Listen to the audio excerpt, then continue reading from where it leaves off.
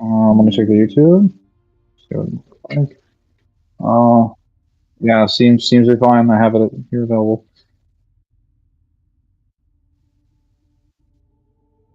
Yes.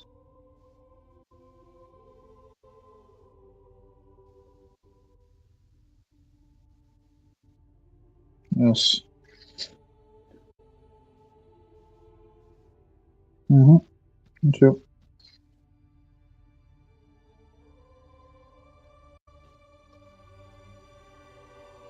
All right.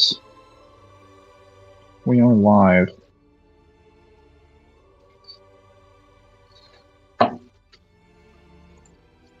Mangler. Hello, Melissa.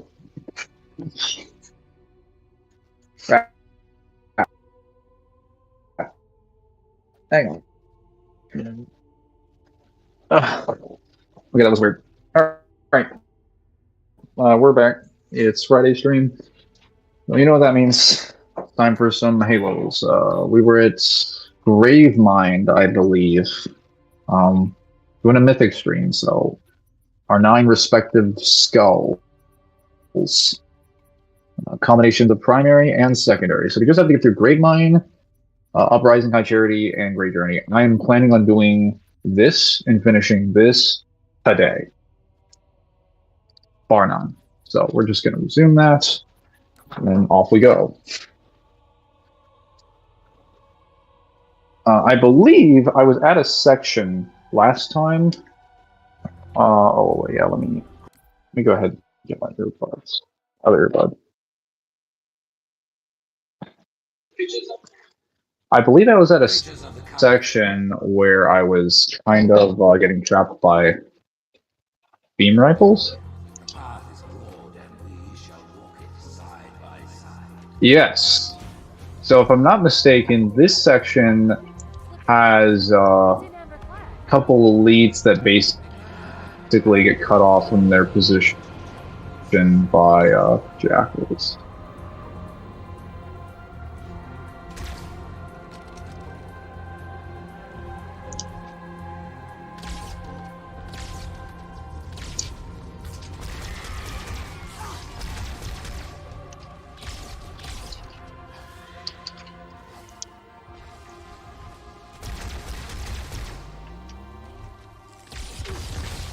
Oh, they hit me with a grenade.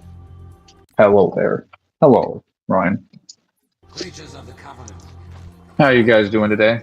How's your day been? We will walk the path side by side. Proceeds to kill all of his soldiers. At least all the ones that actually matter.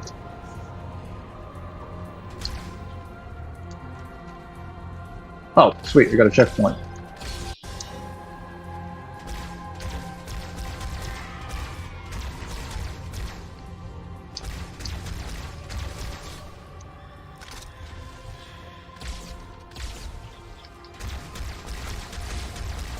Okay, got him. Whoa, who's hitting me? Oh, there must be a, Oh, yeah, hang on, I got an idea.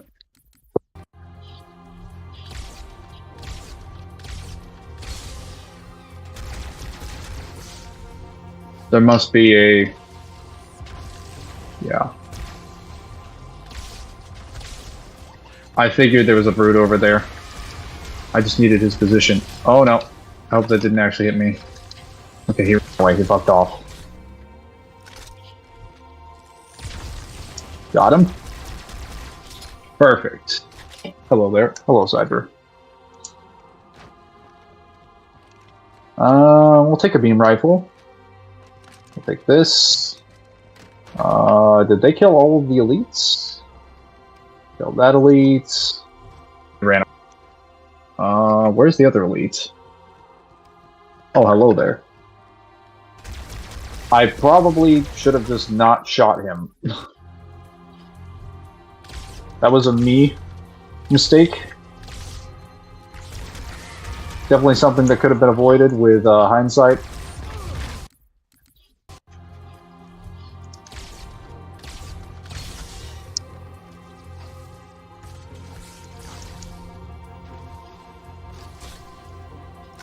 Okay, so I think I'm just supposed to let the brutes throw grenades at them.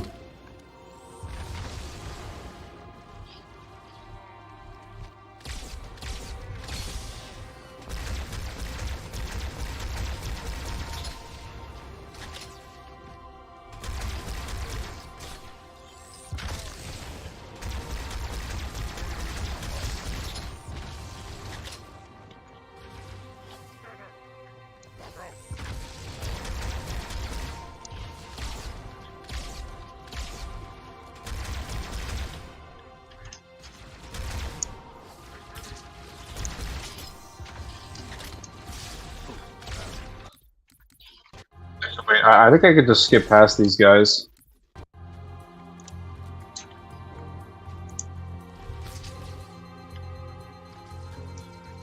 Oh, well, that melee option didn't work. See, simple problems require simple solutions. This is a simple problem. Thus, it deserves a simple solution.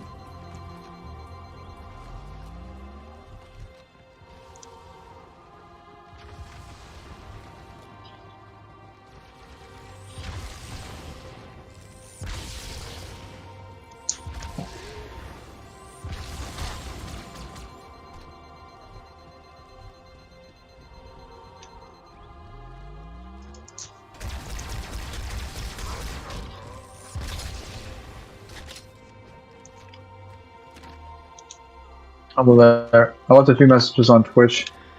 It was, what's the description for those Covenant weapons using Mangler? This is the Covenant Carbine and the Beam Rifle. For the Beam Rifle, it basically is just a... I think it's stated to be a linear motion accelerator that, or it's a particle beam that basically ionizes hydrogen gas and then accelerates it and fires it at an incredibly high speed. For the carbine basically uses depleted, well, not depleted, actually active radioactive isotopes, like fuel rods that shoot people, that are also designed to pierce armored targets, and they can actually dent the titanium of the Mjolnir armor. So even if they don't end up actually piercing your armor, they will eventually end up poisoning you to death if the damage isn't enough. Did I kill him? Wait, no, I would have gotten a notice if I killed him. What's up? So what level are you on, Mangler? Hello, Jeremy Sands. I am on Grave Mine, so I think I'm like a third of the way through Grave Mine. Currently, I just have to finish this, and then I finish Uprising, The Great Journey. I have like 3 more levels after this. I'm not that far. Mangler, where do you scale Calcatus? I'm not that involved in Star Wars. At least I don't play the Fallen Order games, so I cannot. Oh, hello there. No, don't shoot me. Okay, in that situation, that was just bad luck. Let me wait for the Ranger. Where is he? There he is.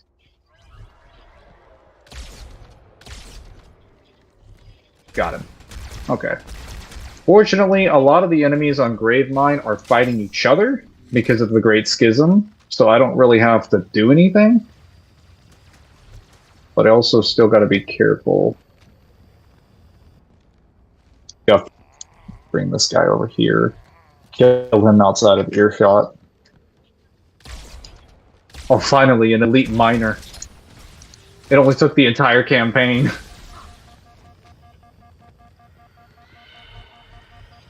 And, yeah, I gotta kill that Ranger. This is significantly easier than any other point of the campaign. Whoa! Can you stop nicking me with your... Okay, yes. Fight each other, kill each other. Excellent. Ow, he must have taken a lot of damage on his shields, because he went down like no one's business. will be able to move in a place where time is shattered, grant you resistance to time manipulation. Time being shattered, well, that depends on if a person requires, like, time to move, in that case. Well, okay, so how is it treated? Is, like, everything in the realm stopped? Or is it a place that normally has time, but it was shattered and then you're moving after that? Because if it's like I would give you an example, like a Quantum Break, right? In Quantum Break, it is made clear that if time stops, like everyone requires time to move, and if the end of time happens, then you're basically done. But the characters in that verse, like they can't move, but there are certain characters who get affected by chronon particles that are capable of moving when a time stop happens. In fact, they're pretty much capable of moving through time, using time as a movement object, moving when time stops, when it fractures, when it does anything in general. So I could probably give them at least resistance to time because of how clearly, like, it's explained. Some stuff in it is stopped, yeah. Well, is it a place that's normally stopped, or was it stopped as a result of an event? Because that's an important distinction. If something automatically works like that in that reality, that's a bit different from reality stopping. Because if you resist it, like if you're acting normally in a universe where time works normally and then it just stops, you would have resistance to time stop. That'd be fair, because that's not normally how time operates. But if time has always been stopped in an area, that's a bit different. Because in that case, well, especially when it comes to a different reality, there would be different rules for how time works there. Oh, can you die? Okay, thank you. Okay, where's the ranger? Ranger, where'd you go? Perfect. Got him. All right. Delicious. Why do you have so much armor? Okay, there you go. We're done. Finally. Quantum Break is an interesting game. Result of an event. Okay, so it's a result of an event in a normal space where time does not normally do that. Yes? Like time normally flows, standard universe, no weird shenanigans, and then this event happens. Yes? Okay, yeah, no, then that would be resistance to time stop. Yeah. If it's just normal, like everything's going normal day, the grass is green, the sun is shining, birds are singing, and then time just stops. Yeah, that would not be normal.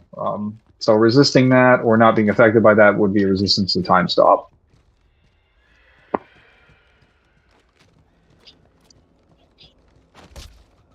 I used to play Quantum Break. It was all right. I played Quantum Break a few times. Like I think the narrative thing they were going for was actually pretty solid. It didn't get executed as well as I thought, but the gameplay was great. I played that thing like at least 3 times over.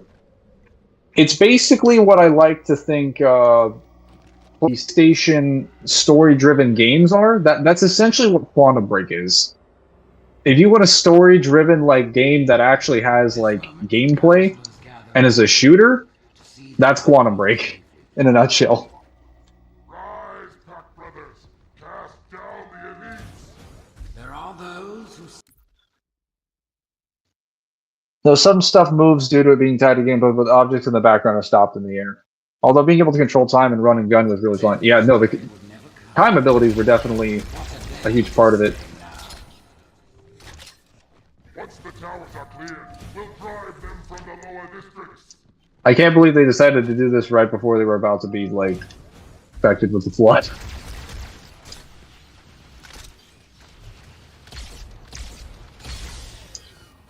On this level, you always want to make sure that you take out the elites first. The elites will always be more dangerous than the brutes, because they are tactically more efficient, they are better equipped, and they have far better skills. And their AI basically reflects it, because the brutes are essentially designed to be, like, stupid. Since that's how they're written in the original series.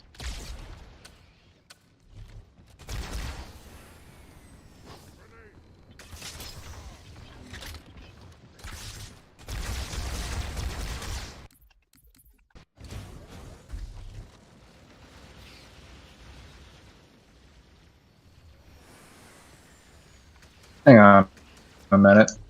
Do we have another beam rifle I can get? Is Zim here? Zim is at work. So technically he's here, but he's also not here. Wait. What the? That wasn't supposed to happen. I just wanted to go back. Can I not take these pads back? Oh, they're only one way. I never really paid attention to the story. I was more interested in the gameplay. The story was alright in Quantum Break. I did pay attention to it because I thought it was cool to I just like time travel. So I generally try to see how different people mess around with it, as well as like causality. It's nice watching a game that basically tries to struggle with the existential crisis of like reality falling to pieces. And that's essentially what Quantum Break is about.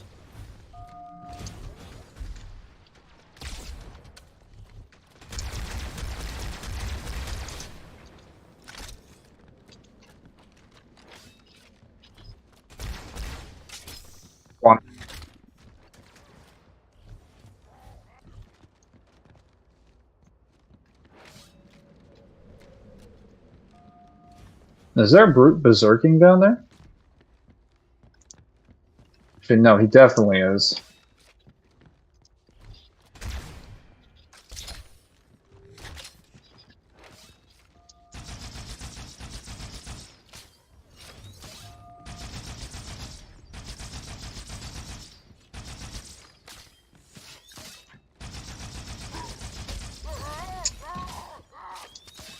That thing is right about to fall over. Paradoxical existence, Zim goes burr. So he's at work right now, and he's left his laptop on. So eventually, at some point, he'll probably check in, and then he'll check out. And then I'll go on and off for like 6 hours. Mangler just turned into a more powerful demon, don't mind me. Oh, hello, Zarathos. The most I remember from Quantum Break is that you're a guy who has time powers, find clues, shoot enemies you later on fight a dude who also has the same powers. Well, the people affected by the particles are trying to stop them from splintering. Yes. I do find that the people in Quantum Break have very advanced technology for their world, but then again, they're also in the Control and Alan Wake's world. And I don't know much about that because I've just played Quantum Break, so I'll have to play like Alan Wake and the rest of those.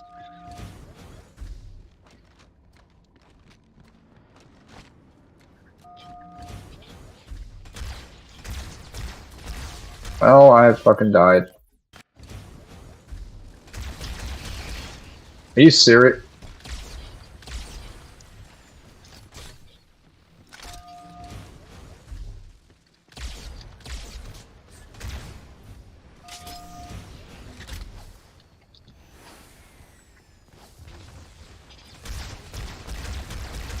Finally, the elites are experiencing what it's like to be shot from multiple angles.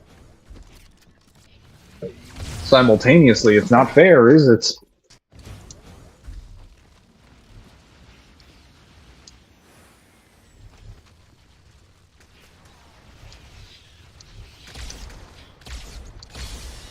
Alright, let me go get that,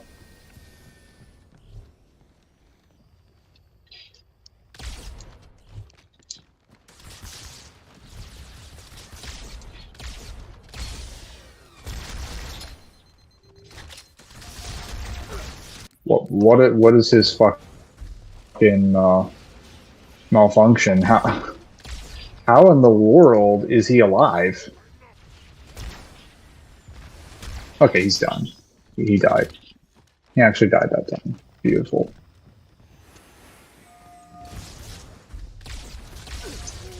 And I can't cross over. That's so stupid.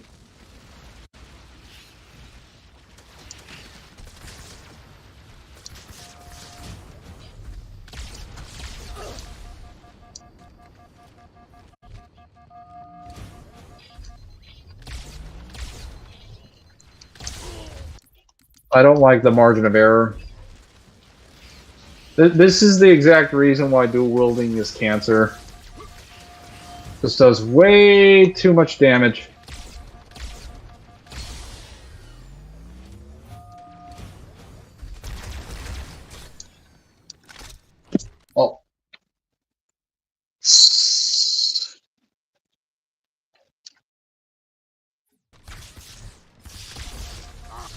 And I get de-scope. I can't scope in. I'm basically dead. Beautiful. Gotta hate de-scope.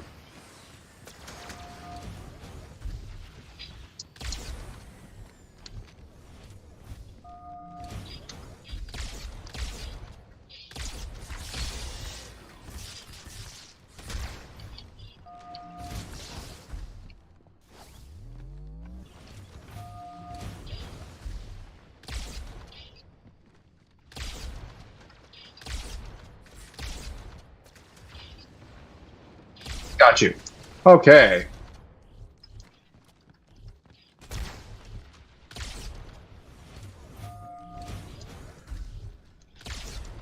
Got you. Is everyone dead? Has everyone died? Okay, say nothing if you're dead. Beautiful. They have all died. Delicious. I'm noble kill basically. I mean, I am not noble kill. You get what I mean? Yes, of course. But Quantum Break and Alan Wake in the same universe? Yes. Control is like a better done SCP Foundation. I don't know about SCP Foundation. I don't know about Alan Wake, but it does. But doesn't it have like some other stuff or something? I don't know. That's I've only played Quantum Break. I'd have to go play Control and Quantum Break to give you Anglo Radio Scale Ahsoka Tano. I'm not really big on the Star Wars scaling. I'm a fan of the series, read a lot of the source material, or watched a lot of it, but read a bit here and there, but I'm not that into scaling. That's just not my cup of tea. I prefer Star Wars as just an entertainment medium, mostly games and movies and TV shows. So I won't have any answers for you, Melissa. Because if I did, my answers would be, I don't know. Or no clue. Oh, interesting. Yeah, it is interesting that they're in the same universe.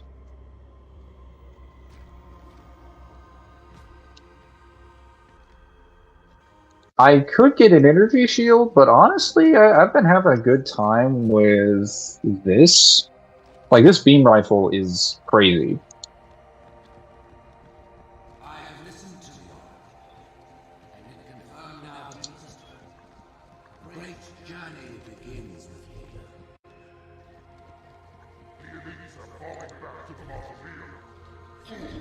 Yes.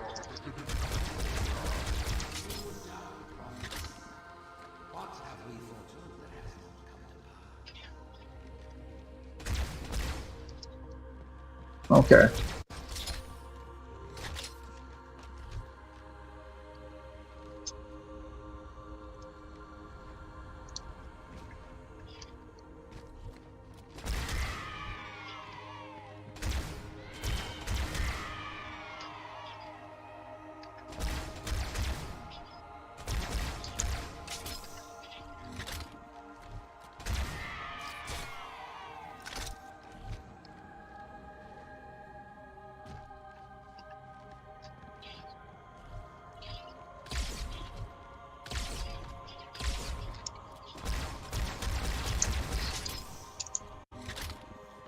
Yes.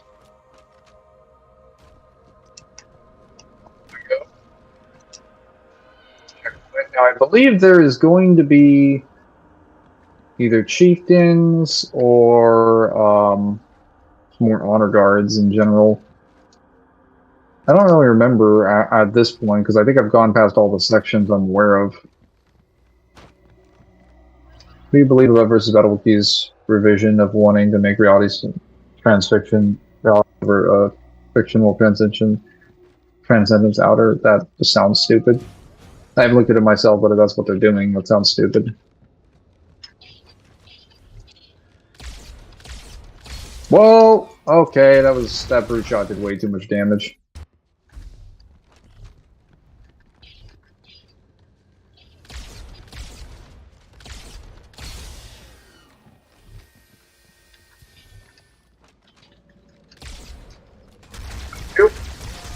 That, ladies and gents, is exactly the reason why brutes should not have replaced the elites as the honor guard.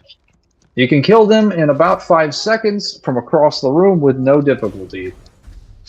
Elites, on the other hand, even if they had a weapon that was horribly outrange, would still do good against me.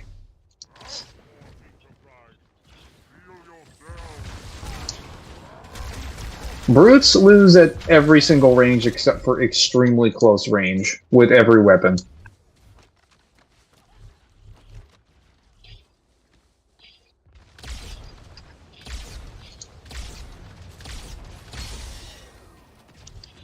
Oh shit. Yeah, that fucking grunt killed me.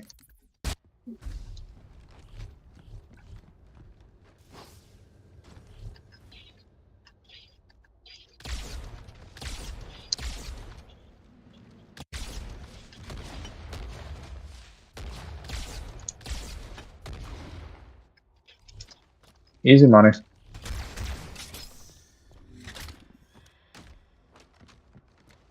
Ren Fuji versus Dante. I don't know who Ren Fuji is. Lore-wise, was the change of roots and elites actually a good idea in any way? No, it wasn't. There was no benefits to it. It was a negative in any respective form. Now, granted, if you had made brutes, if you had actually trained brutes and made them more tactically efficient, trained them in more combat arts, and allowed them to use most of their laboratories on Doisak and build up the industry, then you might have made an argument that brutes would have been better than elites, though it still would have forced elites to become like far more competitive when it came to building up their industries.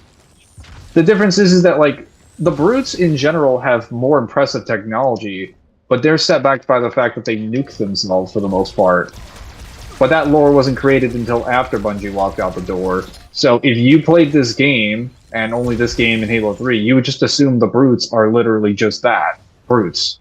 You would just assume they're a bunch of dumb meatheads that bang their heads against the side of the wall and are incompetent at doing anything but, like, a fist fight. But that's not actually a good representation of brutes. The reason that they act that way in the Covenant is because they're treated as basically slaves. As, like, heavy shock troopers that just absorb and soak up bullets for everybody else. Whereas elites actually have autonomy. So, I mean, if you wanted an example of what the brutes can do when they're not treated like garbage, go look at the Banished. That's just what happens when Covenant races are actually allowed to be as efficient as they want in order to accomplish their goal and they're not held down by religious sanctimony.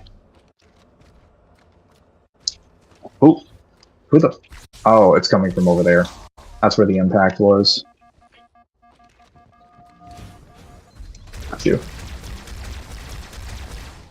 Being beyond the Alpha system, mathematics is stronger in fiction than just being reality over transcendence, and the majority of fiction is usual ultimate realities any day. Yes, whatever the hell that means. I have no idea what that change on VSP is referring to. I haven't seen it myself, guys, so I can't comment on it. Whoa! Whoa! Whoa! It's just that when it comes to reality over fiction, I generally agree that that's not outer by itself, if that is indeed what's being claimed.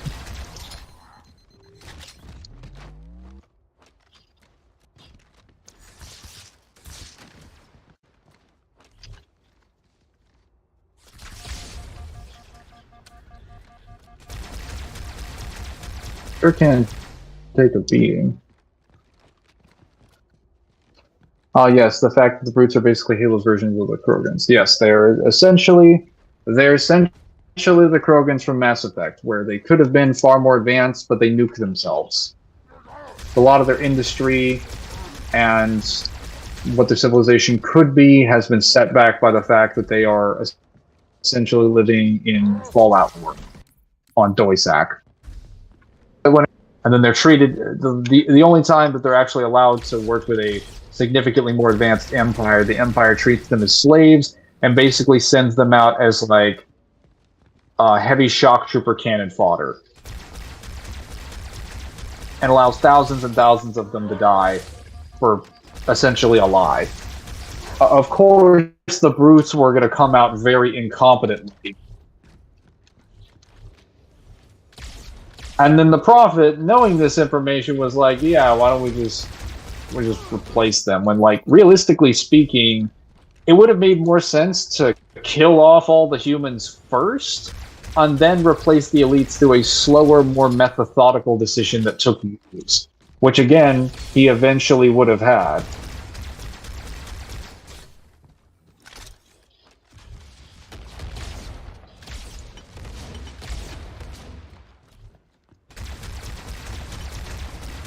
A lot of this decision would have made more sense if the Human Covenant War had actually been fleshed out, because then you would have had books and things that explained that Truth was basically training or having Sangheili train brutes and basically rehabilitate them in order to make them, like, I don't know, more educated, more informed, more like practical fighters, maybe even engineers and scientists within the Covenant hierarchy. There would have been time to actually work out that decision, especially if it was so convincing that it even convinced the elites. It would have made the change far more believable. So the Great Schism wouldn't have happened. It would have just been like changing of the honor guard, which they could have even made it like some of the honor guard elites, some of the honor guard brutes. It would have actually worked out like a lot more organically if Truth just didn't decide, yeah, one of the prophets died, I'm just changing the entirety of the honor guard. It has been this way for like thousands of years, just because of reasons.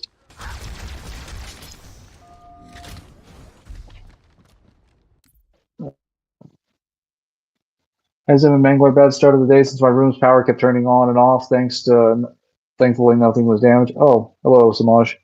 Which the protagonist to die as the rise. I don't know what that is. Mangler, do you believe that Grey Jedi exist in Star Wars? People have told me they exist in Star Wars, so probably.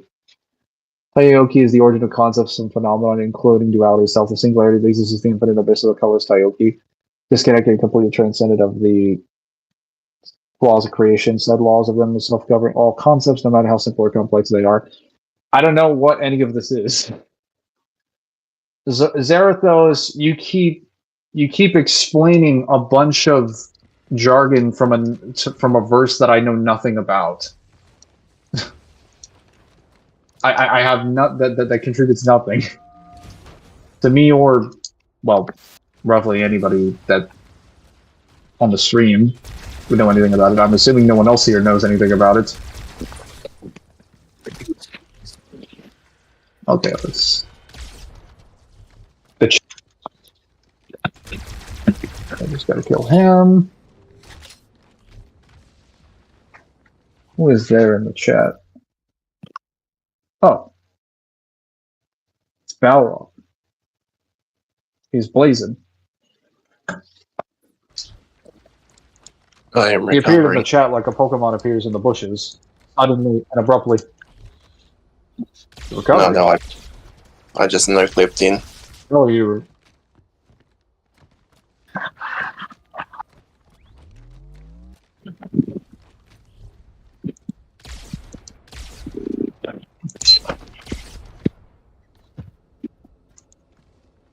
Yeah, you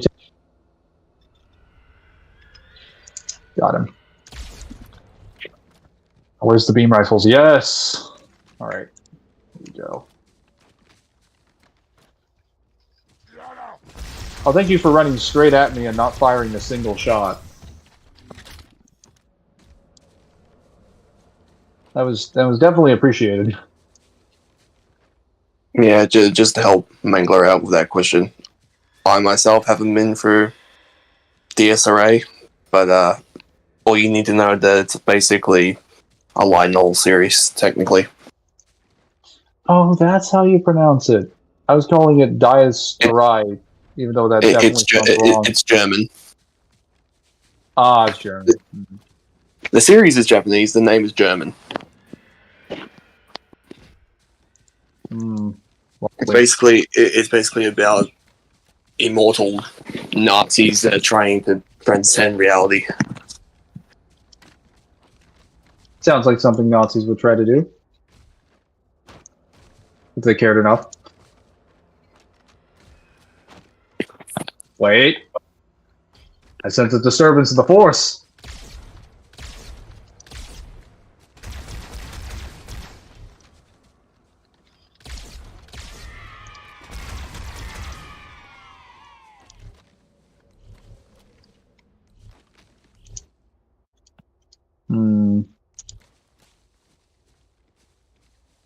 Okay, I'm done.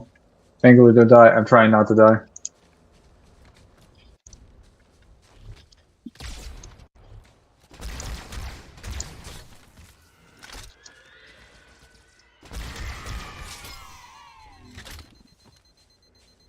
I don't have any motion tracker, so I gotta watch everybody with my my senses.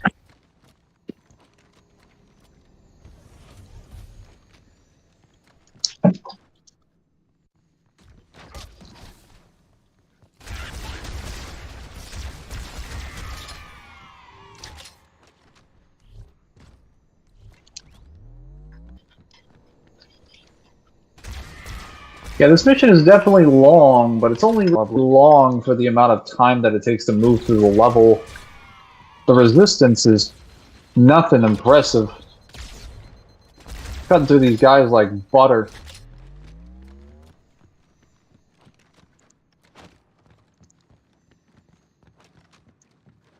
Where are the carbines? I was busy riding. Didn't the Sorry, I was busy riding. Didn't the live pause looking at this Mangler who'd win? I've again. I don't know anything about the series. Giving me a giant dissertation on something is not going to like help explain it better. I have to see it myself, and that means actually read, watch, absorb the series. That's how I come to most of my positions and thoughts. I do the research first. I don't ask people for their opinions.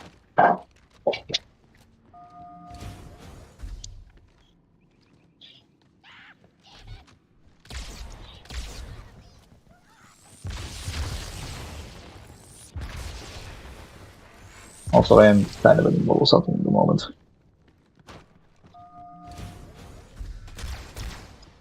I can probably relax when I get to ODST, because ODST, I am so much more familiar with the levels than I am at the end of Halo 2. Because I'm very familiar with Halo 2's levels for the first 3/4 of the campaign, but when it gets to Gravemind is where it starts getting a little... a little unknown to me.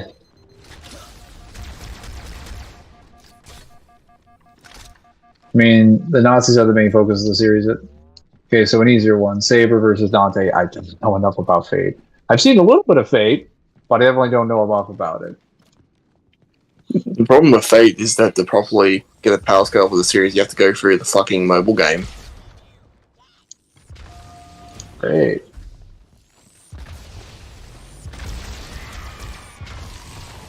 Can you stop shooting needles at me? Wait, where is it? Oh.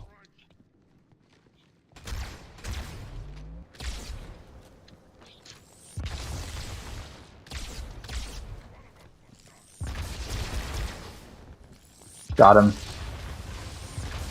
Wait, is that a fuel rod? Hmm.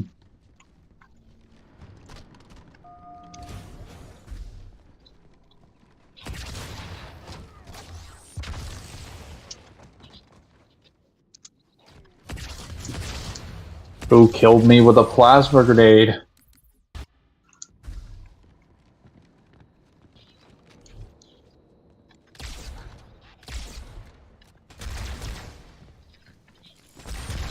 Really?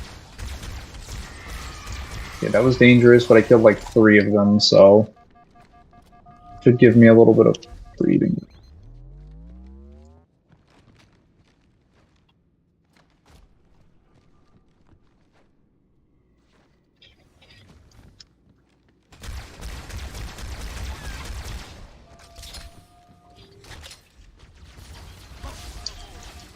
Okay, never mind. I can't backtrack around the sides.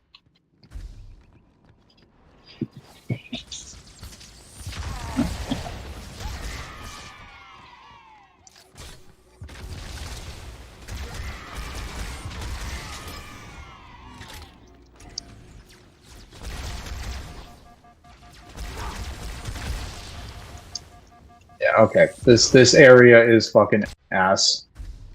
No wonder.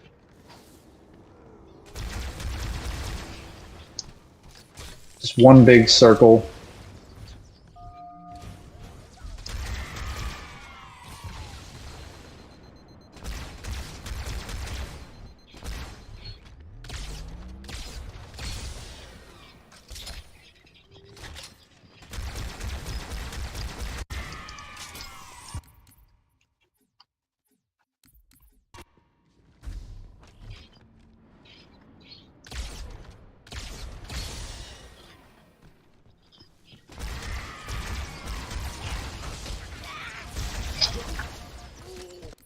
Yeah, the visual color of this game is making it really hard to land headshots.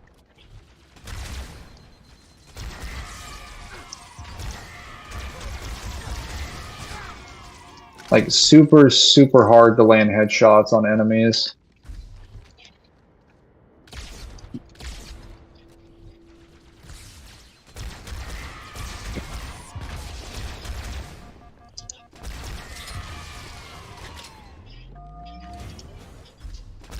Okay. They only have a few guys left now.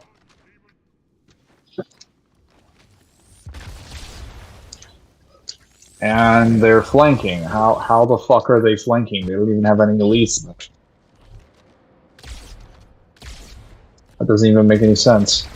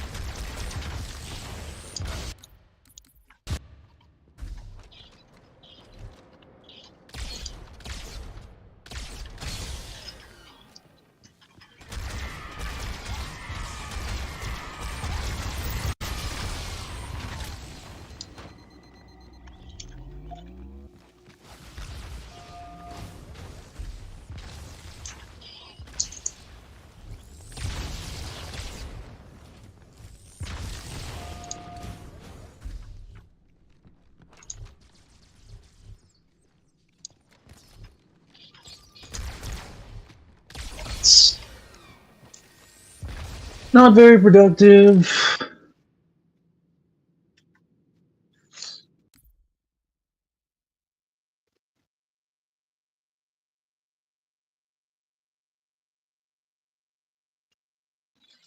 Okay, you guys in chat are just being silly, so I'll come back to you when I've finished killing everyone here, or being killed by everyone here. This section isn't even that difficult, it's just fucking weird timing. The headshots.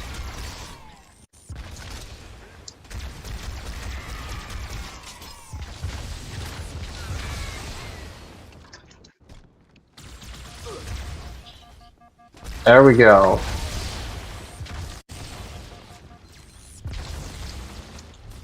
Alright, I finally figured out where that guy's coming from. I'll go left and then kill him.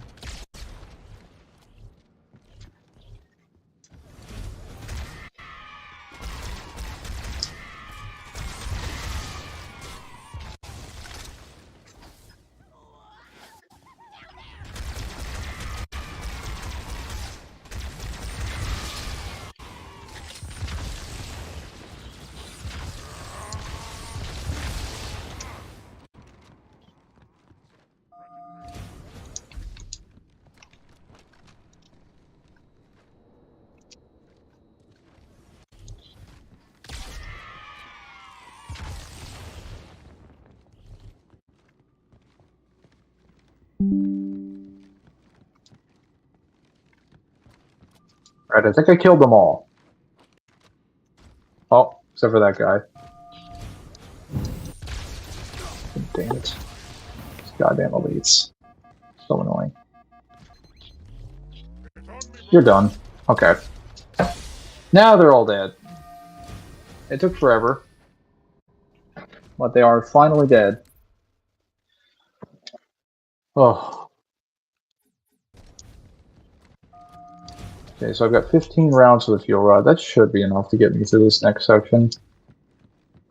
Should be 2 jackals and 2 kind of fruit.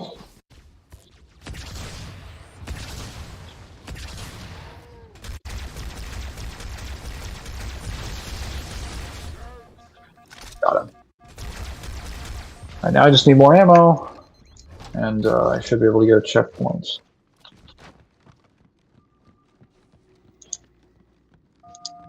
That is a grenade. That is not ammo.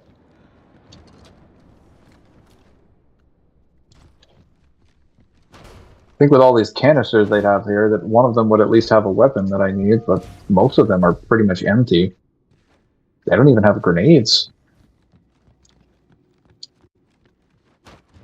Huh.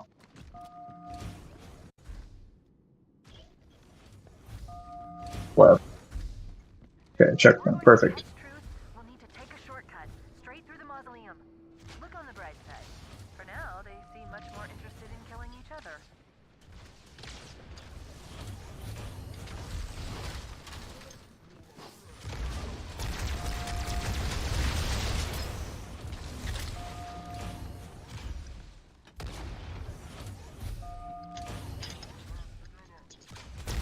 Okay.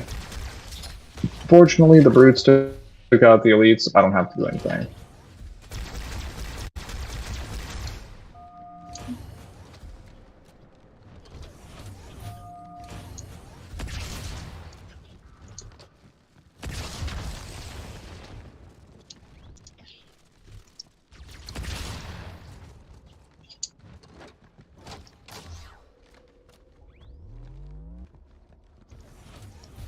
Any sort of.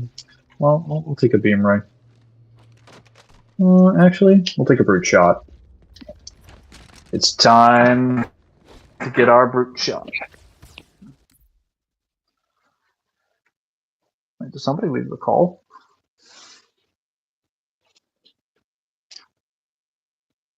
Mangler, have you watched the first season of the Obi-Wan Kenobi show? That was a while ago, though. Whoa! Where am I getting shot from? Fucking random ass drone. Delicious. Look on the bright side. For now, they seem much more interested in killing each other.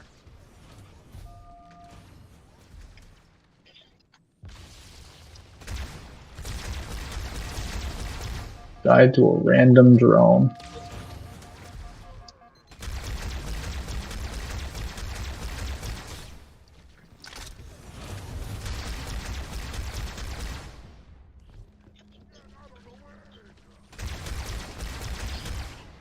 That was easy.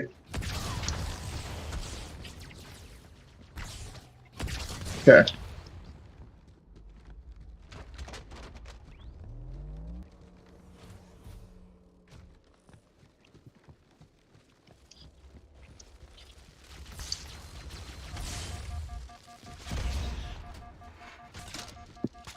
This isn't all the ammo that I wanted, but it will do.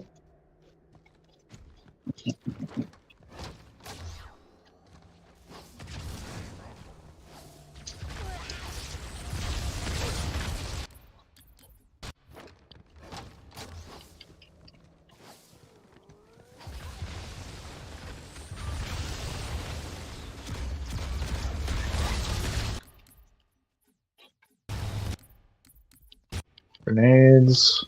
Grenades.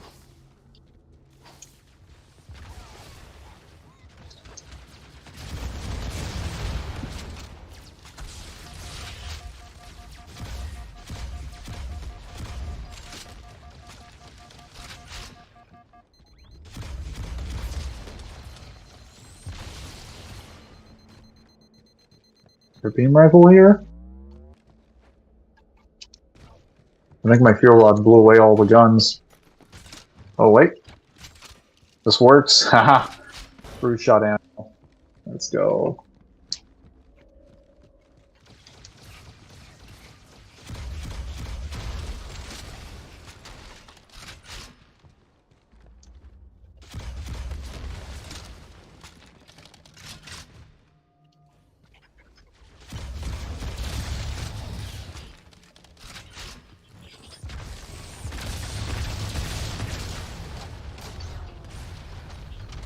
And I got hit with a random plasma grenade. Delicious.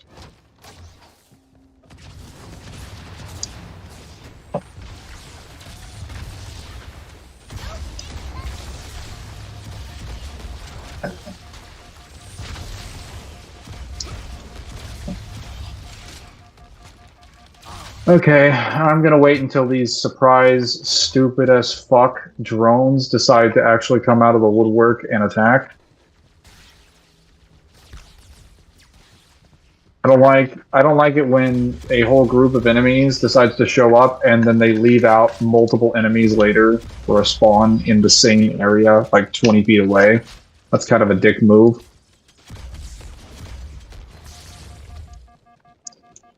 Really fucking stupid.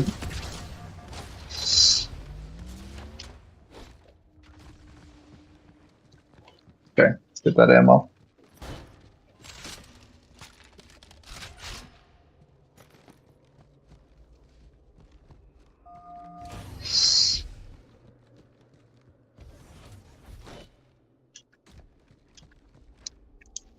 All right.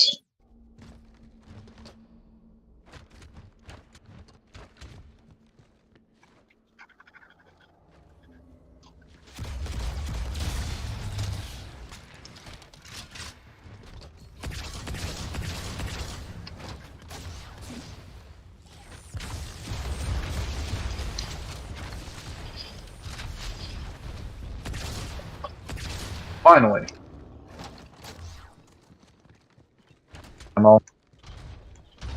I have succeeded in killing pretty much all the enemies at this spawn. 20 rods for the fuel rod. Let's go. What's this? Energy sword? Actually, I'm fighting everybody at a range. An energy sword would kind of just be dead.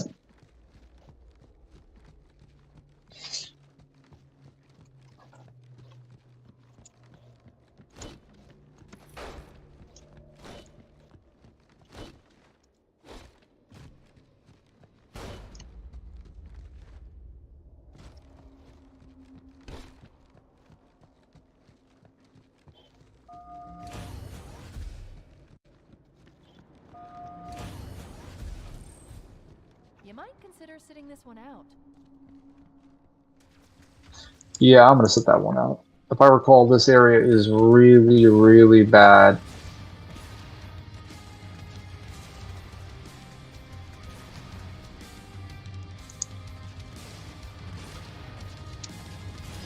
Actually, no, I can't afford to sit this one out because the elites are absolutely going to destroy the brutes. This one out.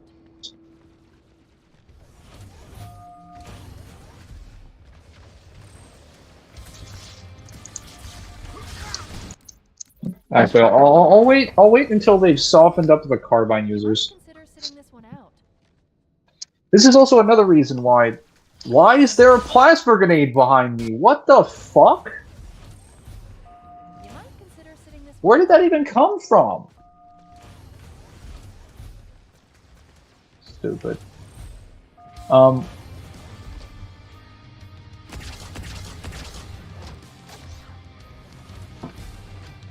The main reason you don't want to have something like the Great Schism is that it is incredibly unbelievable to assume that if you kept the brutes or any species, any member species of a giant caste system as slaves with no training, education, and resources, that they're somehow going to suddenly replace a highly trained member of your caste species that has had full autonomy over their own economy and weapons for like thousands of years. That's basically like the equivalent of using a bunch of cavemen as meat shields for your entire empire, and then thousands of years into the empire's reign, you turn around and replace your most trained guards with the caveman, just so that you can stage a coup. Like, think about that. Like, how are the cavemen in this case going to beat the highly skilled guards that have been around for thousands of years? How is that even feasible? That's essentially how they treated the brutes. And truth is like, yeah, no, this'll work. This'll work.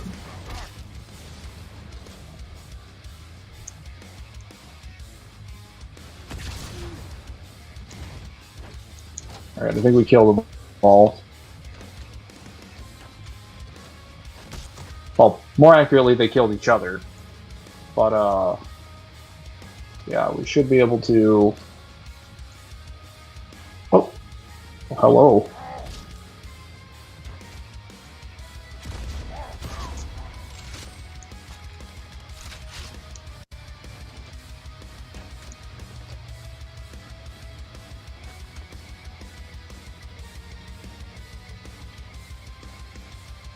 Where is the door out of here? Hang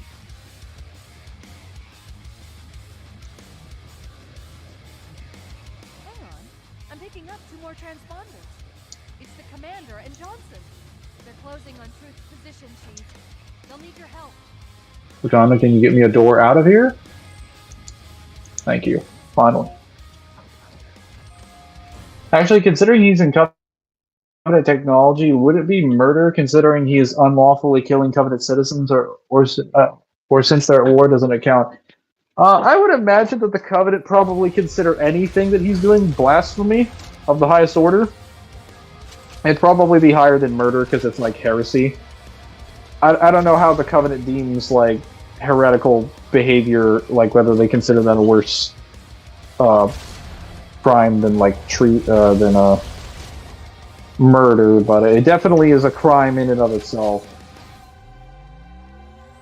Because they will relieve you from a commanding position.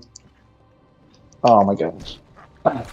They will relieve you from a commanding position in the Covenant, basically end your career, or potentially publicly shame you for performing heretical acts. So it's definitely a crime. And they also consider humans to be criminals by the very nature of their existence.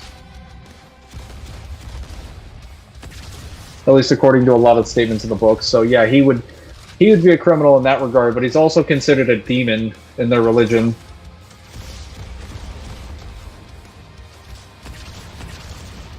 Yeah, there's absolutely no way that him assaulting High Charity is not considered a crime.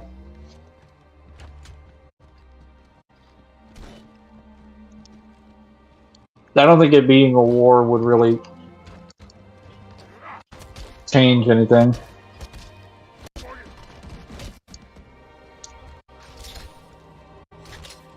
Okay, I've got some Covenant cards. Let's go.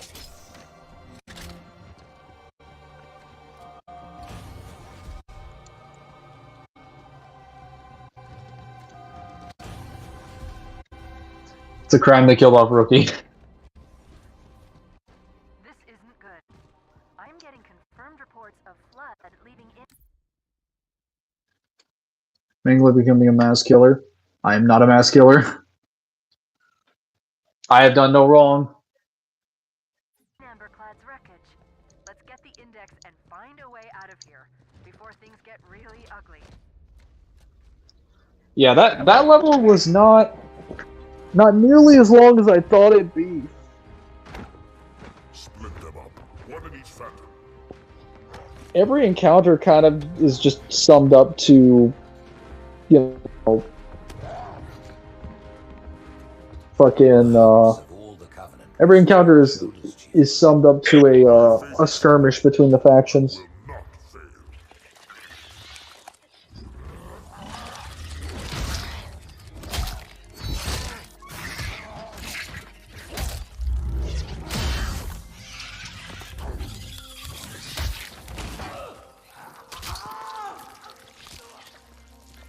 Let him be. The great journey waits for no one, brother. Not even you. They could literally save him right there.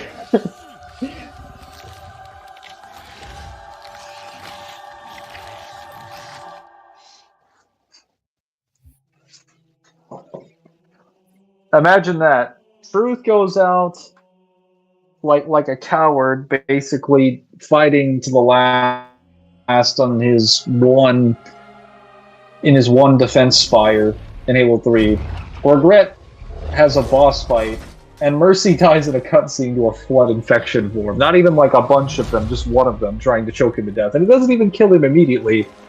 It takes the entire length of time from that cutscene to the end of another level for it to kill him.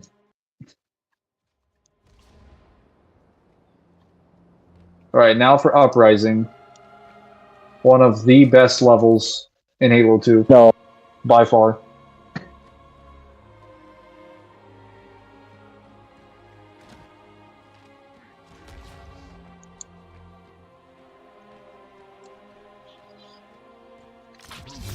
Betrayed us. The consulars.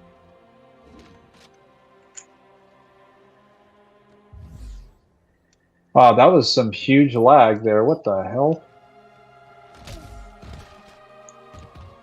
Let's just throw them over the edge.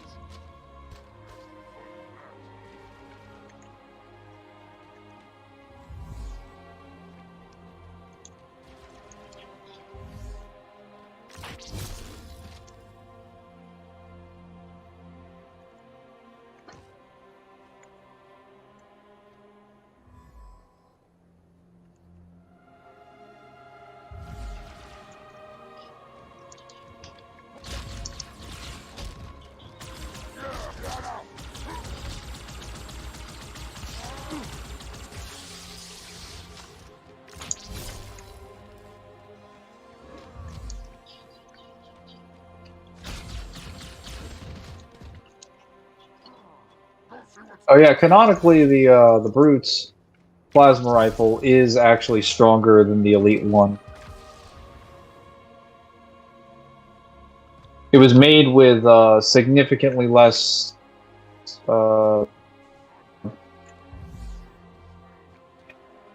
energy restraints on it than the most Covenant technology. Whoa.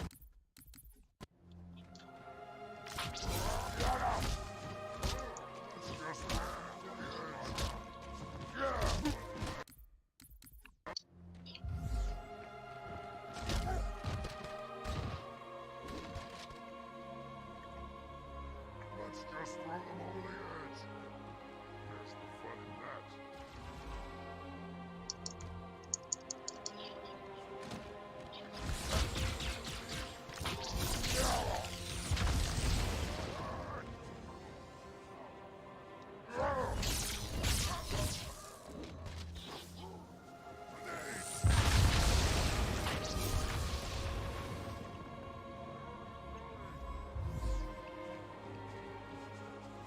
Trying to run.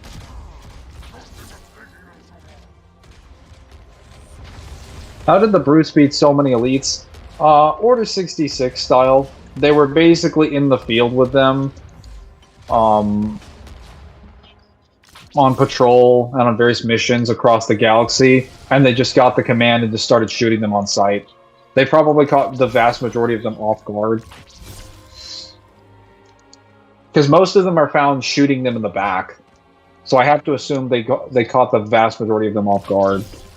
But ultimately, Brutes ended up losing the Great Schism, which lets me know that even with them having a massive head start, and in some cases even better technology in a superior position, they still lost the Great Schism. If that doesn't tell you, like, how bad of a decision it was in the first place, I don't know what will. Imagine having that much of a tactical advantage and the element of a surprise, and still losing. That's impressive.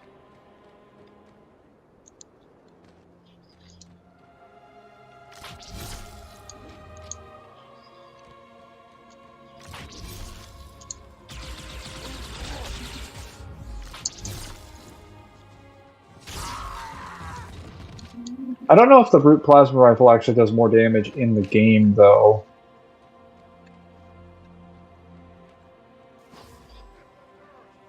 By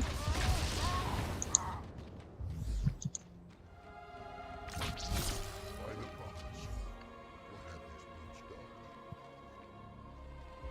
They have shed our brother's blood, and for that they must die.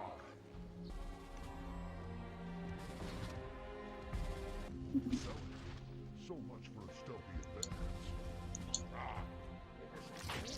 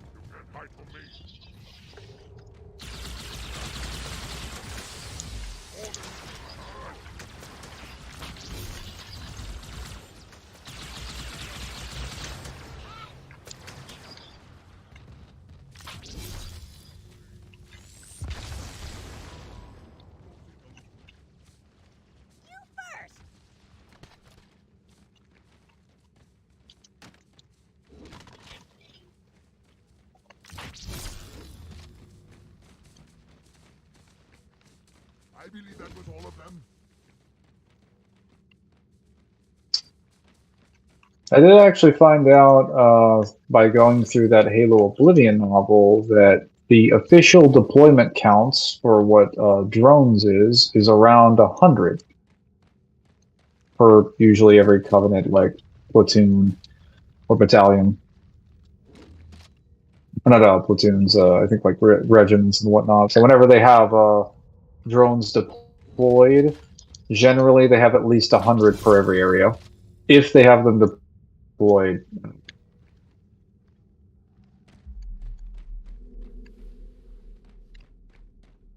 Isn't it 10,000? No, it's 100. They don't. The reason there aren't more, as is explained in the Halo Encyclopedia, is that the drones have way too many numbers.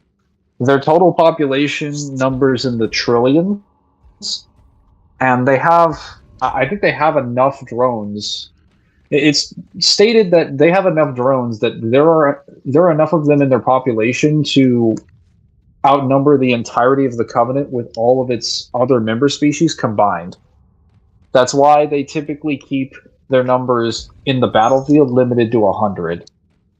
Because they don't want there to be significantly more in the event that the Hive, for some reason, stops taking orders to them. Which, hindsight being 2020, that doesn't really make too much sense. They could probably push it to 200, but I guess 100 is a lot easier to keep track of.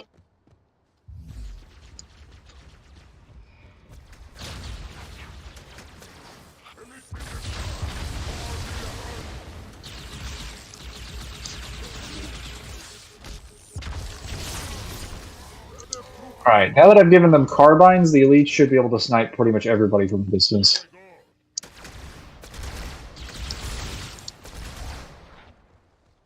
And they're ultras too, so they'll take forever to die.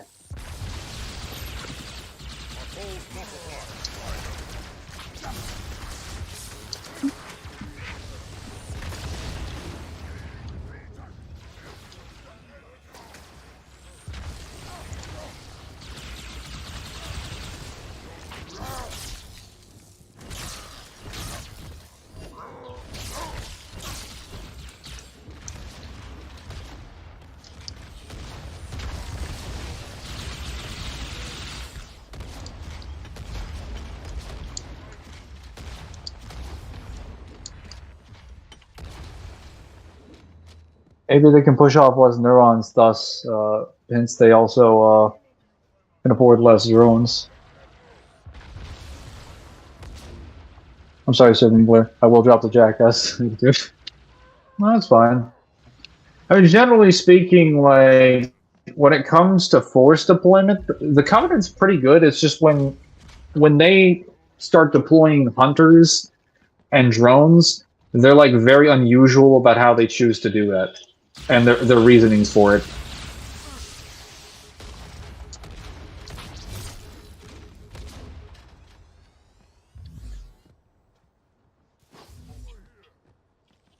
But a lot of that can probably just be summed up to bad writing, because it wasn't really written. Any of the information about the casts of the Covenant wasn't really written until after Bungie left the series. 343 had to write the vast majority of the lore to explain how the Covenant races actually work. So we didn't actually find out how the Covenant deploys its troops until after they were already, like, after the war was already over.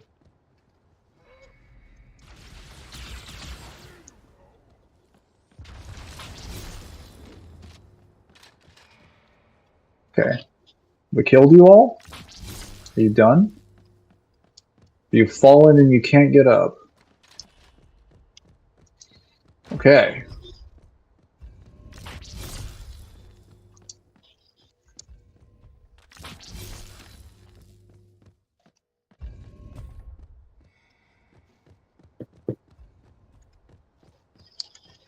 Yeah, that was my mistake. Going on the corner. I should have cloaked. Yeah, there's a jackal right there, and he's seeing me every time. Just gotta...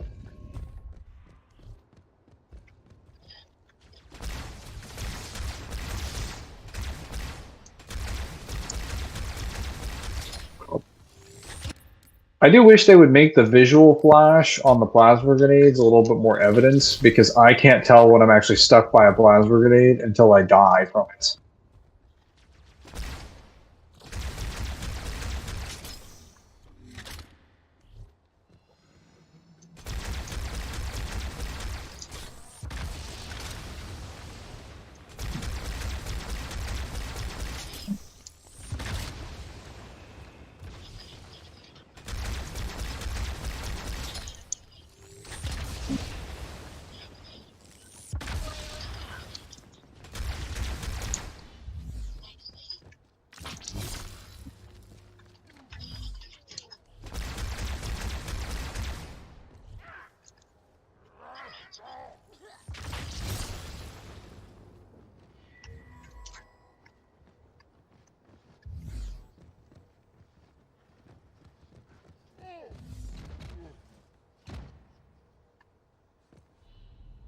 What? How, how did how did he die? Did he trip over something? What the? He just berserked and then just died. Did his heart finally get out? I have so many questions.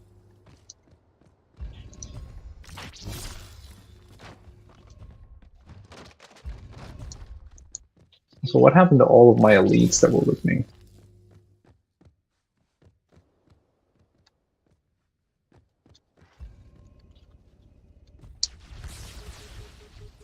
Another enemy. Oh, there they are.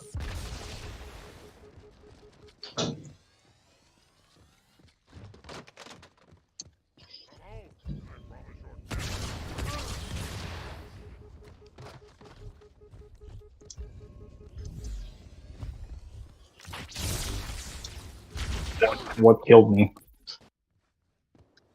What in the world just killed me? Danger is nigh.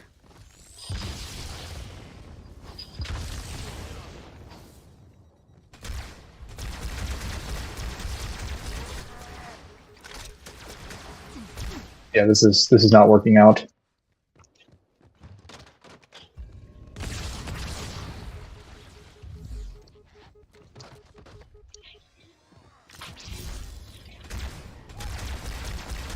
Got one of them.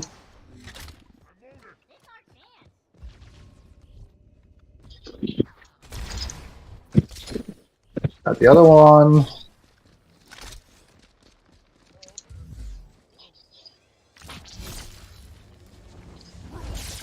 And that just fucked up. Wow, that was incredible.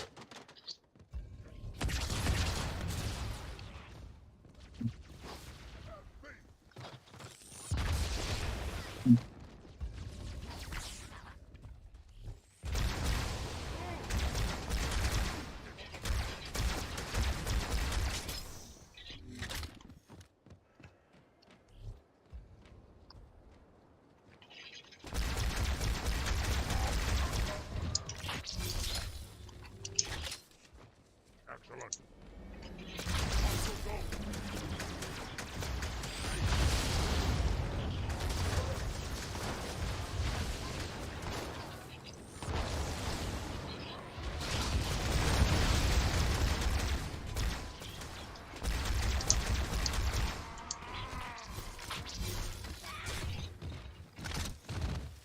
Yeah, all the ghosts are destroyed. Except for these.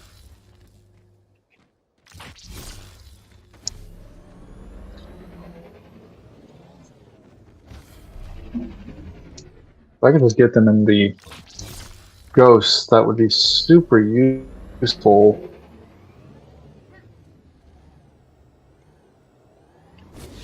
No?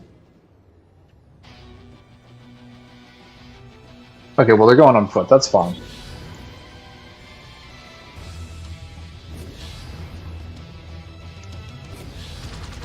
And I'm dead. I knew there was going to be a jackal somewhere. Based on the angle, he's got to be up there.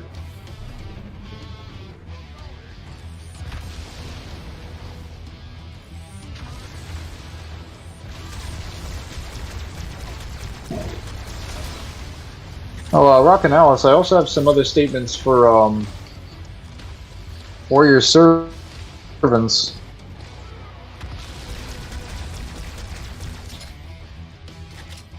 Specifically, their skill and their processing speeds.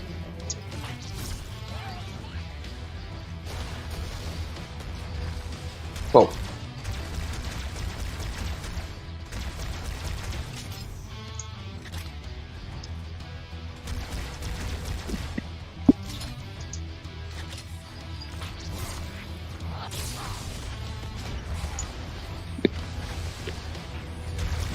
We are killing scores of them.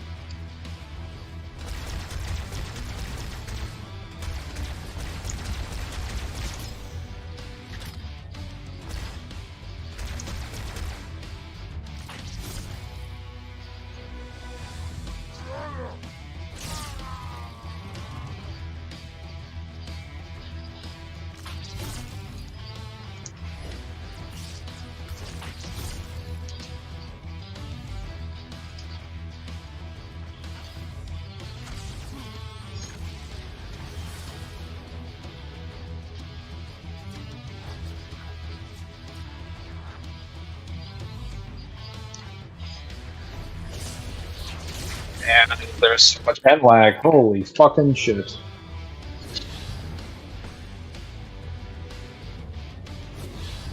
Now, let me get rid of that guy. More statements? Yes. Basically, the warrior servants are confirmed to have, like, speeds, like reaction speeds and things of that nature that is basically near, they didn't say precognition. They said a specific term that is an adjective for precognition. Their speed is essentially so fast that they're pretty much at the level where they're near able to predict things from the future with consistent accuracy.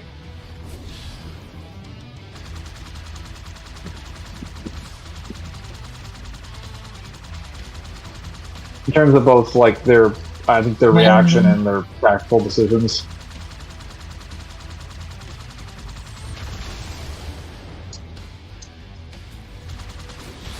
Triple splat, let's go.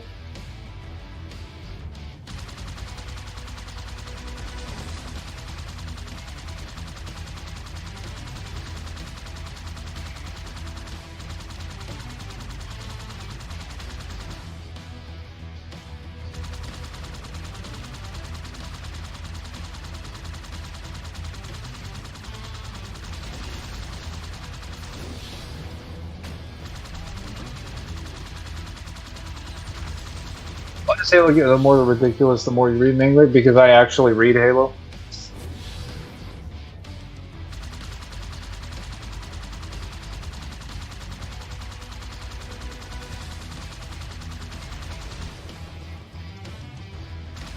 I mean, Halo doesn't seem that ridiculous on paper, but the reason it doesn't seem that ridiculous is because the company that produced and made all the lore for it didn't actually write most of the series. They only wrote a conflict that lasted 30 years in time and wrote the last few months of that conflict and skipped the vast majority of it, and had all of their secondary source material skip the vast majority of that conflict and not flesh out any of the factions or any of the technology or anything going on in the world. Of course it was not going to seem that ridiculous. And then when another company comes along and is like, hey, let me actually write stuff for the series. Well, of course you're going to have more stuff. Of course the series is going to be expanded upon a lot more.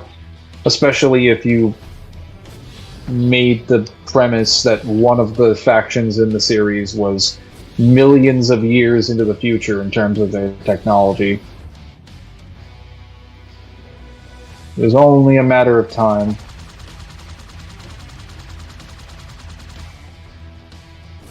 Short answer, it's because someone dropped the fucking ball hard. And someone else had to pick it up and carry.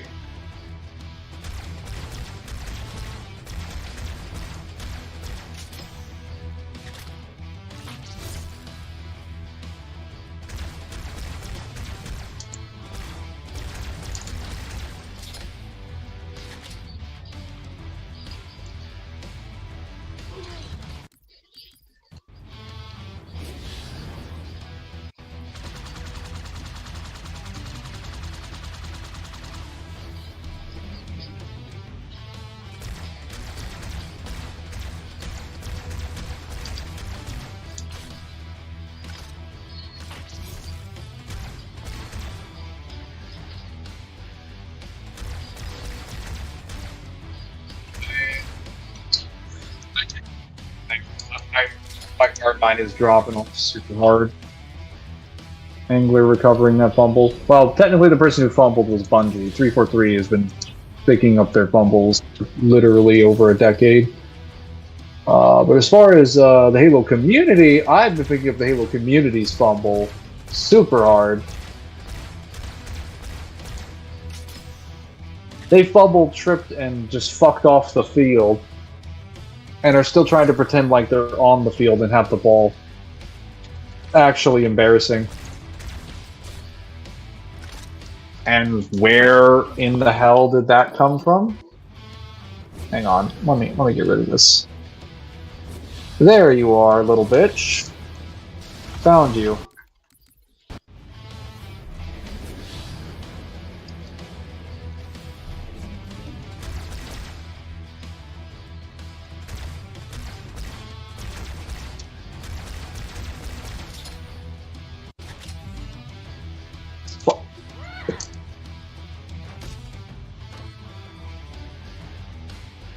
Hang on.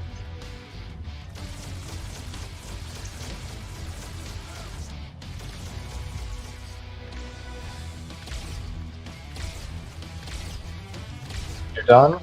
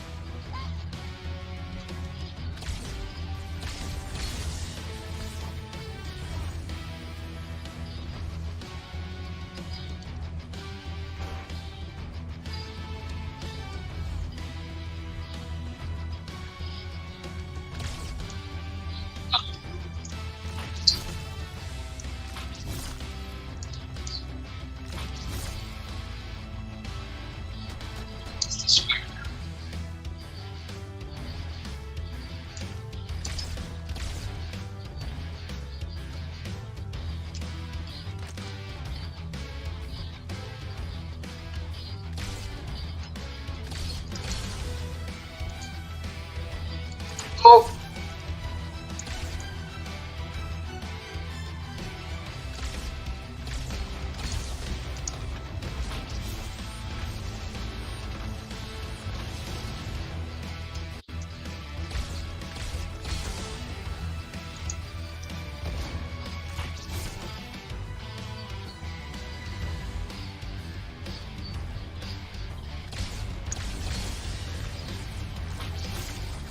That was no fucking fair. Why are there so many brutes?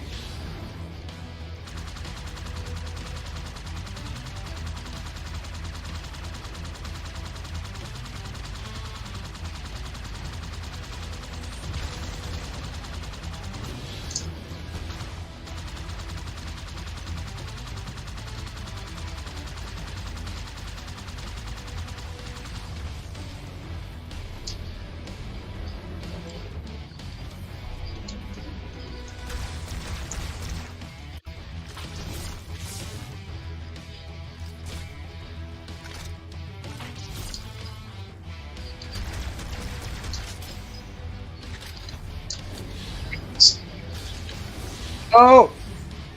It gets caught on the wall! Oh.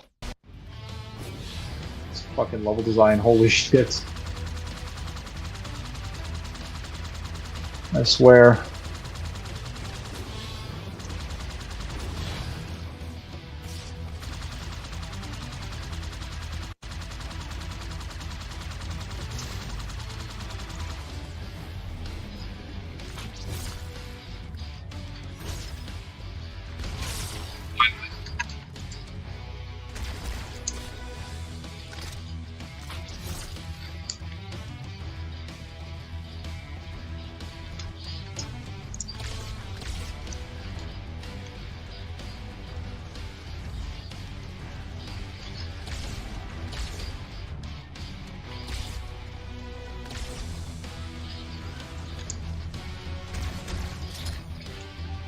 Got it. Everybody get that spec.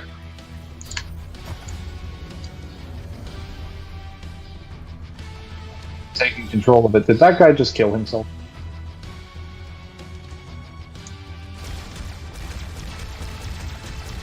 He just threw a plasma grenade while berserking. That's wild. Uh-oh.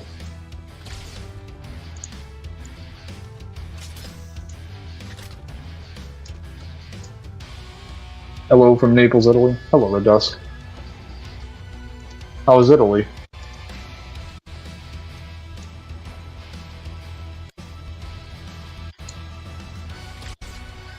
Please die. Perfect. Alright, I think we're all in the clear. Just to be sure, I'm going to go into camo and go get some more beam rifle ammo. Now, I believe there is a beam rifle position right up ahead.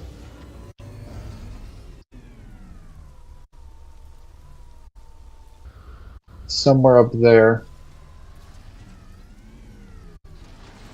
Yes.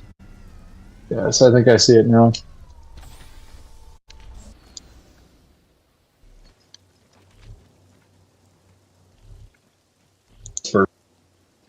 Not much further now.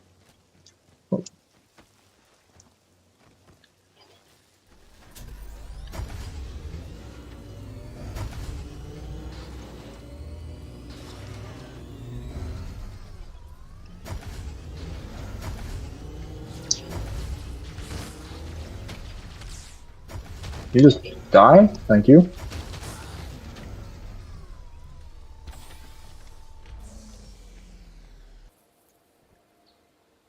Where are the enemies? There should be a guy with a beam rifle up here. Maybe he's further up ahead. It's really good. Depends on what kind of area you're in. Yeah. Not all areas in tourist sites. They're not all amazing.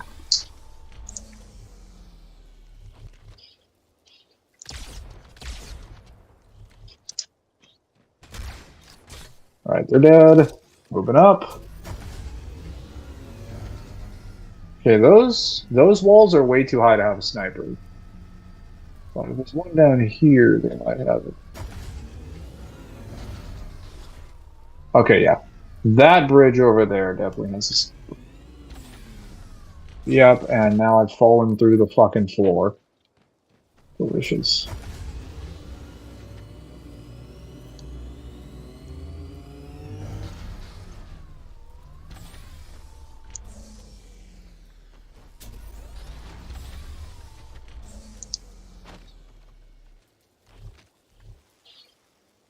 He's done.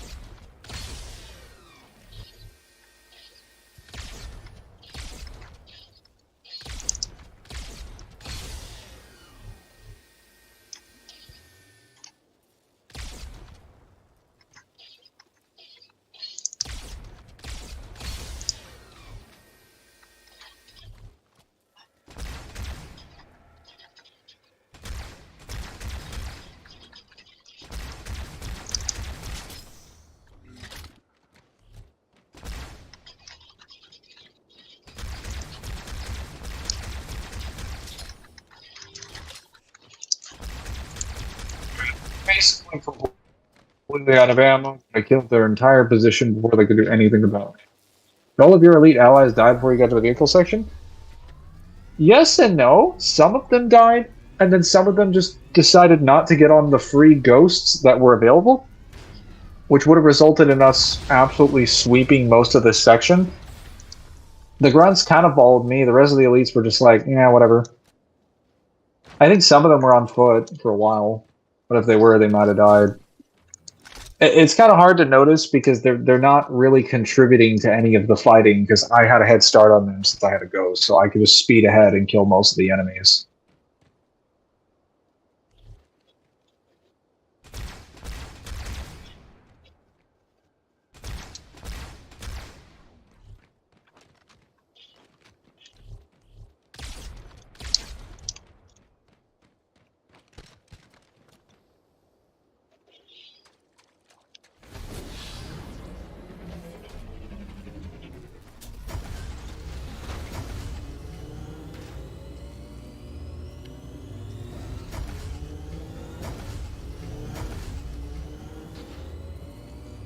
Alright, this should be the last part of the level.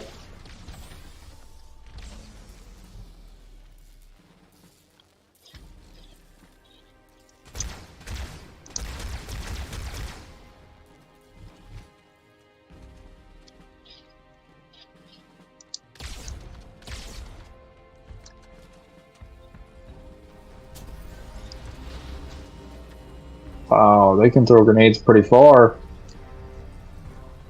Better just stay out of that range. Oh yeah, can I say the range on the Spectre turret is ridiculous. Look at this. I mean, this is actually not inaccurate to lore. It can shoot from that far. But that's ridiculous for gameplay purposes. To get sniped to death from a turret. Like that's even further than an actual computer would shoot you. Because you can't see it right now, but I'm seeing them die.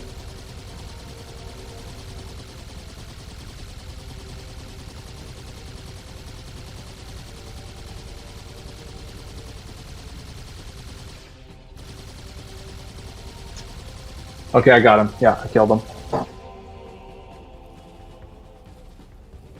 Even cities in Italy, Europe have their fair share of ghetto sports. Every place in the world does. But there's some cities that just like depressing and miserable. Look at level 11. Italy's not real. Tell me a place in Italy that isn't a ghetto spot. That is all. Oh, hey, Zen, thank you for contributing. Okay, so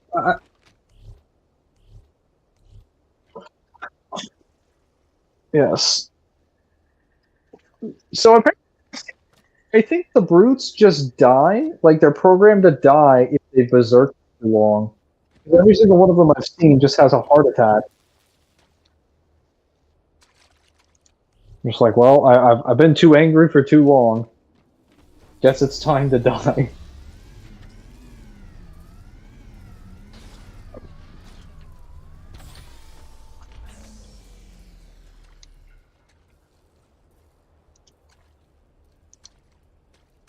Alright, well, I'll take the Spectre down there.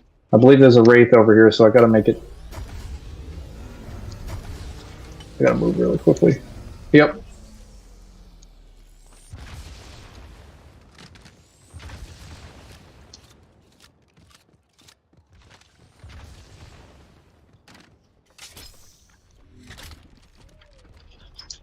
Yeah, there's a jackal over there, because of course there's always a jackal.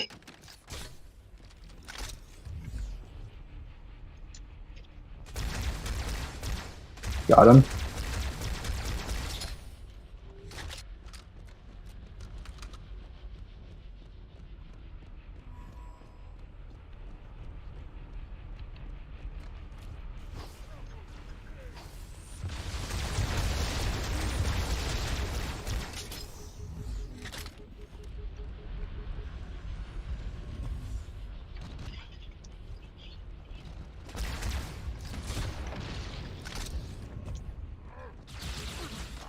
Over here.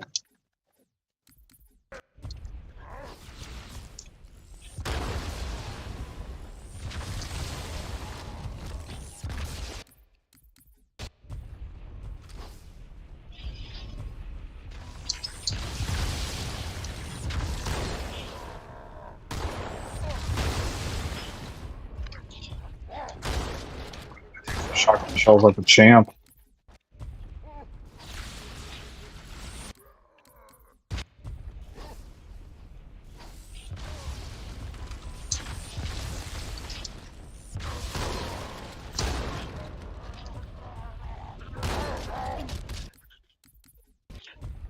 Decided to make the shotgun a pump action shotgun in Halo.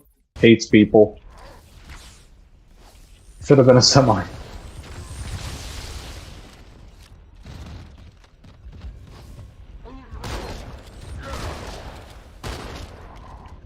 Why do they have human weapons here? Okay, I retract that statement. That was more of a question. These are brutes though. They don't particularly have a problem with what weapons they use. They don't have a preference. The way that others do.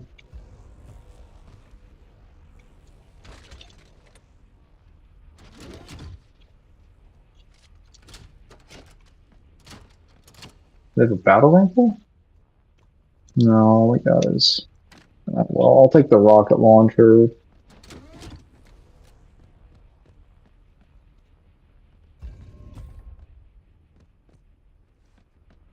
Maybe they drink a lot, perhaps.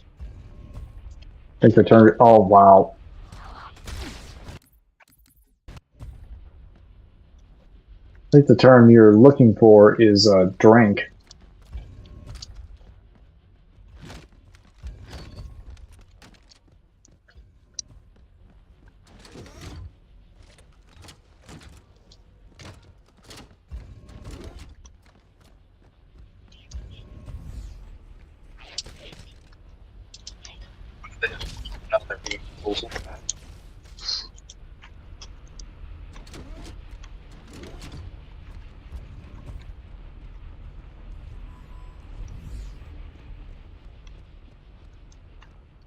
Alright, I'll sneak past these guys, and then we should be done with this level.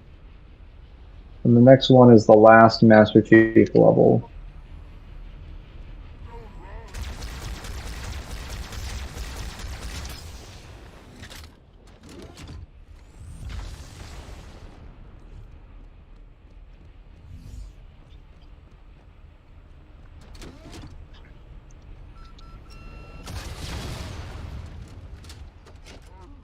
See, because that was a brute, that actually killed him. If that had been a elite ultra, he might not have actually died from that rocket launcher.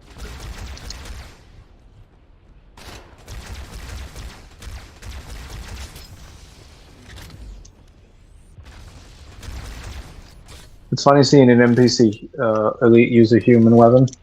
It is a little funny. Seems kind of out of place.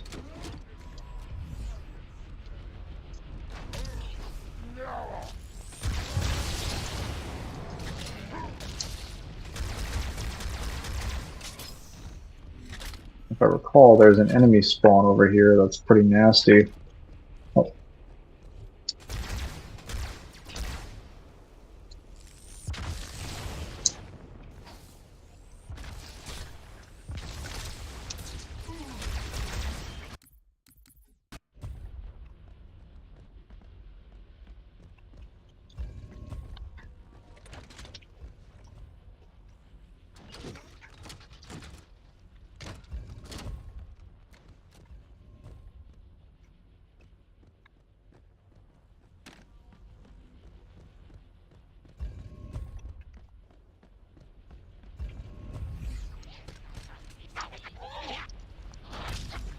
He literally gut shot me with the carbine. That is incredible.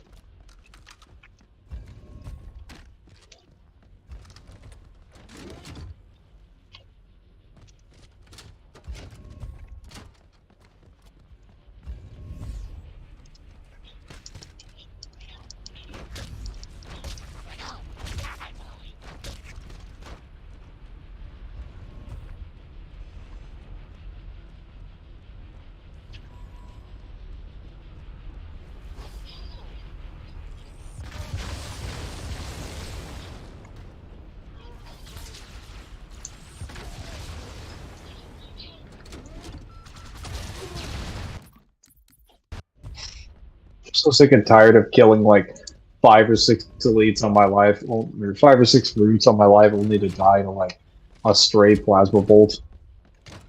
It's so silly. I feel like I'm absolutely dominating, and I'm still losing at the same time.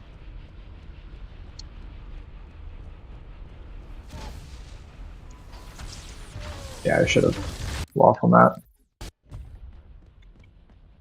Can Nero use the Dante sword? Nero could probably use the Dante sword. I just don't know if it would have, like, you know, the same willingness to protect him as it does to protect Dante.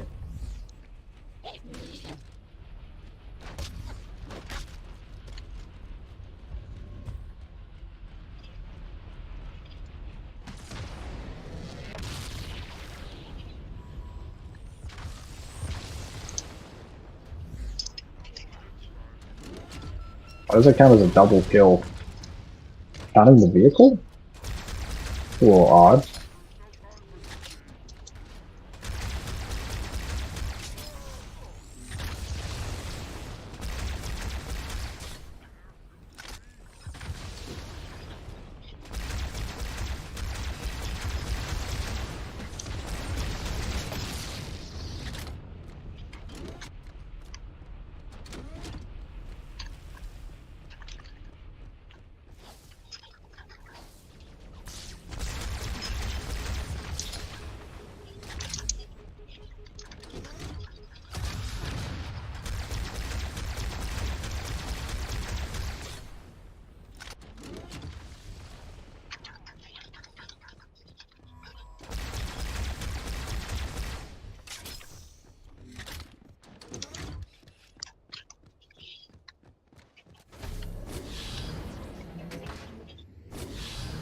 Ah, here we go.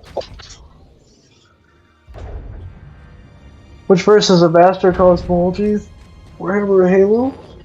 Allegedly, Warhammer does. But in terms of what statements I can actually verify, Halo's cosmology is bigger. By the rings, Arbiter. The counselors, are they murdered by the brutes? Vile, disloyal beasts. The prophets were fools to trust them. Or like the prophets were fools to treat them like slaves, and then expect anything less. Ken Virgil is the Dante sword. Right on.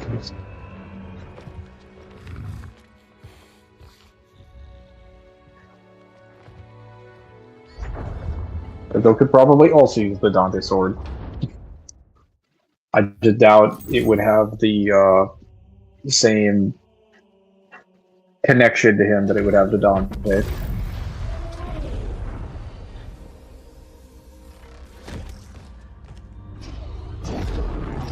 I think that was Truth's skip. His Phantom.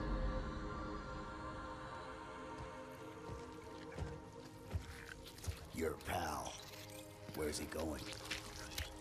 To finish what we started. And this time, none of you will be left behind.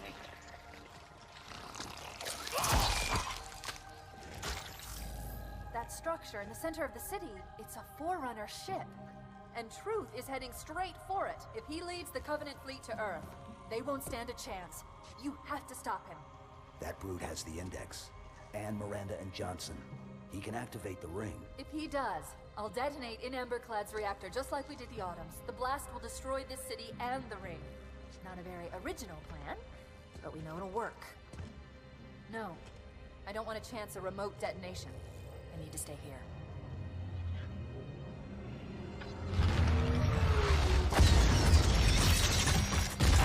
Is there any point to letting Mercy die like that? From Chief's perspective, it didn't matter either way. From Truth's perspective, no. There is literally no purpose in letting Mercy die. It serves no purpose at all because Mercy completely agrees with everything Truth is doing. There is no benefit to letting him die at all.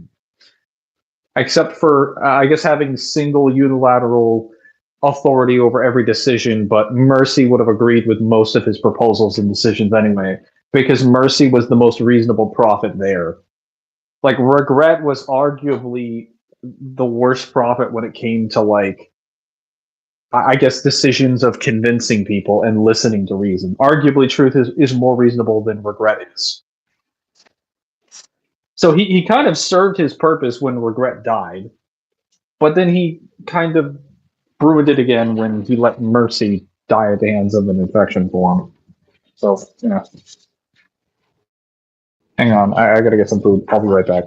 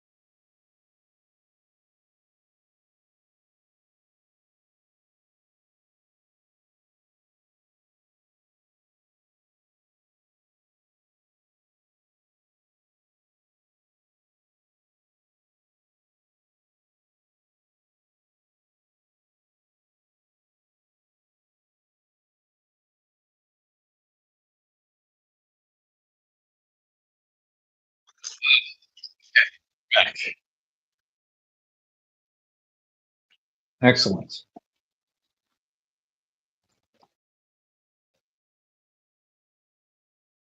Didn't you worry about the rate that's down the basement? No, because you can skip it. I've actually realized messing with the rate is a waste of time. Because bring it up there, then you're basically at the end of the level anyway. The Covenant looks like apes. No, you're just thinking of the brutes. That's just the Jerahali is what they're called. They were made to look simian. So if you think that they look like apes, it's probably because they were intentionally designed to look like apes.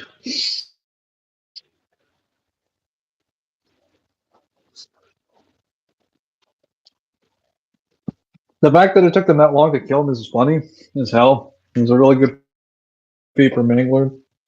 It's a really good feat, isn't it, for Mercy? Not really, because the Floods just tried to choke him to death. Well, the chokehold. I mean, I guess it's assimilating him. It's trying to add before the chasm. I mean, schism. Yes and no. So, regret was probably the most involved prophet when it came to of the hierarchs when it came to the actual war, because he had actually commanded multiple. He did not command multiple different battles, but he was present at far more battles than Mercy or Truth were. So he would have had more of a presence, and he was willing to go down there and actually do most of the work.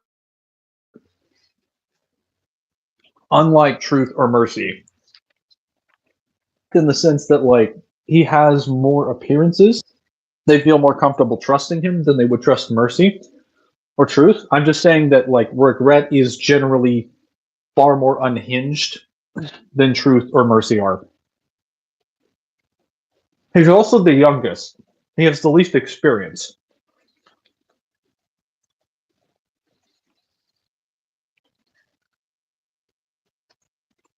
Unpopular opinion, but compared to Call of Duty,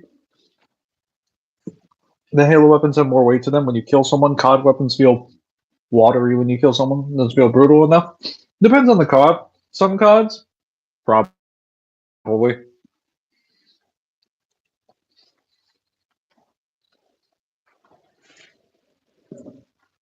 Other CODs, not so much.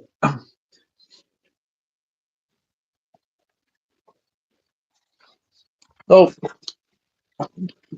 I probably assume that has to do more with the fact that the developers for Halo have always wanted to portray kinetic weapons as being very fast and very powerful to contrast the alienness of the Covenant weapons, which are like super have super high rates of fire,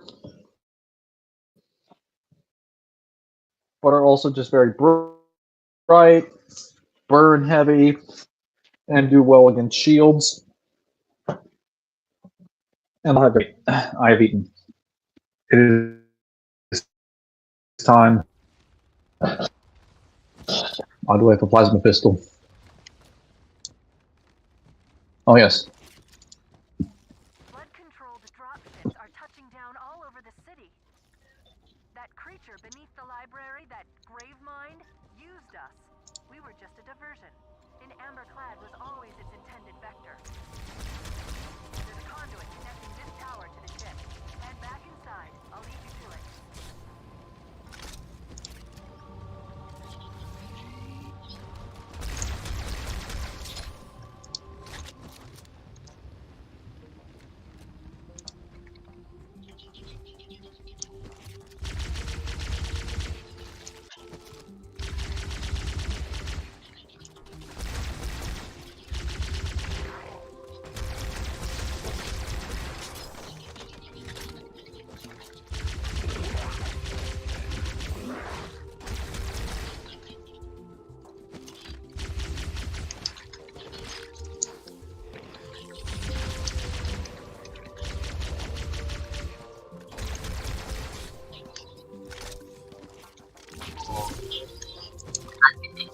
shield for this, or the energy sword for this.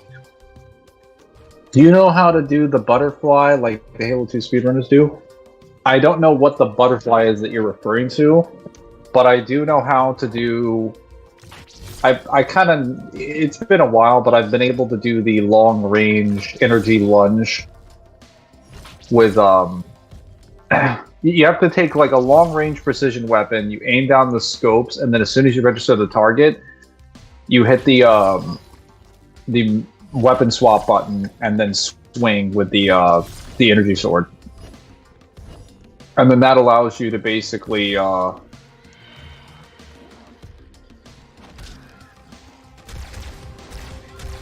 it called? That allows you to essentially teleport across the map.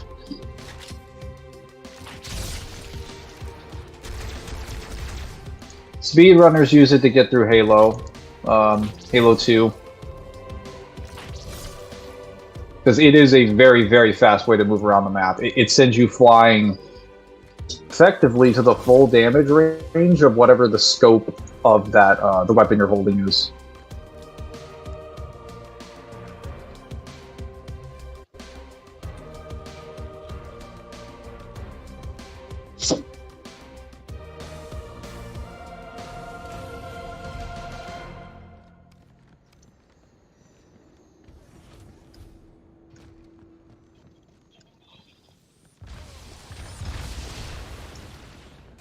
I think those brutes just killed themselves.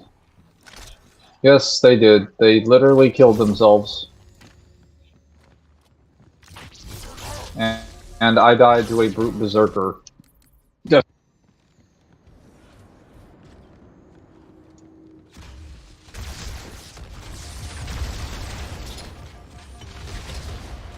Okay, so that's what it's like when they don't kill themselves. Interesting.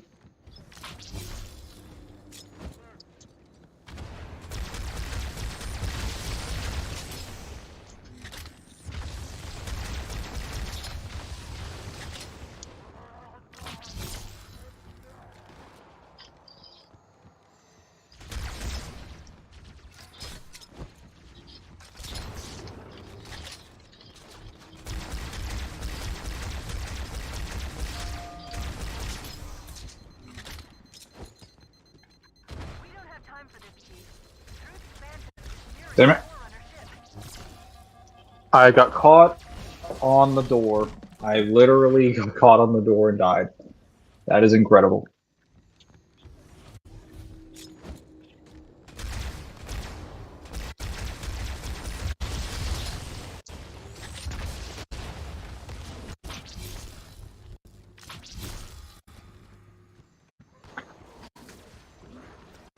Mangler telling an alien race to go kill themselves. Common Mangler behavior.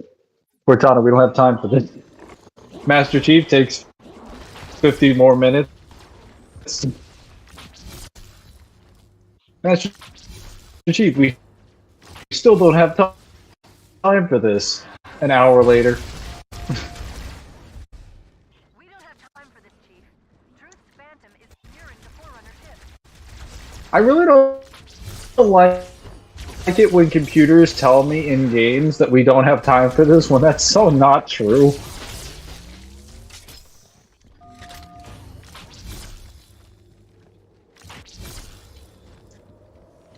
Gameplay logic. True.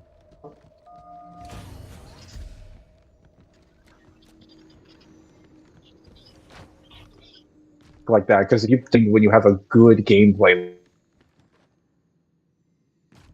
and you probably shouldn't do that unless it's a reasonable constraint.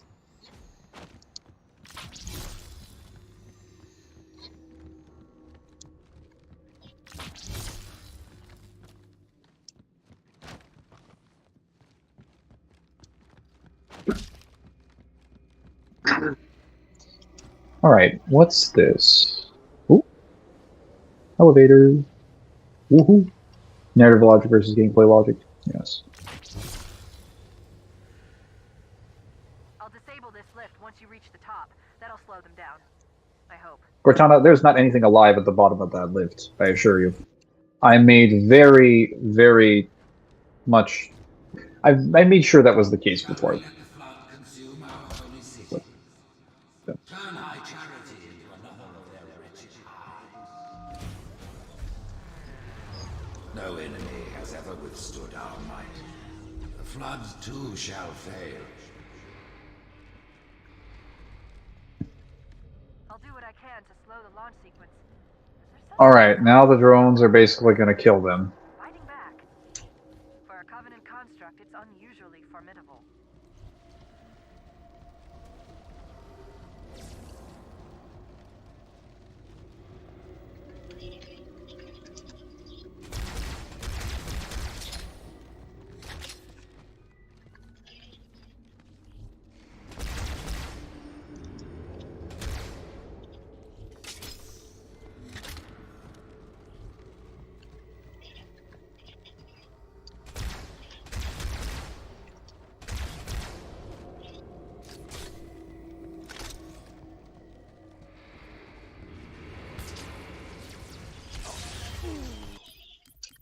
Yeah, I should have just, I think the key here is to let the, let the Flood and the Covenant fight each other. No enemy has ever withstood our might. Floods too shall fail. And you should be good. I'll do what I can to slow the launch sequence. There's something inside this ship. I'm just going to sit here and let them do this. Fighting back. When I first had this game, I thought it was Tartarus' voice that was speaking in the speakers. Really?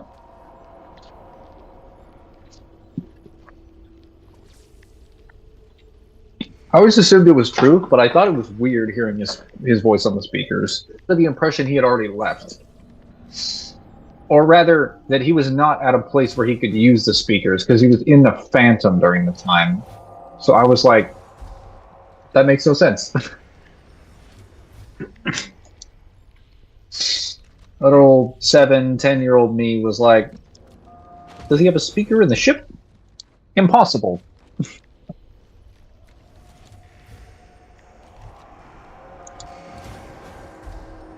Yes, go over there, fight the Flood. No, don't fight me.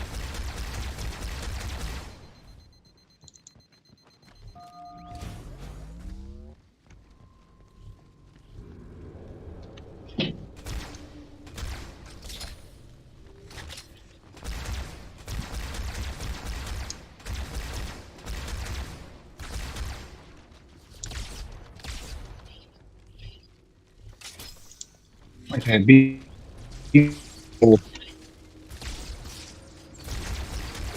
anti-drone weapon, apparently.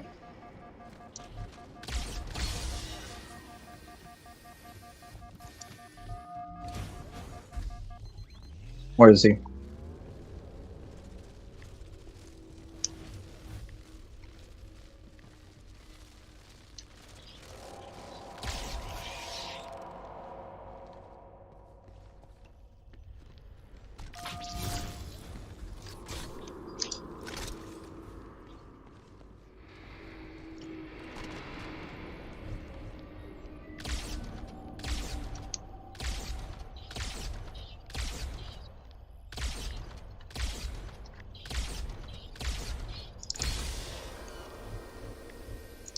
Okay, all clear. Can a Marine beat the drone in hand-to-hand? That's a good question. I'm not sure how strong drones are physically. They could beat a Grunt in hand-to-hand if they really tried. Jackal, they're probably more skilled than a Jackal, but a Jackal's about as strong as a Marine is.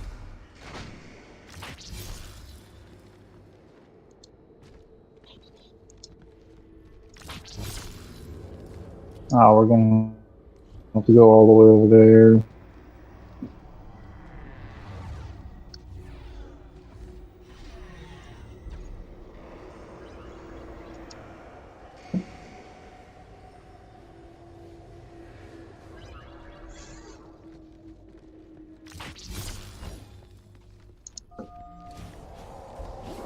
Oh, I hate being right.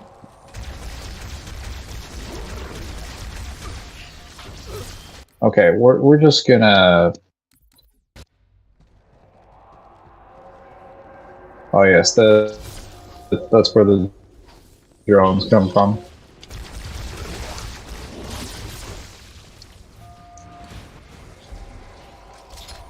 Now you.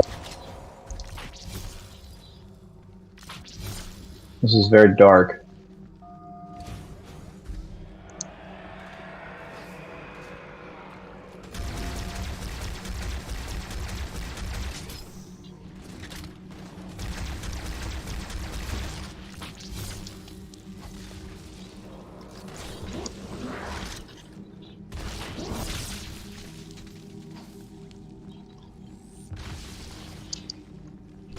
How the carrier forms kill other infection forms? That is just beautiful.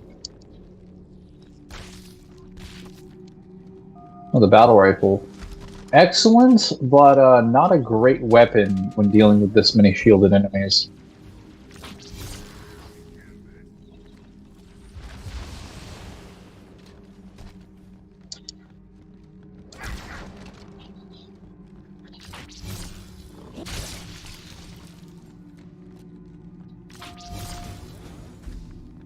You know what weapon that has bullets that does more area of effect damage on the body to fight the flood effectively than bullets that are more for penetration? Uh, generally, shotguns are the best for dealing with the flood, both in gameplay and because they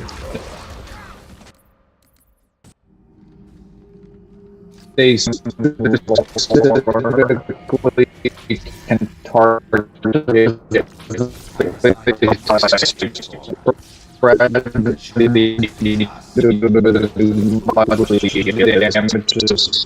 possible. Assault rifles are in flood. Spend their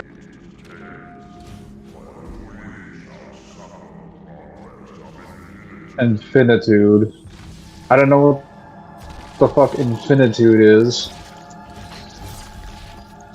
But I'm assuming he's referring to a long-term version of infinite.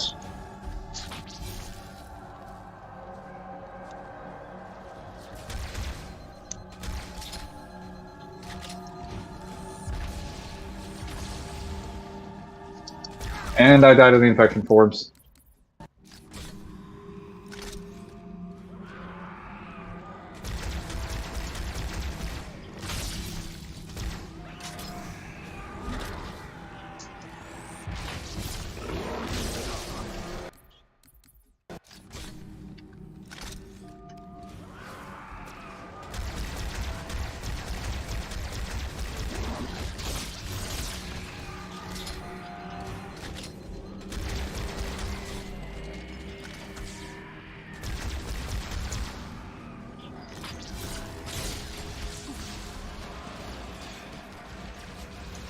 Gotta deal with that stupid asshole with the plasma rifle. The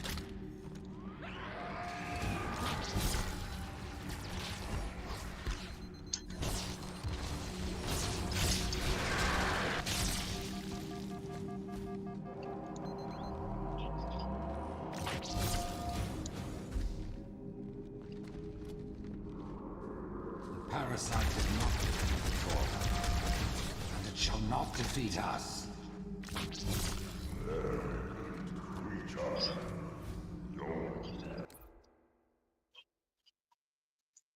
Watch out for the darkness, Mangler. They're coming for you. You're lagging bad, Mangler. The voice right now, I thought it was Tartarus' voice. Oh, it's gone. No more lag. Weird. Hang on. Let me check this. Yep.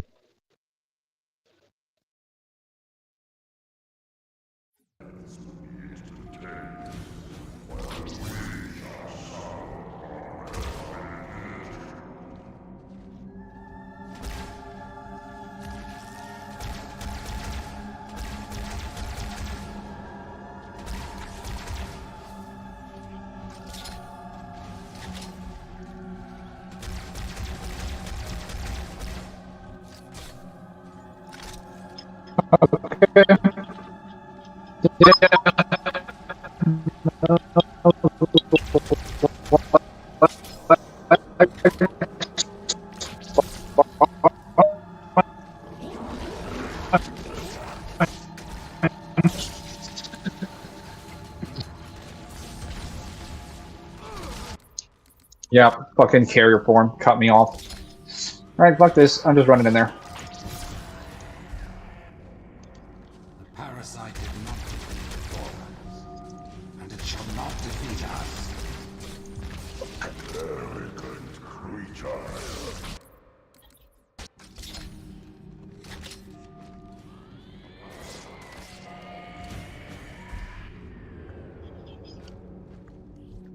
Parasite did not defeat the Forerunners, and it shall not defeat us.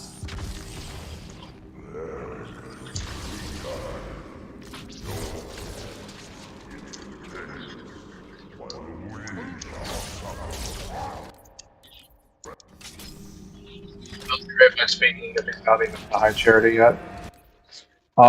Probably because his flood units are here and he can speak through them.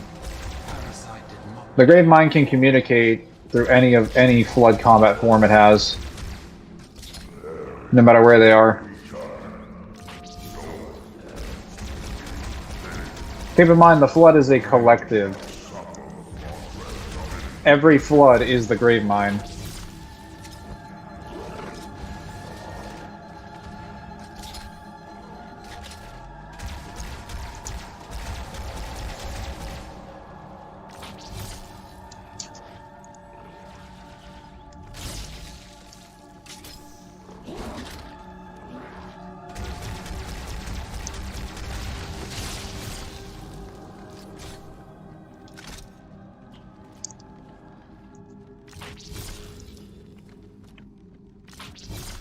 Angley, have you heard of the 5 legendary grunts in Halo the Flood? They carried a back in armor, the Black Armored Elite. You mean just the grunts that wanted to live? Yes, I've heard of them. One of the better grunt stories. One of the only grunt stories in the series.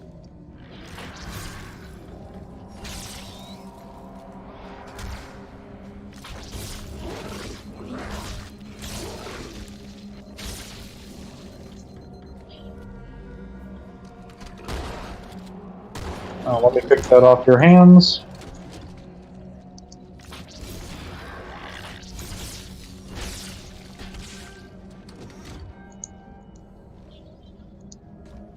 Whosoever is lived by fear takes peace.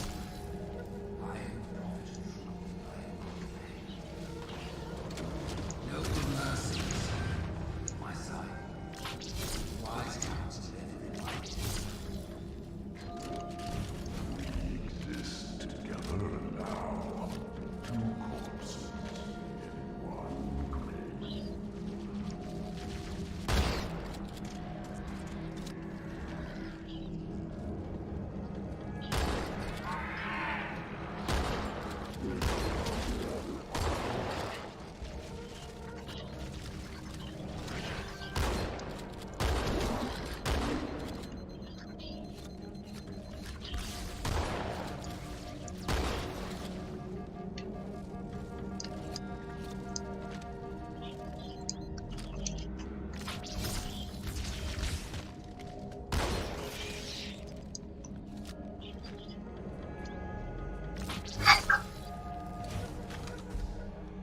Halo nerds, they're going out of control. True, that music was cut haunting. Angle, explain to me why there are big spaceships in Call of Duty Infinite Warfare. Because it's about space. There you go. Isn't it supposed to be scary? You're an infested place full of zombified creatures. Yeah, that's the whole point of, like, some of the flood levels.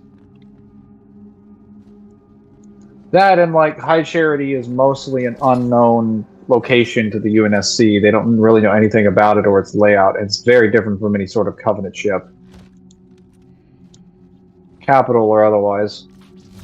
So the fact that it's unfamiliar, falling to pieces, and it also being taken over by Flood does contribute to the vibe of it being rather haunting.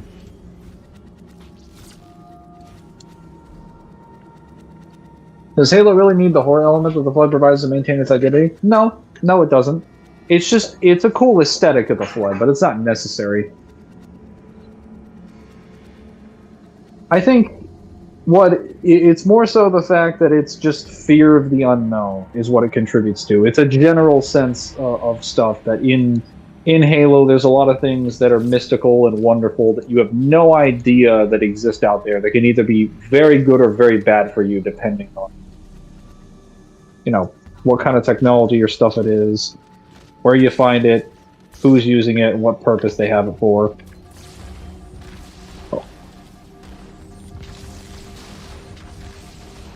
And I just got killed by a stray plasma grenade.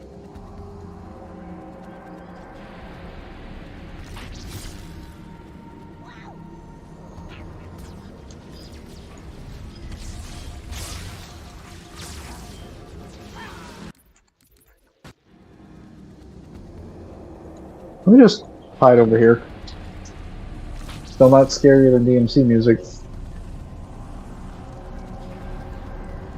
I guess so. Wasn't really a contest. I don't understand why you're still fighting Covenant when there's a Flood infection. Because the Covenant aren't suddenly friends with you because the Flood are around. They still wanted to kill you, and that hasn't changed. The Flood are just merely a distraction.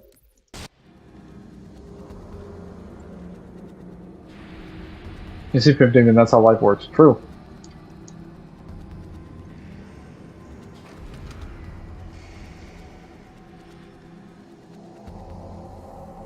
Yeah, that should spawn the Flood.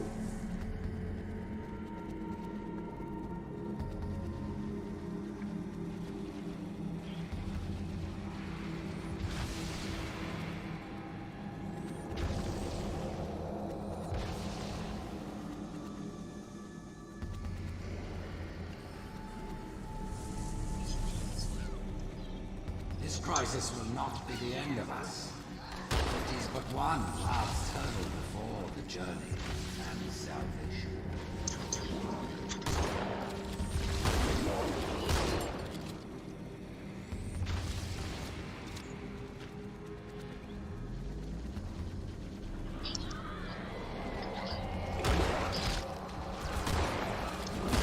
What did I just get shot by?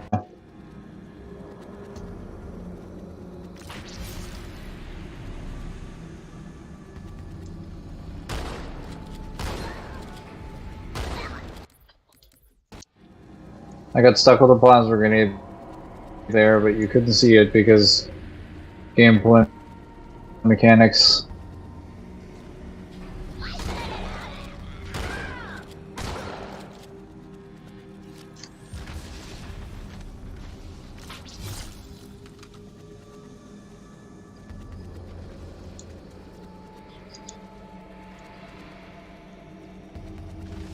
Can I just say I really hate the where you enter a new room and it says the name of the level or the part of the level where this one said sanctified, because for a few seconds you can't see your reticle or parts of your HUD, and they usually spawn enemies in front of you where you can fight them, and it disables your ability to fight and potentially gets you killed. Just for the purposes of like setting a little bit of I guess atmosphere.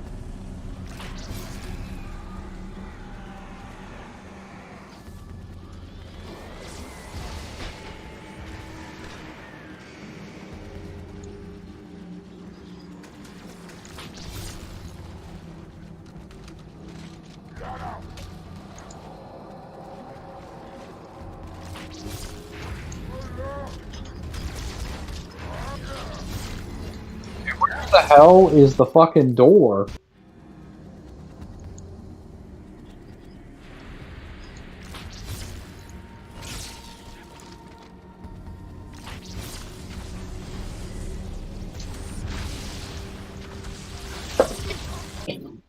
Still not scarier than. Well, yeah. Stuff IRL was generally more intimidating than stuff in a video game. Because it carries actual risk.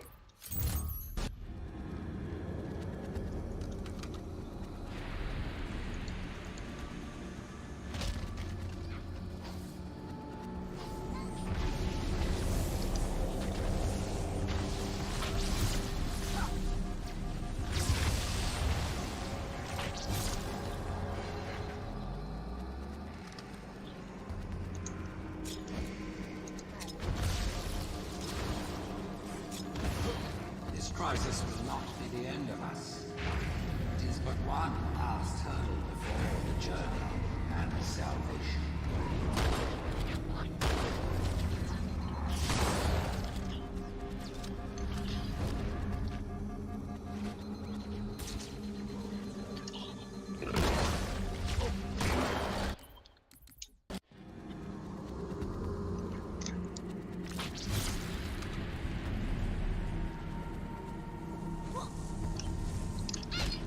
Where's the way out of here?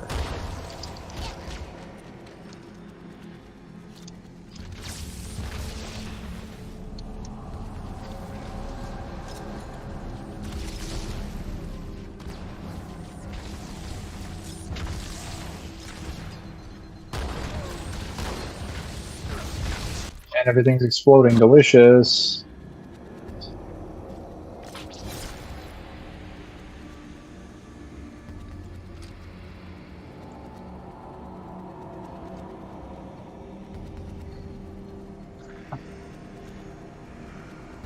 That's stupid. But I would work with my enemies to get a bigger threat once it's done and he's weak and boom, I backstab him. See, but that only works if you're not already in the middle of a combat zone with your current existing enemy. What character do you think about is the concept of doing whatever it takes to win, no matter how much the odds are stacked against you? Master Chief or Batman? I'd probably say Master Chief a little bit more. Because Batman usually has prep time.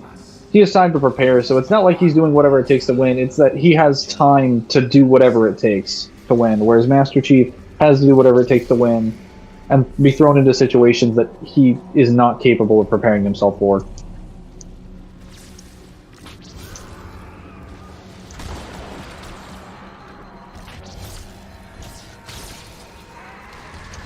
Wow, there's literally no fucking way I'm...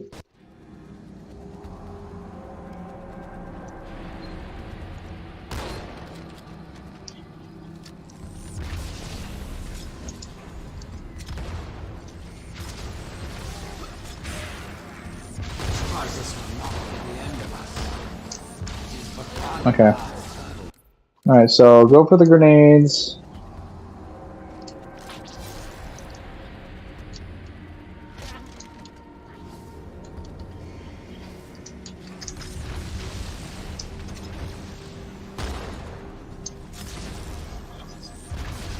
This crisis will not be the end of us.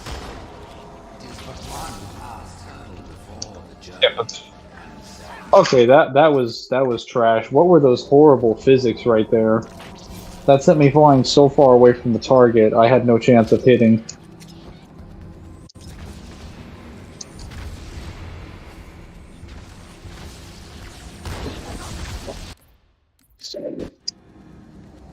Okay. If I had a carbine, a beam rifle, a battle...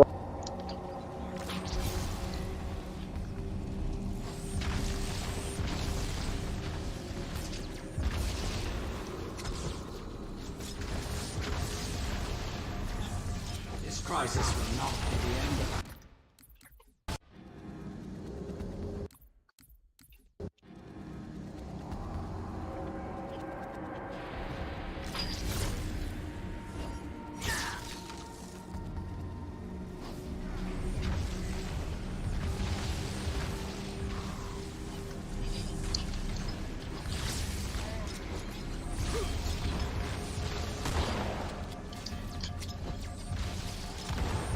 Crisis will not be the end of us. This is surprisingly short mission. It is surprisingly short. It just gets enemy spawns or stupid fucking like this.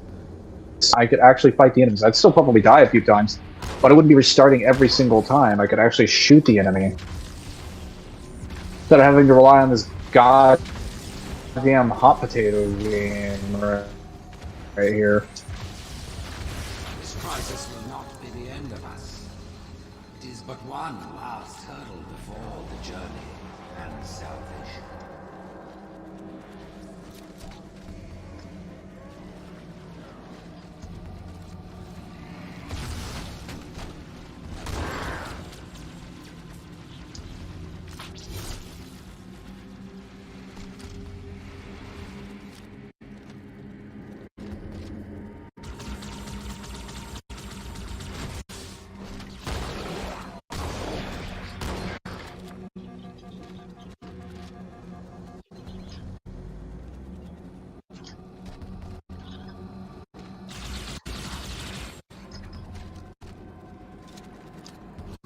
Energy shield or sword.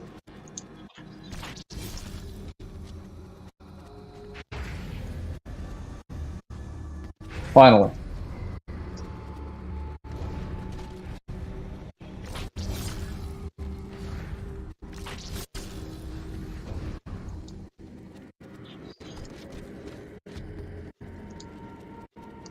Okay, there's not nearly enough in.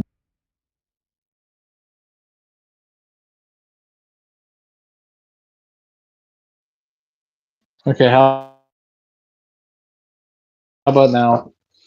Guys, if I have a mic problem, then say it. You said it was lagging earlier, then you said it wasn't. Now it is. Brood and elite ships are engaging one another all around High Charity. I'm running out of options, Chief. I can't stall the launch sequence much longer. The next lift will take you up to the convoy. It sounds interesting.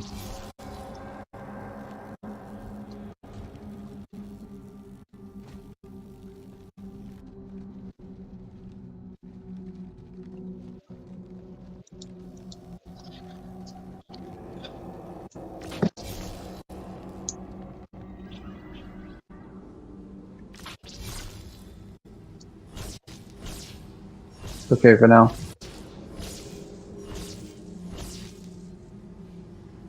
Until you a killer is in your area. Mangler, imagine you're taking a trip to an Italian coast and you start hearing Eye of the Wind from the Institute playing in the background. The fuck? What does it have to do with anything? I will kill you, say the most random shit. I knew the Covenant was good at repurposing Forerunner technology, but this is amazing. They've been using the Forerunner ship Wow. as an energy source. That's totally fair. Brood and elite ships are engaging one another all around High Charity. I'm running out of options, Chief. I can't stall the launch sequence much longer. The next lift will take you up to the conduit. Hurry! Okay, so it doesn't even go up the lift with me.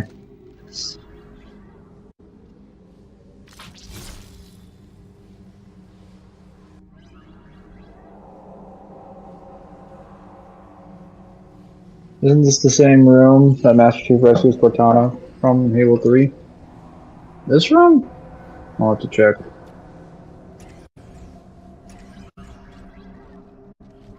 I knew the Covenant was good at repurposing Forerunner technology, but this is amazing.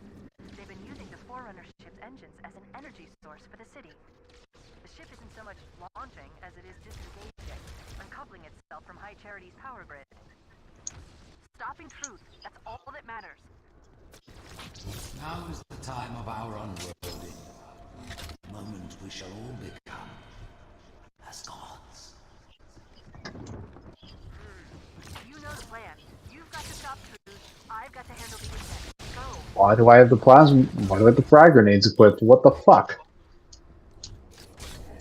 Now is the time of our Now is the time of our unworlding. The moment we shall all become as gods. You know the plan. You've got to stop truth. I've got to handle the index. Go. Okay, there we go. Now is the time of our unworlding. The moment we shall all become Ammo? as gods. Forget about the flood. You've got to get aboard.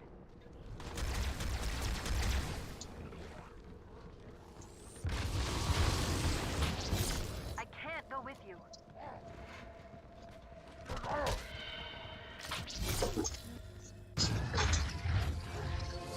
Is this the end of the level?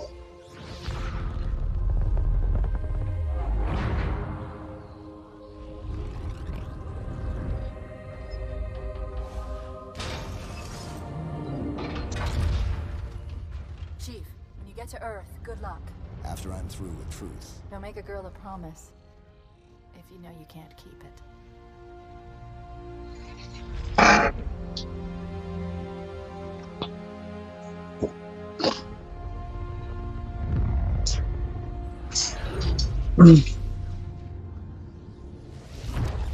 Templar Marine, someone woke up on the wrong side of the bed this morning. Templar tried not fuck off.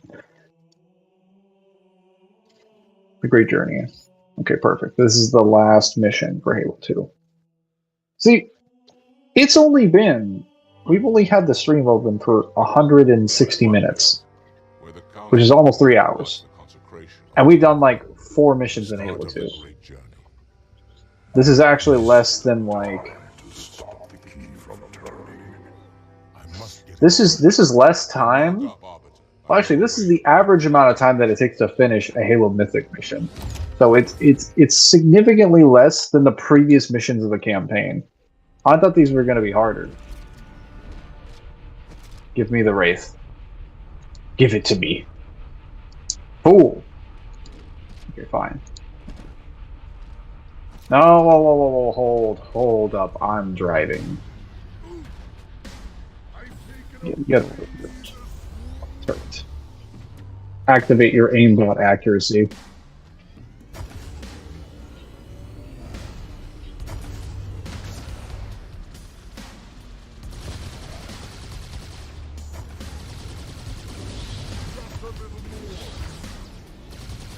Why doesn't he just keep firing? Why does he fire in bursts? Bro, you can keep firing. It's okay.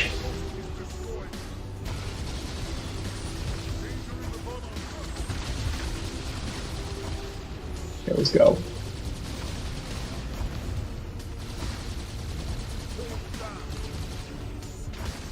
Who are these guys? These are the brutes.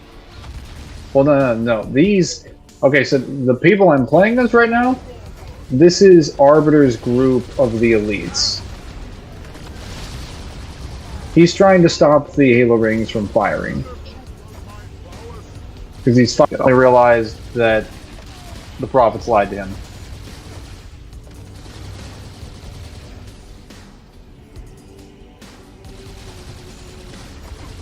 So I'm not sure how he would have figured that out outside of the Gravemind information.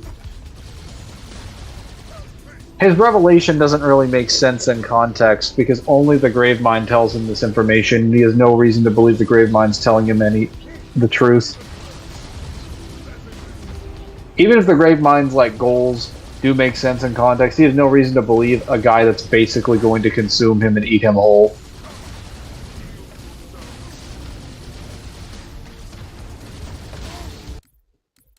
This is why having a conversation with the heretic leader would have made far more sense. And instead he just decided, the heretic leader just decided to shoot the Arbiter. Even when he agreed with the Oracle that it would have been a smarter idea to have a discussion with him, he still decided to shoot him. Right when they were about to have the discussion.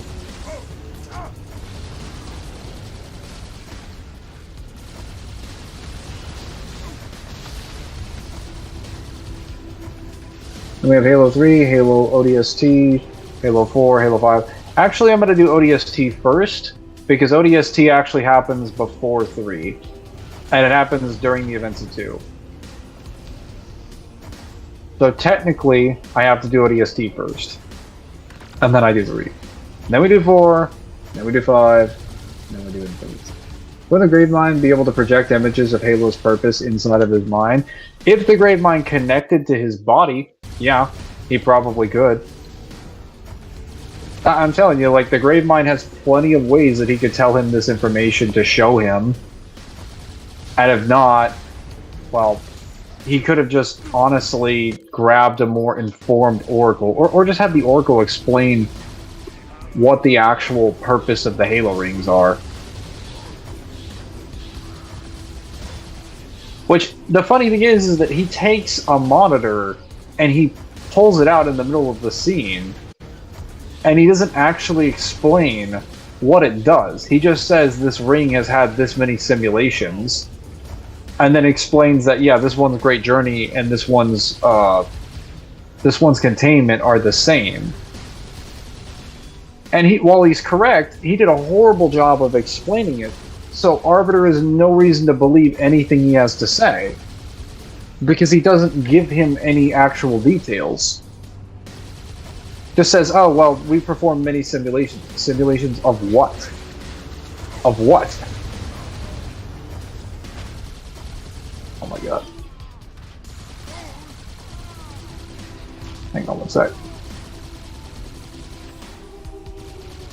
Okay, that was annoying.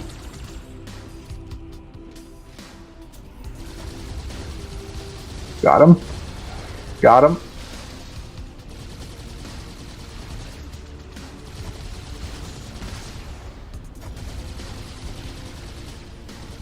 Divine just kept speaking riddles. He likes doing that, yeah. He likes speaking in riddles, but he's also incredibly clear about what he wants when he's angry. Whenever he's angry, he is very direct about his position. I think that's just a massive flaw of his character, is that when he's just feeling indifferent about it, he'll just give you very little important information. But when he's angry, he's incredibly clear about his instructions.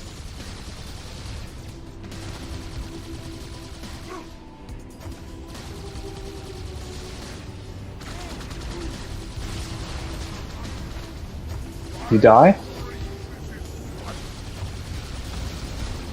You're dead. You're dead?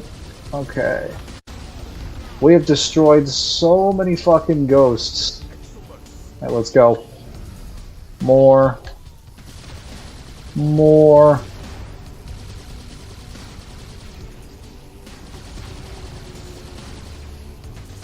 See, this is why I wanted the Wraith. If I had the Wraith, we would have been done by now.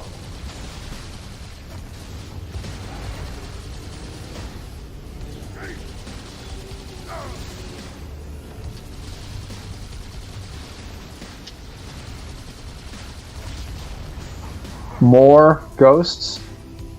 Good lord.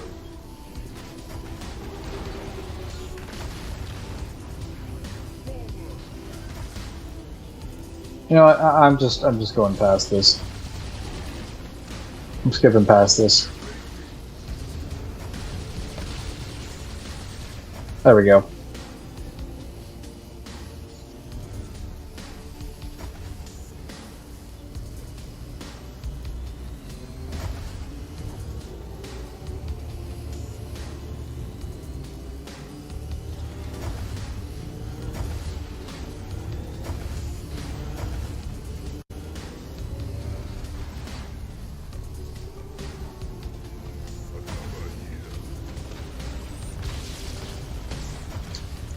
Okay, that didn't turn out the way I thought it would.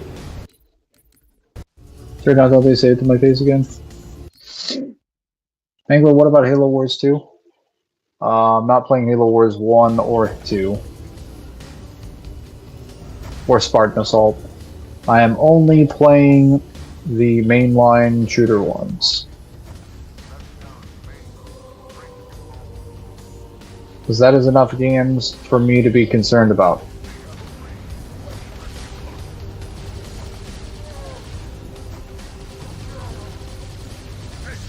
And I died.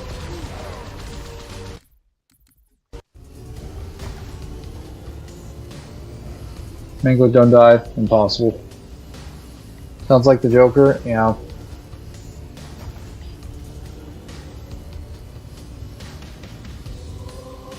Wait a minute. We just put him right there.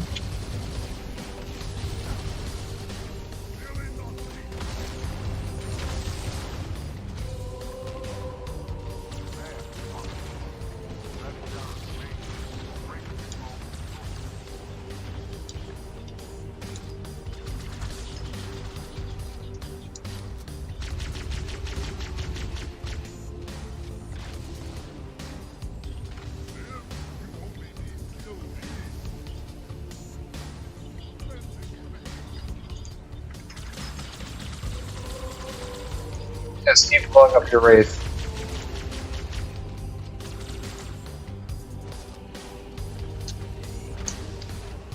I hate when that fucking happens. That lag.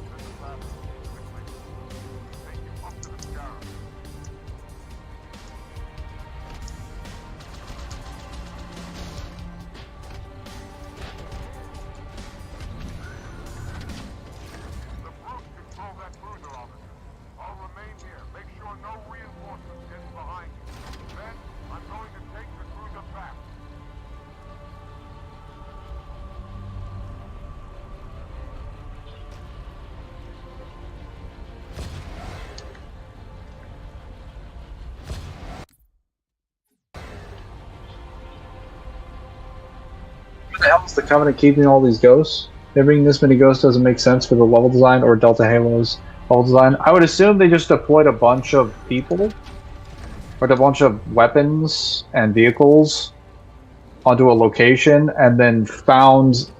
They sent scouts in to recover, I guess, to reconnaissance the position, figured out which places would be the best for a forward operating base, and then found a place to stash ghosts. That's typically what every army, where every military does when they encounter unknown territory, is that they find a forward operating base, they establish a place that they can camp out, and then they start commandeering territory.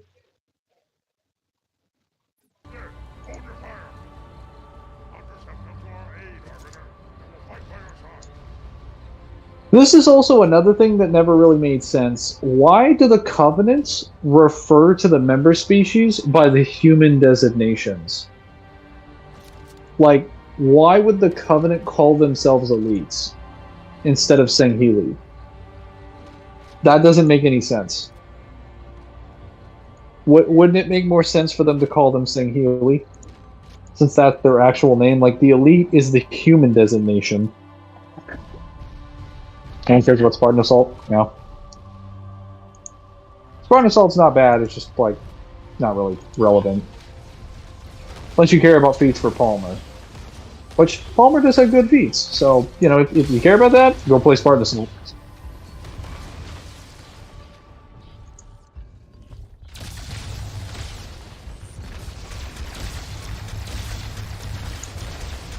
There ain't no way you're stopping my hunters.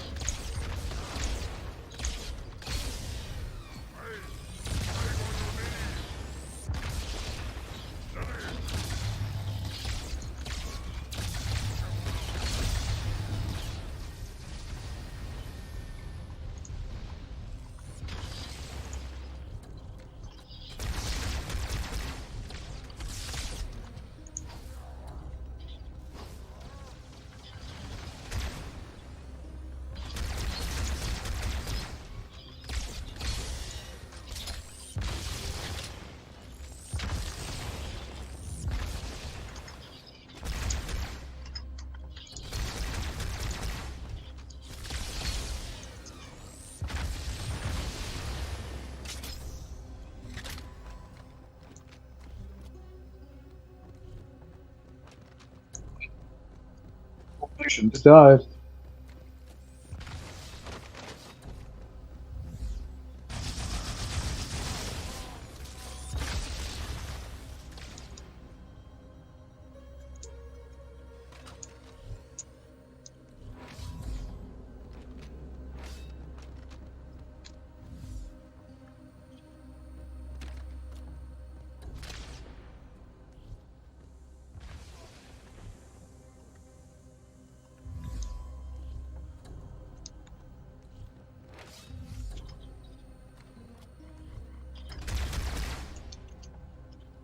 You know what? I'll just move up.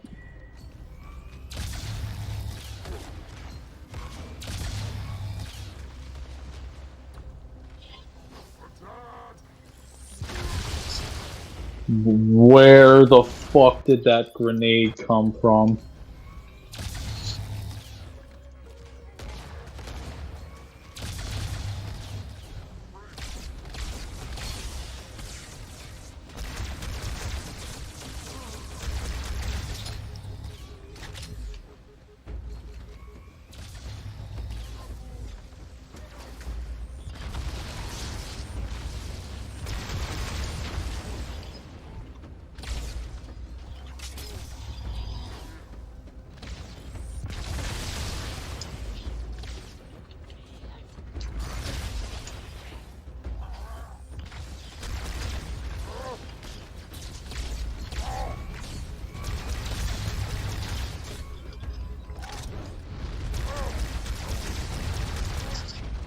When the brutes start beating the hunters in hand to hand. Oh no. Guys. This is what they call a nightmare. Mangler, when are you and Zim going to play through Halo Wars 2? Never. I wasn't heard from a doctor who wiki that there were quintillions of Daleks, and if that's true, you could put them into the most sci-fi versus equalized tech stats, and they'd win via sheer numbers. Oh, probably.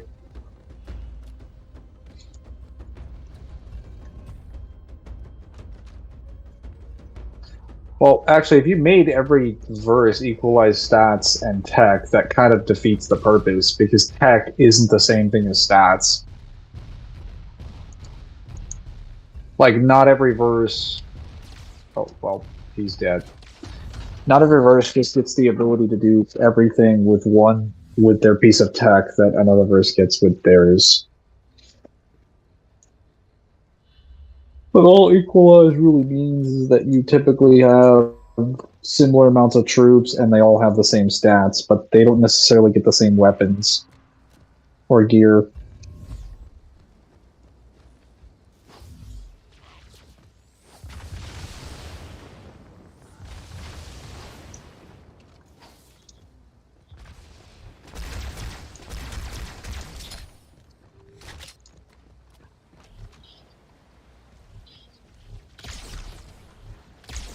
Was that a drone over there?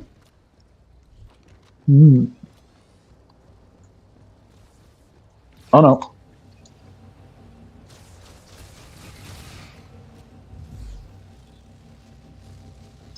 Well, that was a failure. Apparently the drone, or... Yeah, the Jackal sniper, when it fell, basically absorbed the fucking impact of my grenade. It became the grenade target.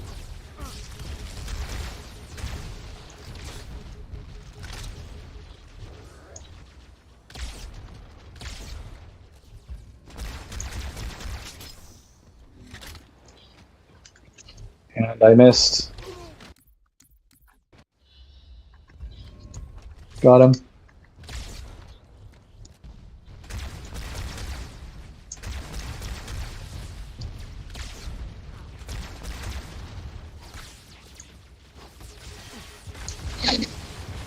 Right, I think I killed most of them with that blast.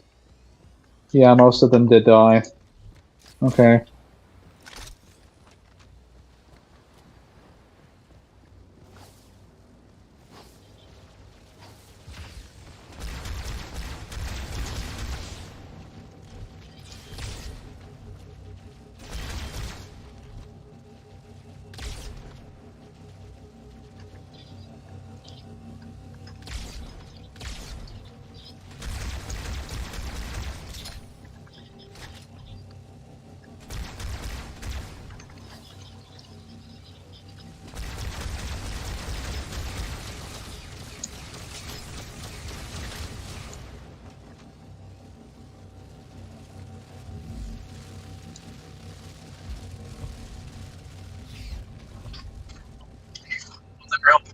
Yes, they were.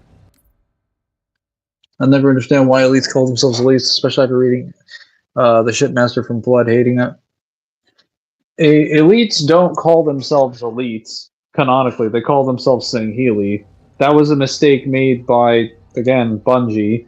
where all of the Covenant races would call themselves by the names of the human designations. Like, you guys understand that prophets, engineers, brutes, hunters, drones, jackals, grunts, and elites are names that humanity came up with to describe the aliens of the Covenant.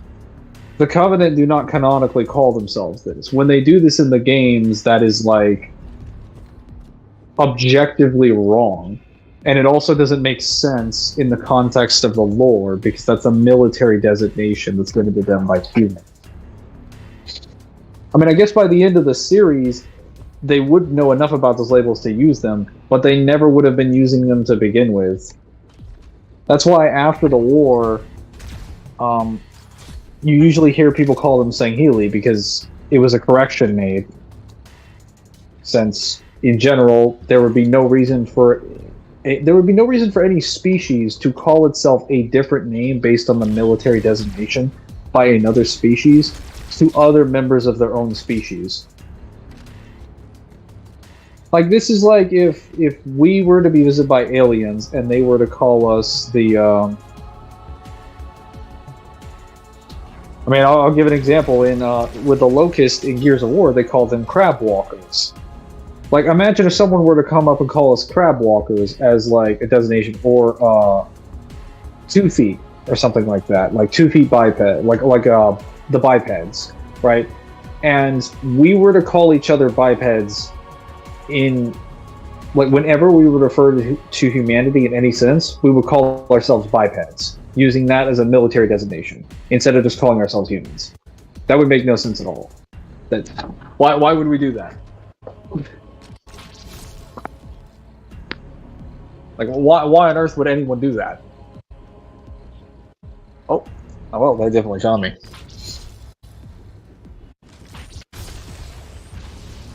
Darth Vader? What about Darth Vader? And you go, why doesn't Oni just pay the Jackals to switch sides? They would have, if that lore had actually been created. That's literally what they would have done. Because the Jackals are just for hire. They don't give a shit about the Great Journey. They never did.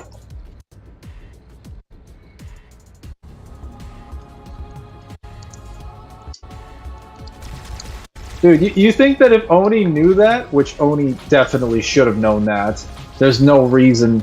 It is literally just bad writing that they did not know that.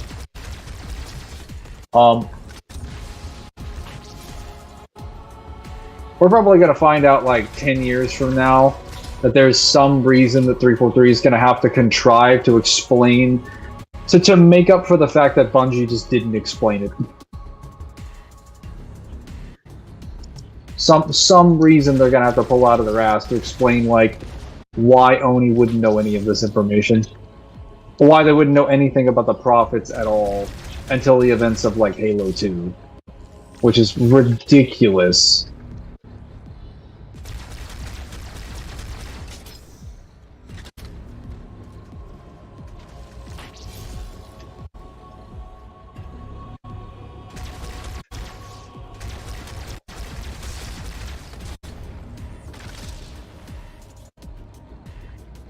Where is he?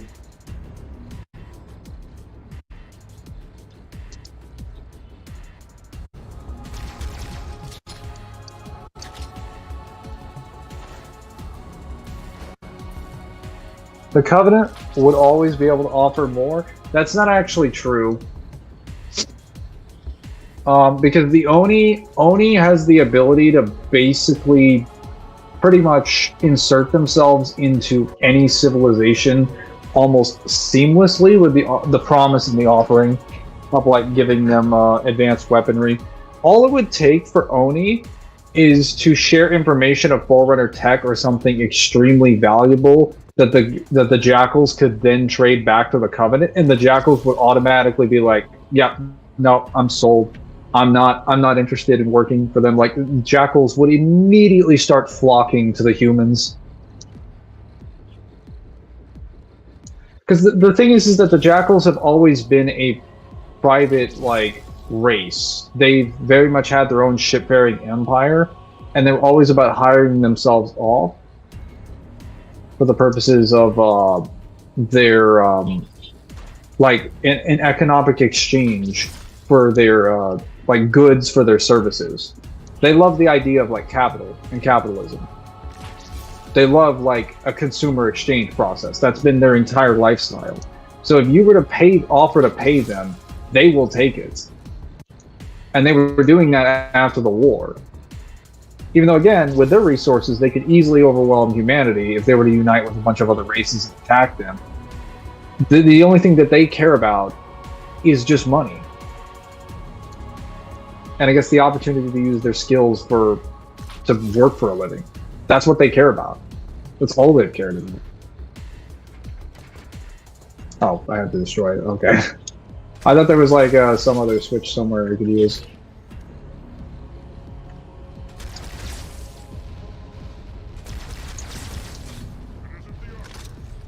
Goku versus Darth Vader stats equalized. Probably Darth Vader.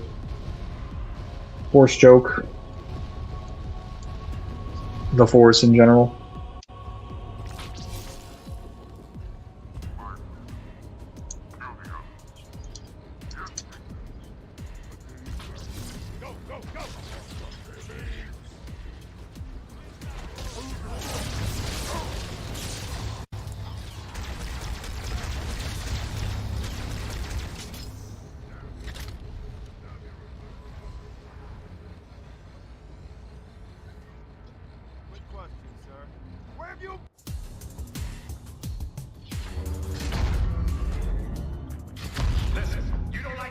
Sure as hell don't like you.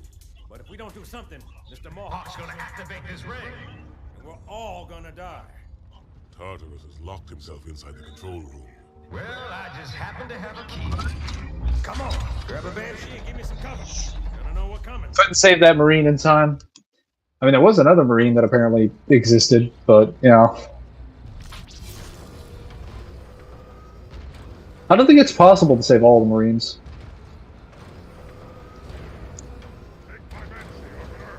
I find that kind of stupid that there happens to be 2 elite ultras that are just flying by in a Banshee. They're like, oh yeah, you know, heard you needed a Banshee from all the way over there. Johnson is such a cat. He is.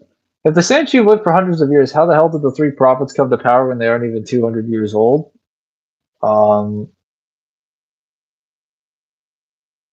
Because they've been around, like, they could have just been born at a period of time, and then came into the place of the covenants, like as the hierarchs. Like, you understand that they just, I'm pretty sure they just get, you know, approved to a position of the hierarchs from the Sangheili and the Sanshum councils. Like, that's really it. It's just the High Council and the counselors that the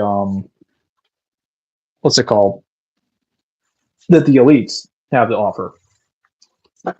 I'm pretty sure they offer their recommendations to promote someone to being a hierarch after one dies, obviously.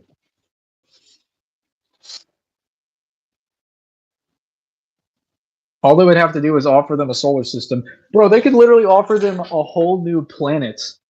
The UNSC literally has like 800 planets under their control. They could just go find one that has incredible resources that adheres to their like atmosphere and is like, hey jackals, you want a free planet?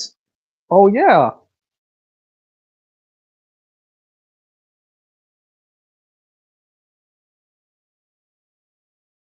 What do we get in exchange? We want like thousands, hundreds. They get of thousands of marksmen and some of your kind of technology for like building ships. He deals with jackals the whole time, and then jackals will realize, oh my god, humans are super lucrative because they don't try to force their beliefs on us, and also basically provide us with an ample supply of money for our economy. Like, yeah, we're far more comfortable working with them than the rest of the Covenant. They also don't threaten to enslave us, eat us, or do any number of the other things that would be bad for business.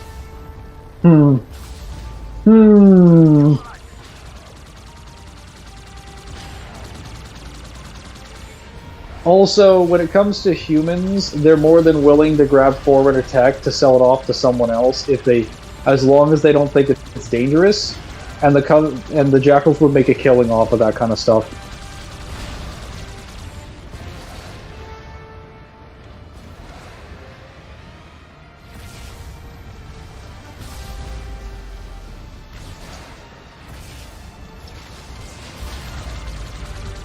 Oh, I died.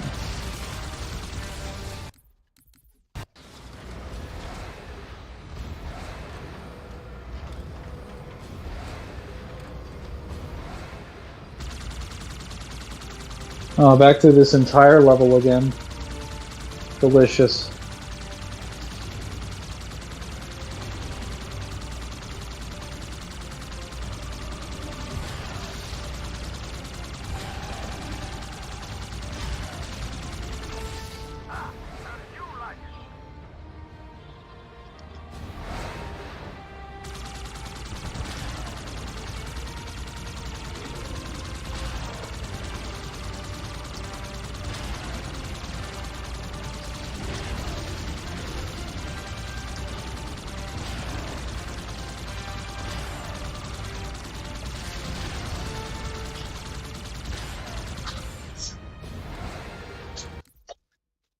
What do you think would happen if Oni paid the jackals like during Reach? If they had the jackals during Reach, there would have been no ground assault. Because the Oni would have just hired like thousands of jackal snipers. They wouldn't have bothered hiring infantry. They would have been like, yeah, no, our guys can handle this. You just take whatever high ground or whatever tree that you need to take your shots, find your positions, and radio it back to our troops. They're like, done deal. Pleasure doing business with you. 2 hours into the battle, the elites are like, why are we getting sniped to death by beam rifles? They literally would not be able to approach because of the sheer amount of snipers. Like, it would make a ground assault pretty much worthless outside of heavily armored vehicles. Which, if that were true, then the UNSC could just consolidate a significant chunk of their resources for their own infantry on rockets and, like, anti-armor weapons. Which would then result in a more coordinated battle plan, and the Covenant would basically be fucked. So they would have to end up bringing up hunters, banshees, and, like, tons of drones to pretty much every single battle. It's basically a game of rock, paper, scissors, except you always are forcing your opponent to choose rock or paper or whatever instead of scissors. And that just ruins their ability to play the game.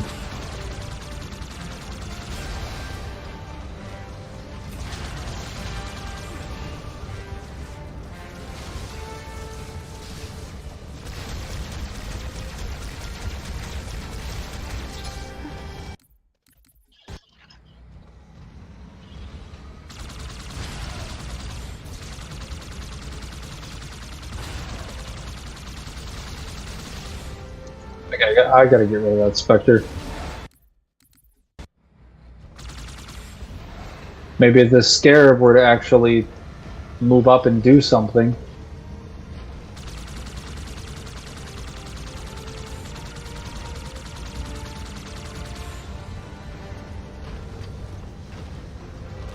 Whoa!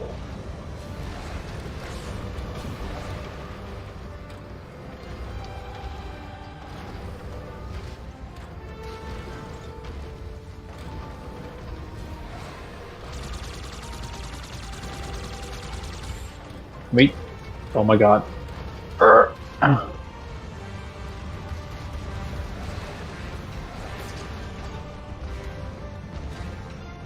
That strategy did not make the approach any better. No, it didn't. I thought I'd be able to shoot the brute's head off the turret, and that doesn't work when, well, one, they have multiple turrets, and two, they just have another Banshee there.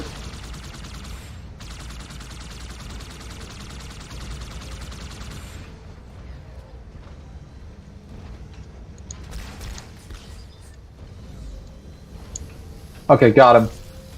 What the fuck? Oh, random ass Banshee. Good lord. Every time I get a single inch of, like, ground to work with, I just get destroyed.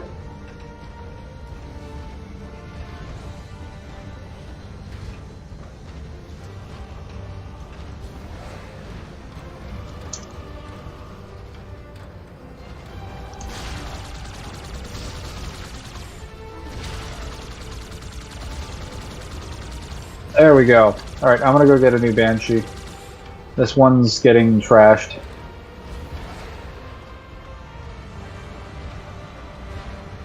And of course, all the rest of the AI just despawn. They're like, no, we're not gonna help you. Fuck you. This is arguably one of the most important missions of our entire existence, but we're not gonna do anything to help you. Gee, thanks.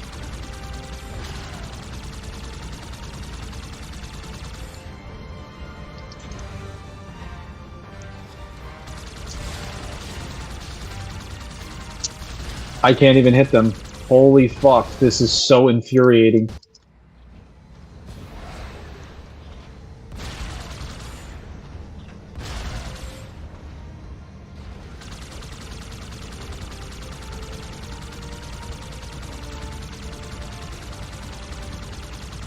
I'll just shoot them from over there.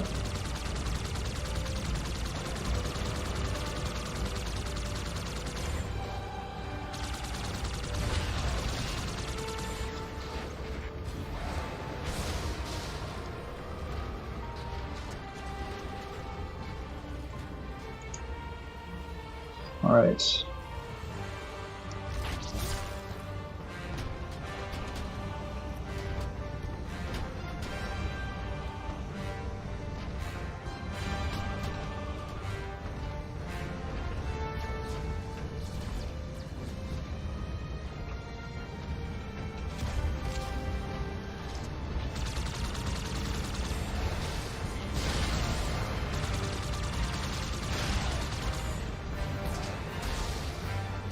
Actually, you know what? You know what? Fuck that. I'm taking a Wraith. I don't need to take this. I don't need to take any of this nonsense from the Spectres.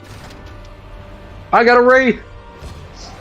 Is Johnson really in the Scarab? He is in the Scarab.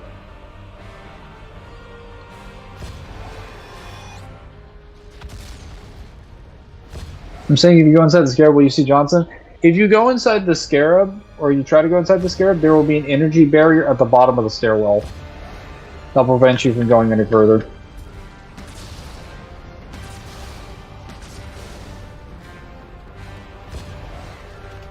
Alright, Spectres, where are you? Goodbye, motherfuckers.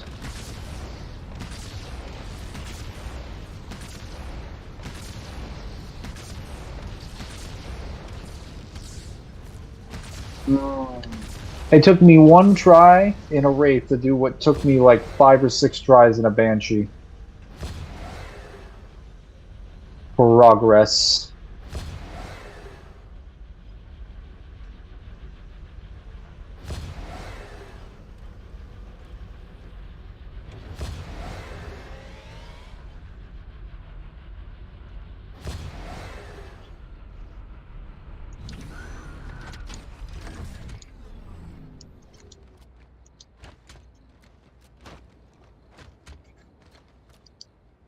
The Jackals had come to one place with drawings of humans and Jackals instead of brutes. Do you think Jackals would have considered talking to humanity?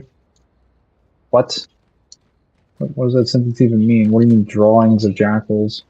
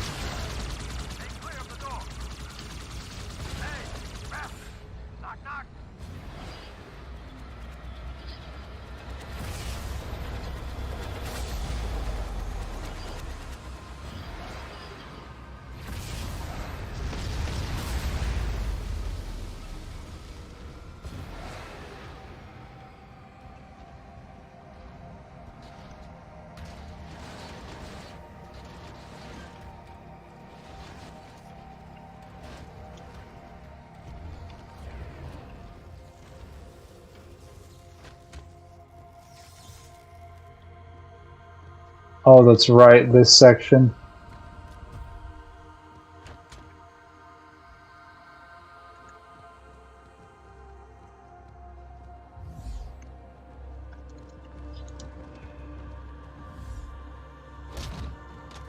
not let the Arbiter into the chamber. The chieftain must complete his holy work. Get out!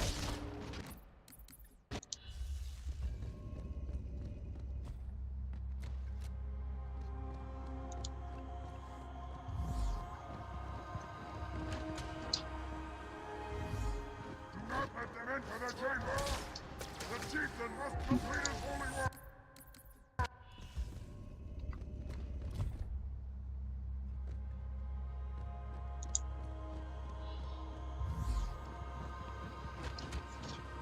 I'm pretty sure there's a story where humans have created images of humans and jackals being friends. It's like the humanity first bred fruits. Are you talking like Oni basically trying to fabricate images of civilization? Because that's possible, but I don't think jackals would really care for that. Jackals only care about the interest of, you know,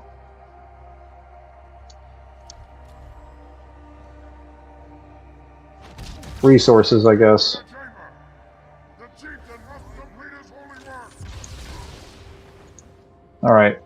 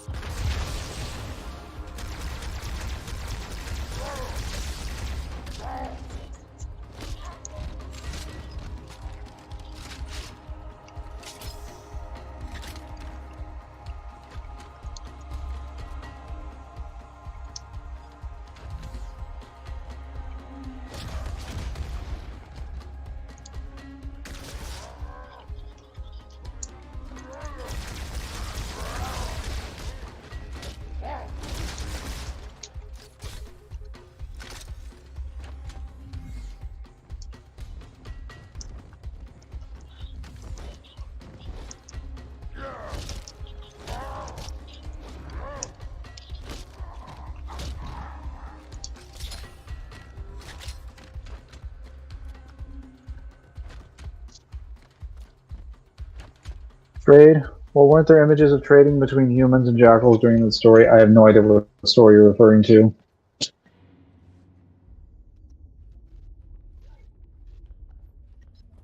Come, human. It is easy. Take the icon in your hands. And do as you are told. Please use caution. This reclaimer is delicate. One more word, Oracle, and I'll rip your eye from its socket. Which is nothing compared to what I'll do to you.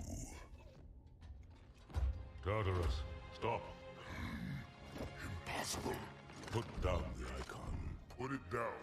And disobey the Hierarchs? There are things about Halo even the Hierarchs do not understand. Take care, Arbiter. What you say is heresy. Is it? Oracle, what is Halo's purpose? Collectively, the seven. Not another word. Please. Don't shake the light bulb. If you want to keep your brain inside your head, I tell those boys to chill. Go ahead. Do your thing. The sacred rings, what are they? Weapons of last resort, built by the Forerunners to eliminate potential flood hosts, thereby rendering the parasite harmless. And those who made the rings? What happened to the Forerunners? After exhausting every other strategic option, my creators activated the rings. They and all additional sentient life in 3 radii of the galactic center died as planned. Would you like to see the relevant data? Tartarus, the prophets have betrayed us. No, Arbiter! The great journey has begun, and the brutes, not the elite, shall be the prophet's escort. Tartarus learns the truth. Instead, copium.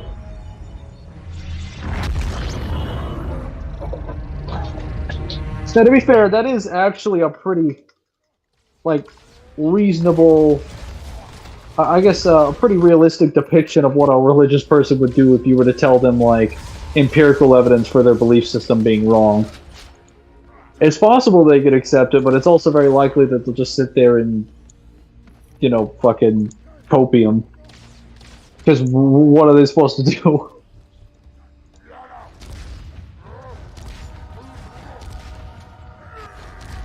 Okay, now for one of the not-so-fun boss fights. Probably the worst boss fight in the series.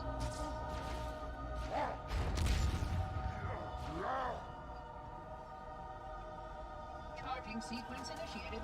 Primary generators coming on. We'll shut them down. Not allow me to interfere with the sequence. How do I stop it? Well, it will take some time. Quit stalling. Under controlled circumstances, I would suggest that Johnson, I'm on it. I don't know, I don't feel like Tartarus can be literally anywhere in this location.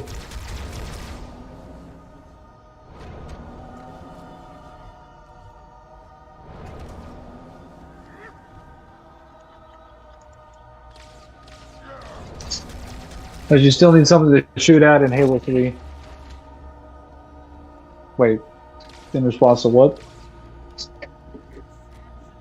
I think it was during Contact Harvest. No, probably not. I would have remembered that. Well, actually, I remember most of the Halo novels pretty extensively, except for Contact Harvest and Cold Protocol. You're telling me you can't stop the sequence? Reclaimer, please understand. Interrupting the wave generation process will severely damage this installation. Give me a direct answer. I am but a monitor. The Reclaimer can do what it likes. See, this is why Chalkus is such a better character when he actually has a background. He has so much more identity instead of being like... Actually, I would argue he's not even like a proper machine. Most of the other monitors did a better job than he did. Where is Tartarus? Oh, there he is.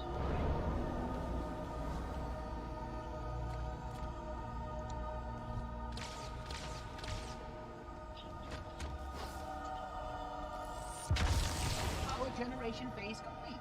The installation is ready to fire. Starting final countdown. Come on, Arbiter. Kick that guy's ass. And may I say, Reclaimers, Yeah, I had to let him kill me.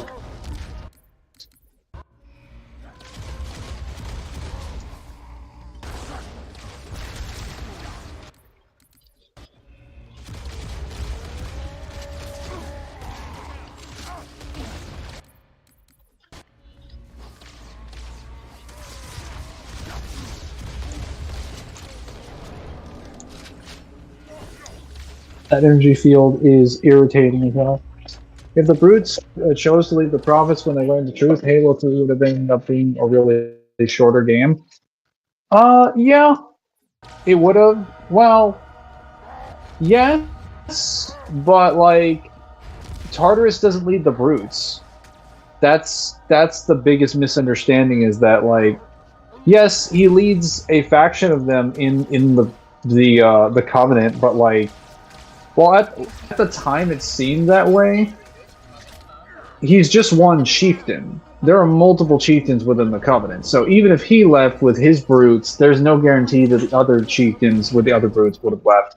Also, we figure out later on that Atriox basically has rallied a massive number of chieftains from Doisak and a huge number of brutes to join him, so there are different factions of brutes that are actually alive during the events of Halo 2 that are not aligned to just Tartarus. Not to mention the Keepers of One Freedom, who basically believe the same shit, but they didn't believe that the prophets were acceptable, and they were more than willing to include humans in their ranks as well, though they didn't have that many Sangheili or grunts. They were primarily jackals and brutes.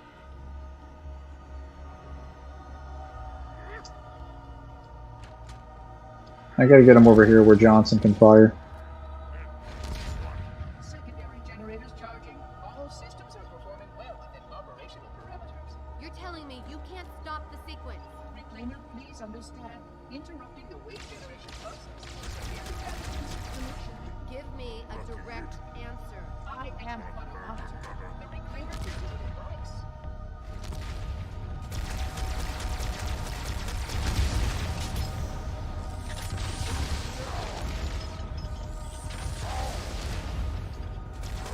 Johnson, can you target the freaking brutes, please? Pretty please. Whoa! That one almost hit me. Power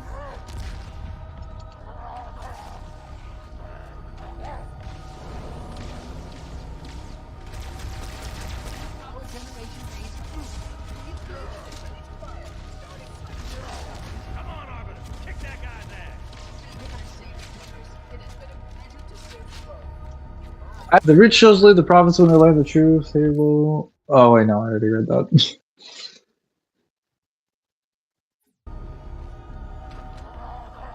He's my sidekick, so I would know. Pull the record magnet. What the fuck are you talking about, Noble Kill?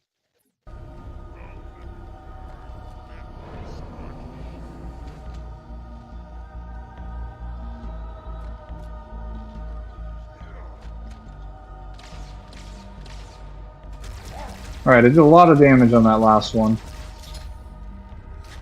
I'm gonna get some ammo.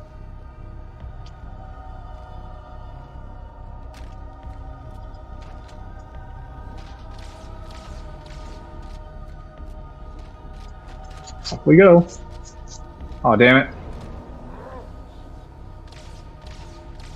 I'm so glad Halo 2 removed fall damage. Fall damage being in Halo was a garbage decision. With the amount of verticality they have in the levels is madness.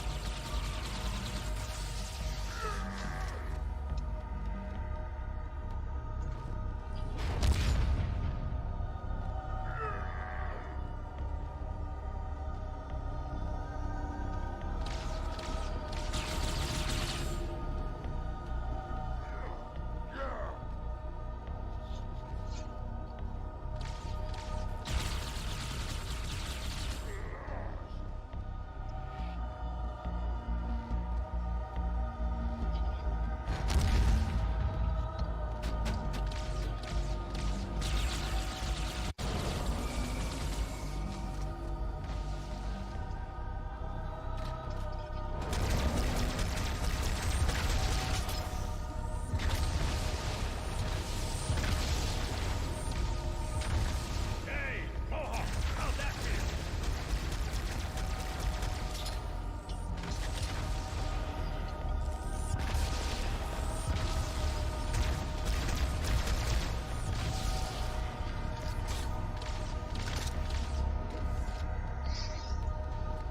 As recoil kick back is the backward movement. Shooter feels when the bullet is discharged. The gun exerts force on the bullet as long as one of the laws of it. You say the laws of physics. The bullet will exert an equal force in the opposite direction of the gun.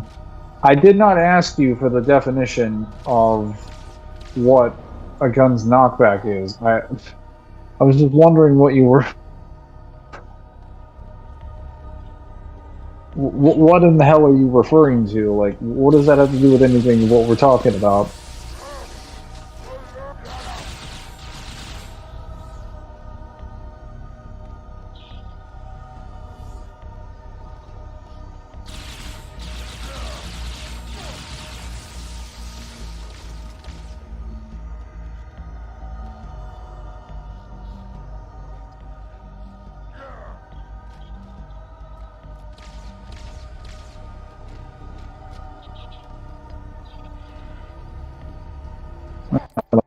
Let me pull with him over there. What if the Prophet, the Covenant had as many prelates as grunts? Then there would not have been a war. They would have won if they had as many prelates. Which, we don't know how many there are, but there's probably thousands. Given the fact that there are already multiple. But they are a secret project, so there could be very few.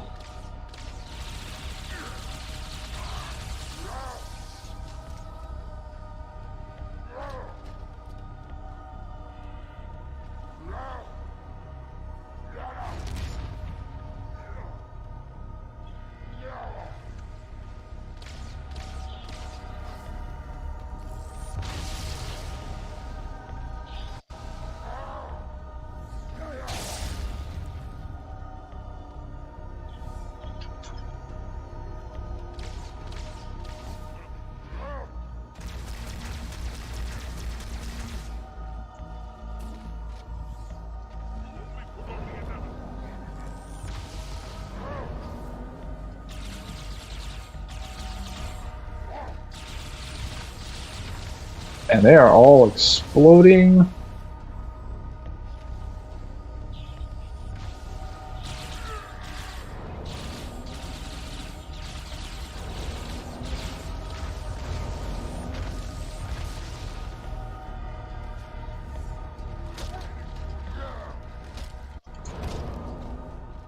Okay, now that your brutes are down,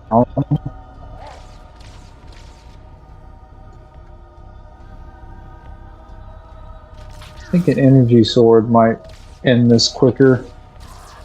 His shield is down. Let him have it.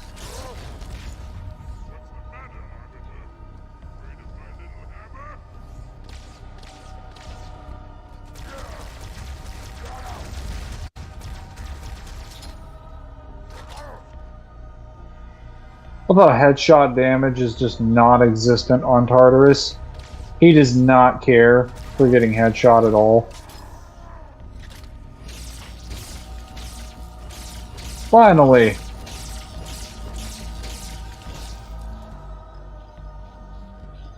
Goodbye, Tartarus.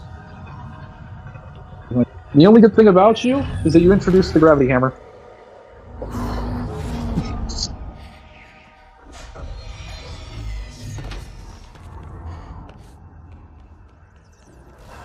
What are prelates?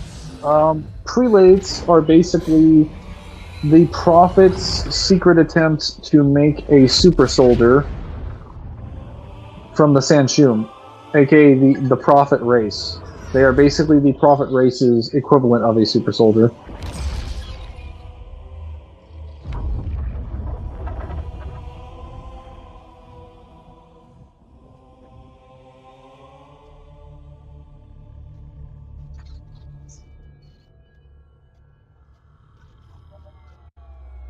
What's that? A beacon What's it doing? communicating at superluminal speeds with the frequency of Communicating with what?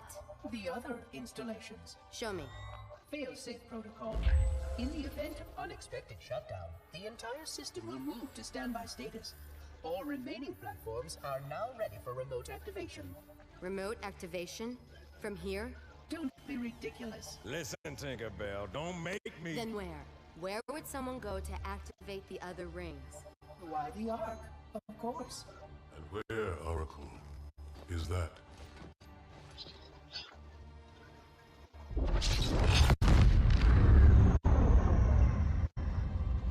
We've got a new contact. Unknown classification. It isn't one of ours. Take it out. This is Spartan 117. Anyone hear me? Over. Isolate that signal. Master Chief, you mind telling me what you're doing on that ship? Sir, finishing this fight. I would like to point out that the UNSC cannot, in fact, shoot down that ship. Even if they wanted to shoot it down, they would not be capable of shooting it down. Even if they hit it with like every orbital Mac platform that they had, it would do nothing to stomp that ship. The second worst cliffhanger in the series.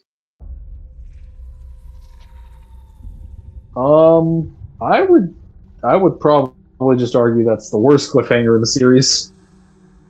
Honestly. Silence fills. That might be the only cliffhanger in the series. Now that I am gone, but my mind is not at rest, for questions linger on. The Great Mind looks so good in this engine. I will ask, and you will answer. All right. Shoot.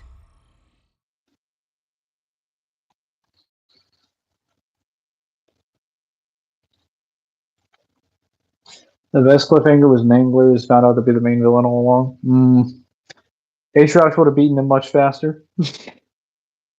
Maybe. Oh yes. And we finished Halo 2, it's time to do some ODST. But first I'm going to unlock some of these items.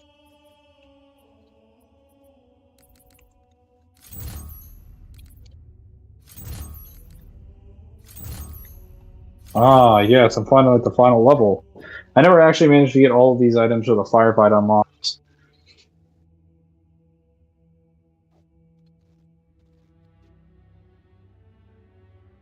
Every gun has different recoil. That's why yours is a pretty big nose. That's why yours jams so much. My guns weren't jamming. Who's actually better, prelates or Spartan 2s? I would probably say Spartan 2s because I don't have any reason to believe the prelates actually have energy shields. They just have really, really, really thick armor. Though they do, the prelates do have access, or at least one of them has access, to a double-bladed hardlight blade. So it's essentially a lightsaber. So in terms of melee combat, they're probably more dangerous than a Spartan is, but only because their equipment is better. How did Gravemind get from the Halo Bowels into the High Charity? He just got from Delta Halo to High Charity, but that was because High Charity, what's it called? High Charity transported itself to Delta Halo after they found Delta Halo's location, and then the Gravemind rode a Covenant cruiser that it captured, along with whatever other Covenant cruisers it was capable of capturing. Because again, all the Gravemind was doing was building up flood forms for the past couple centuries. It basically captured a bunch of elites and grunts and whomever was on Delta Halo, took one of their ships, deployed back to High Charity during the events of the Great Schism, what was happening, and it basically got on board with its flood forms and then, started slowly worming its biomass through High Charity. Now, I say that because that is the most logical explanation. That is never explained. It's never explained how the Gravemind got on board from Delta Halo and Halo 2 to High Charity. I am asserting the most logical conclusion that would be very possible. I don't know if that's actually how it got on board. But what if they use multiple ships with grappling hooks and they just stop it from moving? What? You guys are ridiculous. Foolish. I love how they put Halo 3 ODST after this. Like, they put them all in chronological order, as if ODST doesn't literally happen during the events of 2. It's only 6 hours afterwards. Oh. Well. We're turning off the scoring in Tiny HUD. That was stupid. Alright, here we go.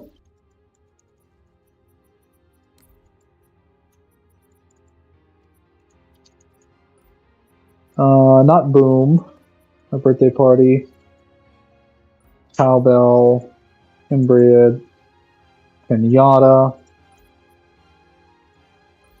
Agoraphobia. I'm not doing anger. We'll do famine. Catch. You can do foreign and ODST? That's crazy. Master Blaster.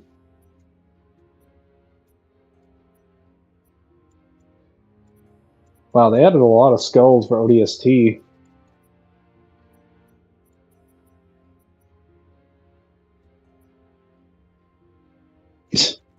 That would make the experience kind of crazy. Giving the Brutes and Rage stuff, Tilt, Tough Luck, and Thunderstorm. Yeah, that's probably enough. There's way too many skulls. Tell me it wouldn't work? I have no idea what you're suggesting. So I can't say if it didn't work or wouldn't work.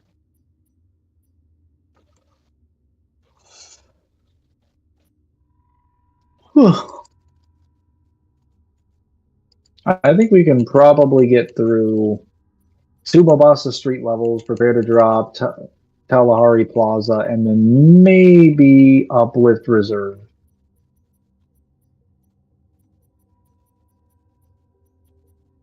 Because the only really difficult mission out of this campaign on the highest difficulty is Coastal Highway.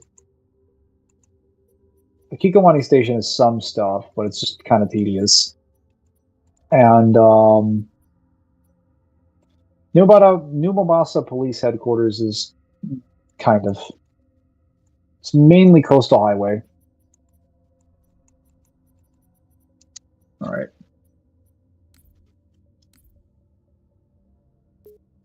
And I still find it crazy how this freaking Skylanders of all versus can speed with some verses. I don't know what that is. Oh, and after the events of, I was going to point out, after the events of Halo 2, when Master Chief is on the Forerunner ship, there's actually a comic that confirms how he gets back to Earth.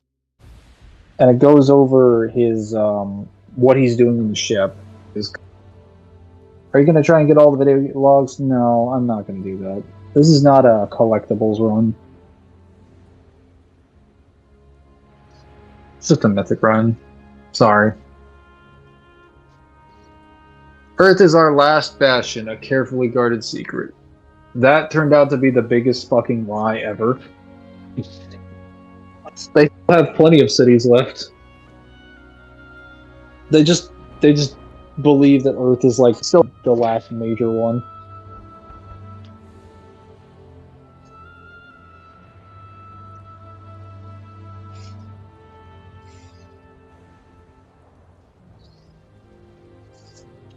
Ugh. Wait, there's no Samaj here. And we're playing ODST. He must not be a fan. Sus. These troopers are the best of the best. Looks at Spartans.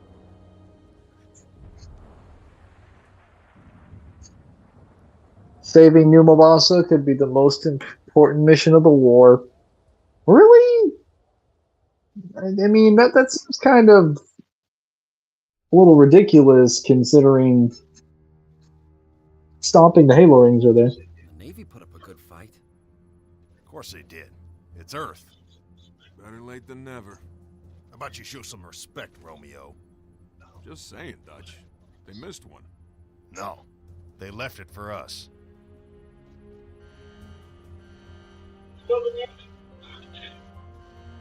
You know the music. Time to dance. Hello, beautiful. Pods. Now.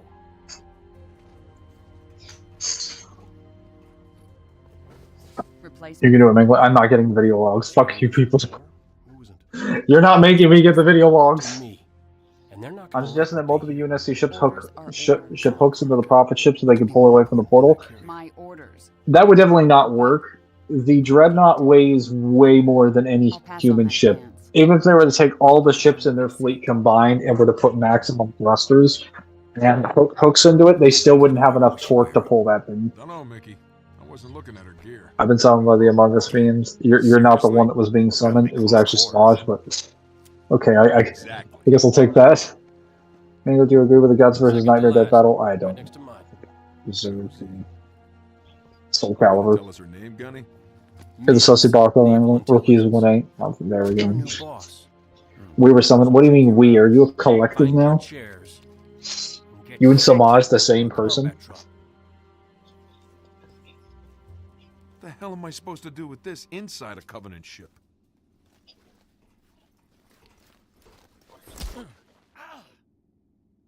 Wake up, Buttercup. Relax, rookie. He don't mean nothing. Besides, now's one of those times. Pays to be the strong, silent type.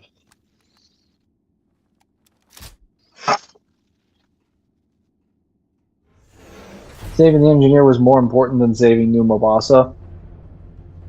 Yeah, but also really silly. Latest intel reports Covenant troops are massing beneath the carrier. They're pulling back? Why? Not gonna find out way up here. We are dropping into hell, troopers! Time to go, pair! Keep in mind, this is the only the second time in the entire Halo series they dropped thousands or hundreds to thousands of ODSTs and lost almost all of them. I take it back. Navy got its butt kicked. Hey, Romeo. Remember when I told you to shut your mouth? Yeah? Consider that a standing... That is a lot of pods. He's one of the best silent protagonists in gaming. Captain, 15 clicks off the deck. I mean, isn't silent protagonism just like the competition for who's the most silent and who happens to have the coolest game? Is that really like Rookie? But we're gonna miss the carrier. Radiation! Covenant just set off a nuke? No, the carrier's going to jump. It's a subspace rupture. You missed it. EMP, losing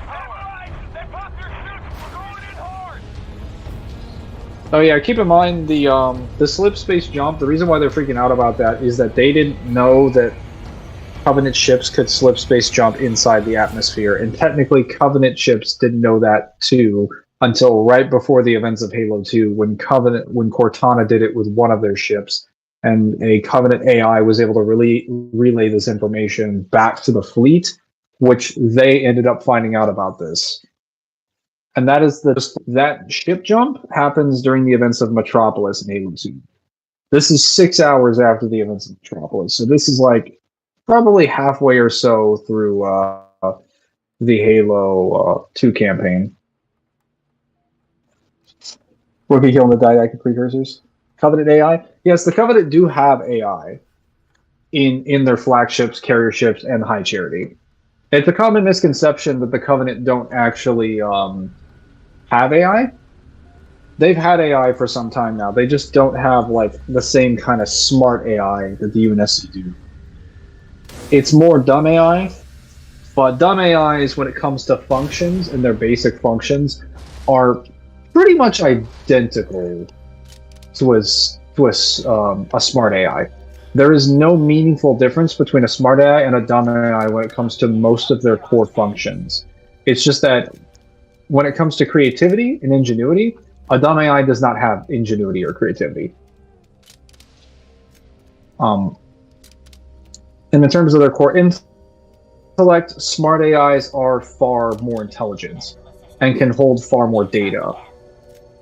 But as an offshoot, or as a I guess a downside, they also suffer rampancy due to their ability to keep obtaining information, which then results in their core matrix losing space and thus processing speed. Whereas dumb AI don't do this, which is why dumb AI theoretically could live indefinitely. Okay.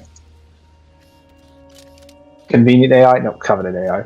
Rookie's the best summer protagonist of all time. Who is even his competition? Fucking like Link and like a bunch of other people. What was an AI doing? Where was an AI during the Gravevine mission in Halo 2? Probably like failing its job. Oh, actually, no. It was fighting Cortana. Because Cortana mentions that the AI is being like really annoying, so she's actively trying to battle it inside of the systems. That's why she's kind of not helping you. Are you sure we're still playing Halo? I'm fairly certain. I live down there. I live on 130 New Mubasa Street. It looks like we're playing COD or Battlefield. The best Halo. I will say that visually, this is one of the best looking Halos for its time. It aged very well.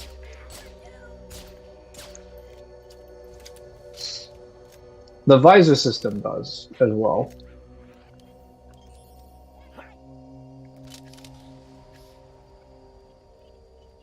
Actually, I don't need to be fighting these guys. I can skip past them.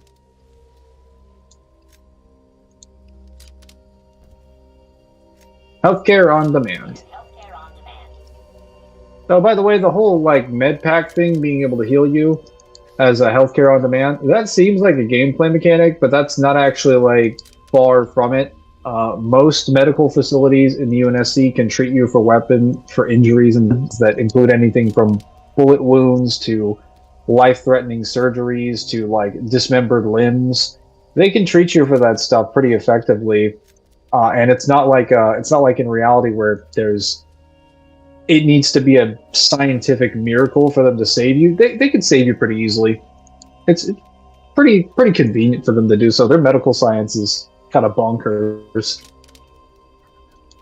Mangler, do you read with the Meta versus Carolina death battle? I don't remember the outcome of that battle, honestly.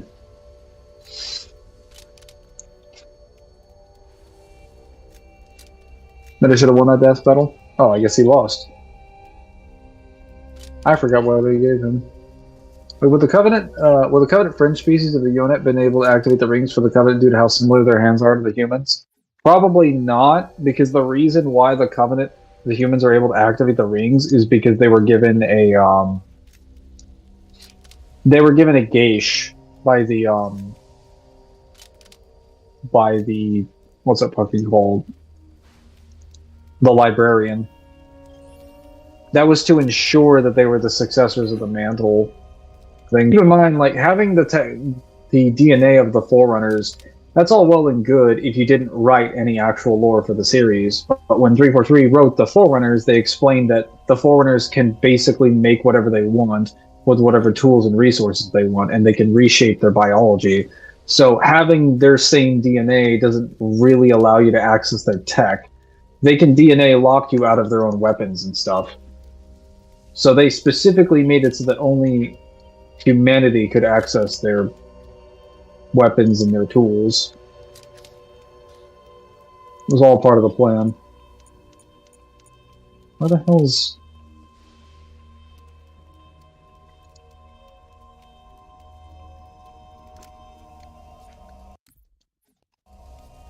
I could have sworn I'm supposed to be right here. Might have to restart this level. I don't know why I didn't bring sex. Mangler figures out the ODST glimpse secret meaning, lol JK. I don't know if I'd be able to do that. I'm not like a zombies YouTuber.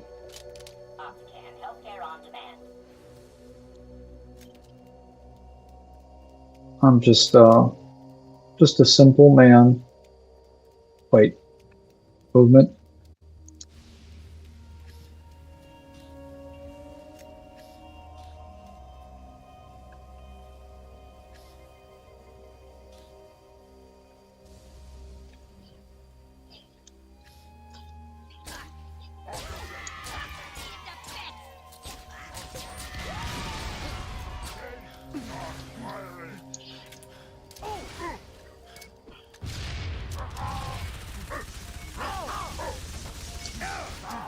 Yeah, I have no weapons to deal with that. I know.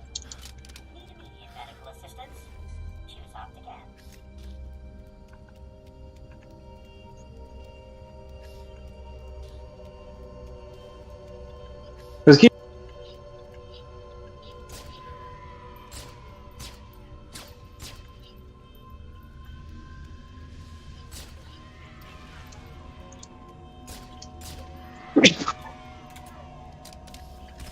Okay. God, the tilt skull is killing me.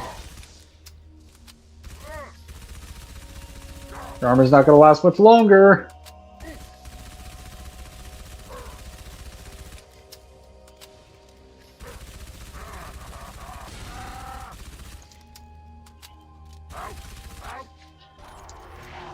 Why would you put down a bubble shield and then jump out of it?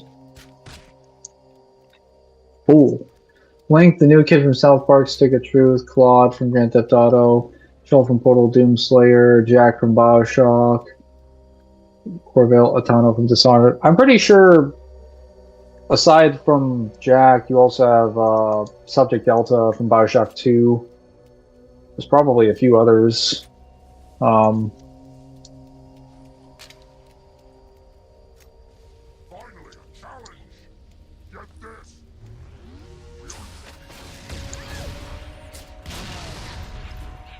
Oh yeah, fun fact. The ODSTs are actually recognized by the Covenant as a pretty significant ground threat. So while they do call it is a pretty known fact that they call Spartans demons, they actually call ODSTs imps. Because they do believe they are threatening enough to deserve their own name, where they don't really call regular humans anything, but they consider ODSTs to be threatening enough that they deserve their own custom label.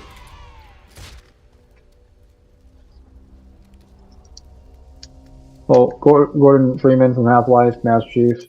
Master Chief's not a silent protagonist, though. He literally talks in the cutscenes.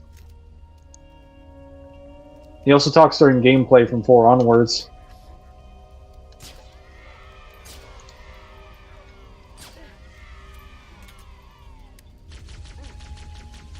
Like, if you talk at all, you've already broken the silent protagonist rule.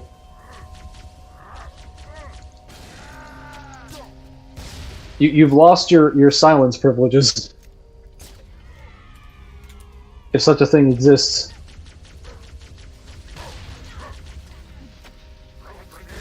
This is also another reason why the brutes are not to replace the elites. Their armor is worse. When their shields go down, they lose all of their armor.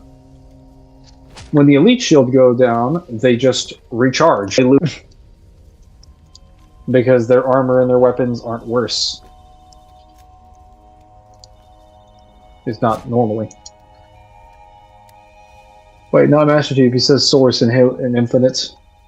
Didn't Gordon Freeman talk in Half-Life 3? Half-Life 3 didn't come out. The script for 3 came out. Claude is 6'11". Claude is 6'7". I actually have evidence for it. I don't know where that is.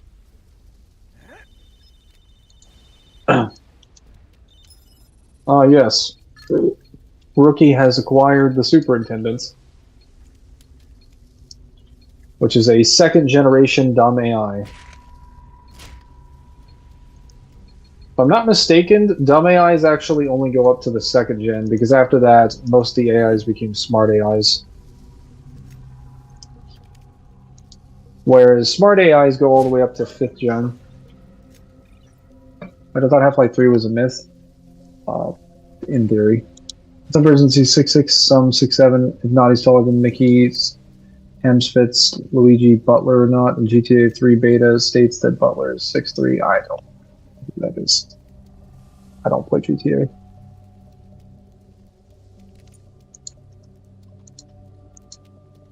Okay, so you have to kill the first couple Covenant troops in order to get the, like the first couple grunt squads in order to get your, thing.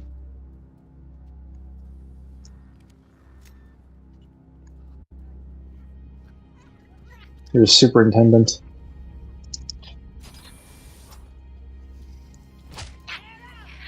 That was kind of bullshit.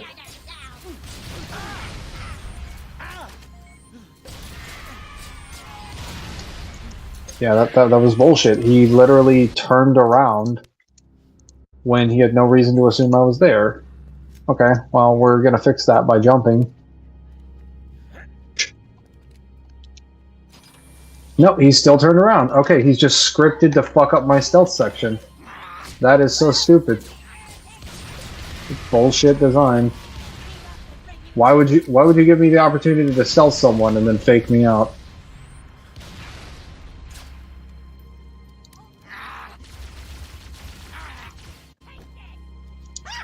Suffer, heretic. Haha.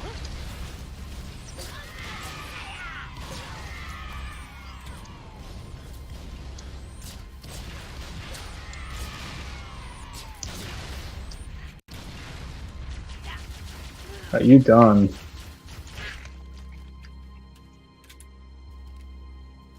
Famous link to the Easter egg. Spartak Lip Easter egg. This area was always weird when I first came across it. It's such a waste. Ruining core game design for an Easter egg. Fuck out of here. I will say that ODST, as far as a gameplay loop, core level design, and enemy deployments, is probably the best one out of the first... Actually, no. The best one out of all the Bungie games that Bungie made. And it was probably the only one that was better than... Actually, I don't want to say better than acceptable. I think Reach was a pretty acceptable Halo game, gameplay-wise. It's pretty good. As was Halo 1. I only really had issues with Halo 2 and Halo 3. And I think reasonably, you can say Reach's 4-weapon box was pretty decent. 3 ODSTs, despite being identical to 3's, is slightly better because the enemy deployments and locations are in closer range. Not to mention, you have multiple weapons in the weapons sandbox that are more available. Beam rifles and carbines are far more common, which means that you get an opportunity for more precision weapons. You get the silenced SMG and the silenced pistol, which means you have more mid-range and long-range weapons. Your spikers and stuff are better in this game because you have the ODST. He's much faster. He's more nimble. Like, everything about how they set up this game with your character model and the level design enhances the experience of 3's and actually makes it really enjoyable. If Mundus decided to create his own version of smart AI, how superior would it be to Cortana and Mendicant Bias? Would it be true intelligence, not artificial? Well, it probably depends on what he wants. I would assume he would want an organic creature. I doubt Mundus would create an artificial intelligence. Which, keep in mind, Cortana and Mendicant Bias have true intelligence. They are truly far more intelligent than than most other beings in existence. It's just they're considered artificial because they weren't born through natural means, but they still exist. They still have a consciousness, a mind, perhaps even a soul. They're still beings. It's just that they're not organic. It really depends on what Mundus wants. If Mundus believes something needs to be organic, then he could make it organic. It would probably be far more intelligent than anything in Halo. Some of the demons actually, a good chunk of demons in Mundus' army have statements according to, Akeda Shinto, that their intelligence is far greater than that of humans.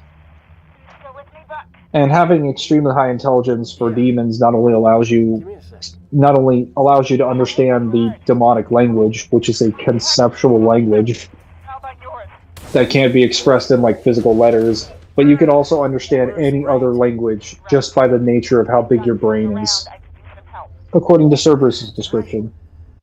Do something wrong, because the only thing I regret about you and me, not knowing you were spooked. So while Halo is certainly nothing to scoff at in terms of its AI, I'd definitely say that the standards that a AI would have to live up to in DMC would be ridiculous, considering the intelligence statements we already have. That was years ago, Veronica. I'm a little fuzzy on the details. Must have met a lot of other saps since then. Why pick me for the safari? In fact, I'm sorry to say, but even Mr. Satan would solo Kratos. That depends on how you scale Satan. Kratos being 6C maxes him exposed to so many characters. Yeah. Waitress okay, fuck the DMR, BR. Okay, so the DMR, in theory, great weapon. Fantastic. In Reach, in the game it was introduced in, not so much. And you guys kind of saw this during my playthrough, but it has way too much bloom. Even in the MCC version, which fixed a little bit of it and improved the frame rate, it's not fantastic. By Halo 4, we have a pretty good DMR. Halo 5, the best DMR. Well, actually, Halo Infinite's DMR is really good, but I'll still say Halo 5's DMR is just fucking heaven. Literal heaven. I'm surprised that didn't just kill me. Yeah, that's right. Approach my position. Approach me.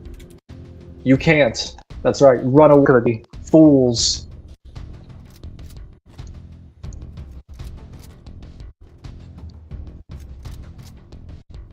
The glyphs are gaming's greatest secret.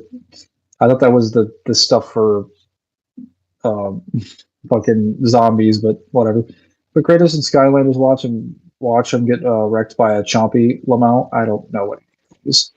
Rookie versus Kratos. Kratos would probably win. Hold on, isn't the Halo cosmology like high 1B or something? So shouldn't the robots scale much higher than 1 DMC? Okay, so scaling to an 11-dimensional construct doesn't make you high 1B. I'm pretty sure that's just pretty sure this is 1B.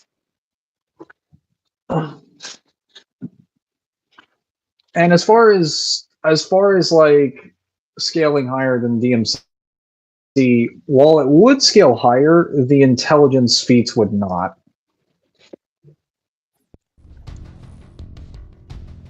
Especially considering the feats of intelligence that humans in DMC can perform with technology is not only on par with some of the stuff the Foreigners can do, it even exceeds them. Because there's a limited capacity for how the Foreigners can interact with time, though it certainly doesn't seem like that considering the bullshit technology they do have. Whereas humans can basically make constructs that control demonic energy, which pretty much allows them to do whatever they want with time, completely transcending it, going beyond it, sending objects forward and backwards in time, creating like devices that have dense time-space energies that can manipulate the very flow of it. They have more versatile and effective forms of like stuff that affects reality than the Foreigners do. And I say that knowing fully well that the Foreigners have like an entire system of technology based off of quantum energy, which is just energy that manipulates the fabric of the universe. So it is rather ridiculous. They're both incredibly impressive. It's just DMC's technology is just better because it has better feats and it has more consistent examples of being better. Okay, we need a plasma pistol. The assault rifle is nice, but it's currently nothing. Oh, the needler. Oh wait, no, the needler has no ammo. Where you go?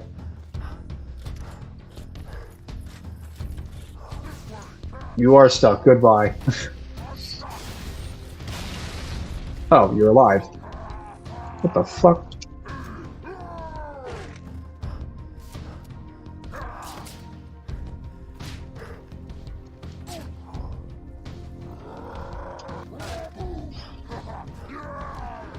Oh yeah, I've never played this game with Pinata on. It is weird seeing spike grenades just come flying off of a brute. That is super strange. Who would win, a Scorpion tank or a small Metal Gear? I don't know what a Metal Gear skills do. DMR was made a wreck weapon in DMC in Warzone. A wreck weapon that was accessible at like low requisition resources. Like you could make it with I think 2 or 3 requisition, and it didn't require any sort of like special stuff. Actually, I could be wrong about that because technically you can get the SMG, the battle rifle. What is it? The SMG, the battle rifle, the pistol, DMR, and the assault rifle in 5 during Warzone in the early games of Warzone. I need more needler ammo. A needler.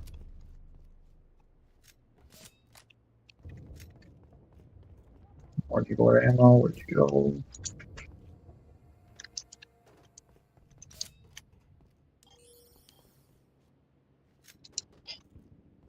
Checkpoint system is already better than Halo 2's. Nope. I saw your pod hit. You're one lucky SOB. See any more come down? Ah, negative. But I didn't see much of anything after that flash. But listen, some of these... It's funny how in ODST can kill a brute with melee hits. Yep, gameplay logic. In lore, they get ripped apart. In gameplay, nah, fam. I hit him like 4 times, and his life just drained from his body.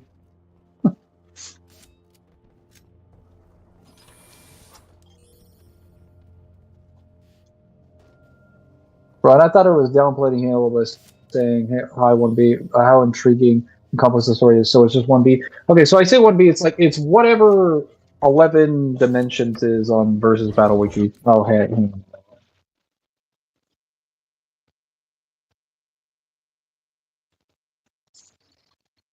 Oh no, my charge is going down.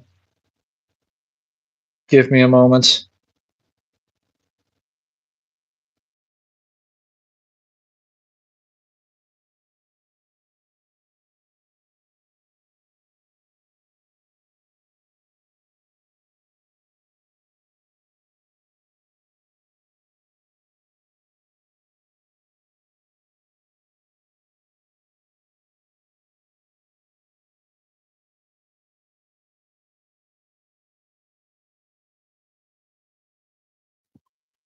Okay.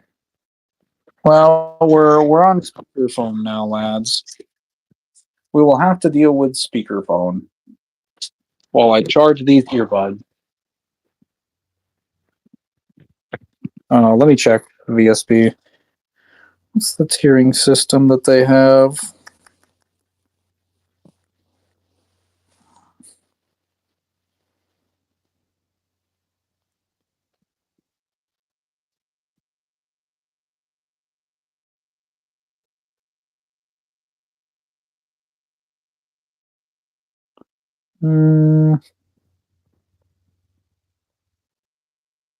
Damn, it is so laggy.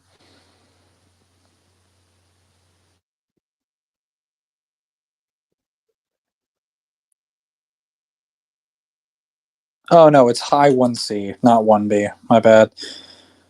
1B is when you get to 12D.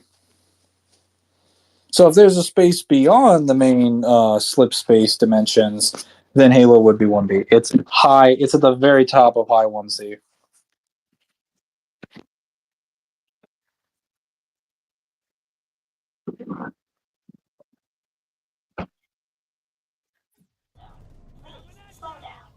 What the hell happened here?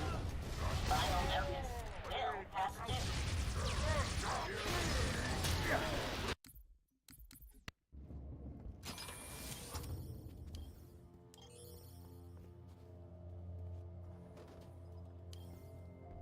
School zone. Please slow down. What the hell happened here? Final notice. Bill past due. Whoever decided to switch the reload button from X to right bumper, fuck you, that was a mistake. That never should have been made.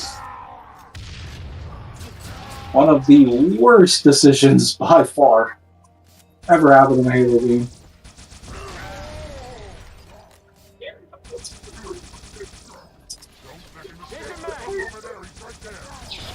And he randomly came up with me. Public. Horrible.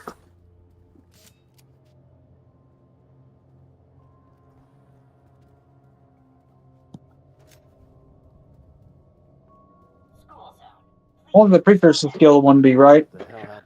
The precursors can in their natural forms, but Forerunners can get there with technology and technically Cortana scales to it when she's in the domain. Final notice. Bill past due. Also, in Halo, technically any UNSC ship or any slip space faring ship can make a bubble that allows them to travel up to a 11th dimensional space.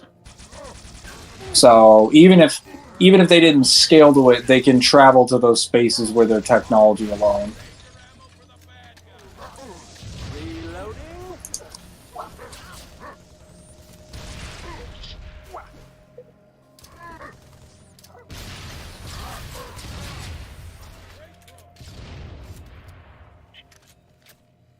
So it's primarily the precursors, the Forerunners, the Flood in certain circumstances, and Cortana in the domain.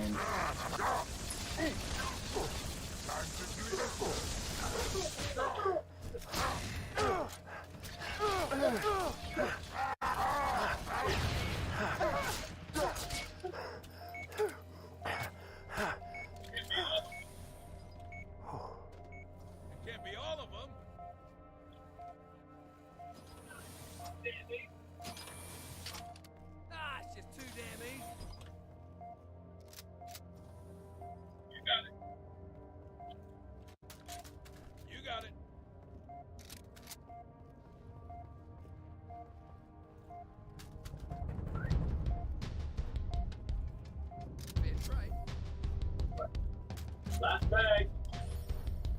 What? Last mag.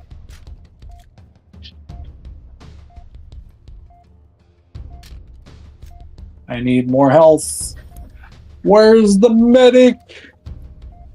11D on versus battle is just high, low C, low 1B. If we're able to not find 90 scans, we can get them back with a bit of wank. Not really. It's more like it wouldn't really be wank to put DMC at high 1C if you thought the 90 scans were there, because the 90 scan only refers to the soul being that. The demon world is significantly more powerful than the soul is. And when we talk about DMC being tier 1, We're talking about bare minimum the demon world. The Qlifoth and the Primordial Chaos are a higher space than that. Anything that you think the demon world would qualify, there are higher places in the cosmology than just that. But like that and people like the Demon Kings can affect the entire multiverse, which includes an infinite number of those demon worlds. So you're talking about a significantly larger cosmology in scale.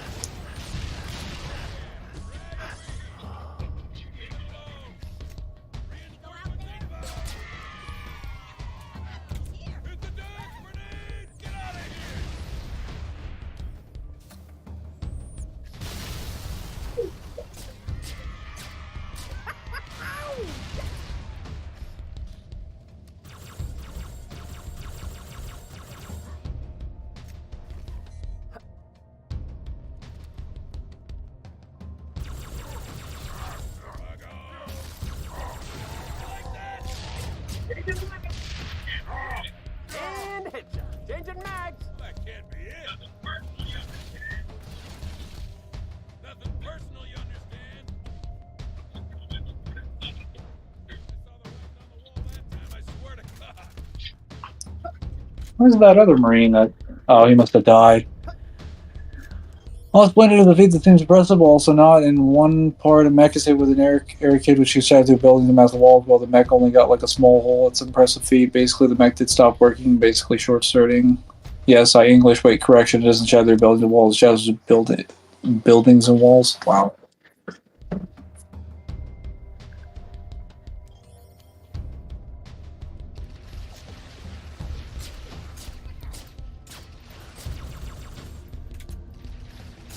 How?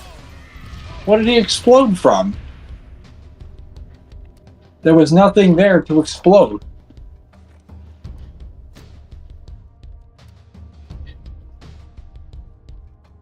I find it funny how I asked on the official Discord for PC if anyone went through Bloodfest, and all they said is, what is Bloodfest? You're expecting the average DMC fan to know what content is in most of their games? For a mobile game? That was your mistake. You have to understand, most communities don't understand the content that they have in their source material. It doesn't matter what platform is on that. Most communities are generally, like, unless they have a site where all of their stuff is logged, they're generally unreliable when it comes to finding information. You have to find someone who typically does it as a habit. Ooh. Give me that pistol. Oh, yeah. All right.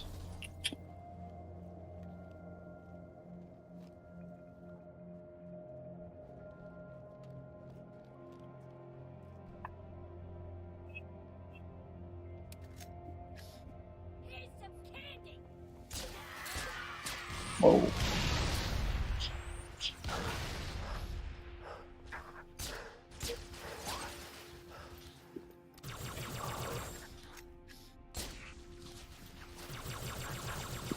I am back from a dead battery and having a haircut. So now, I am here to help you. Oh, yes. Wonderful. The first thing I need you to do is throw me another magazine. I've got you.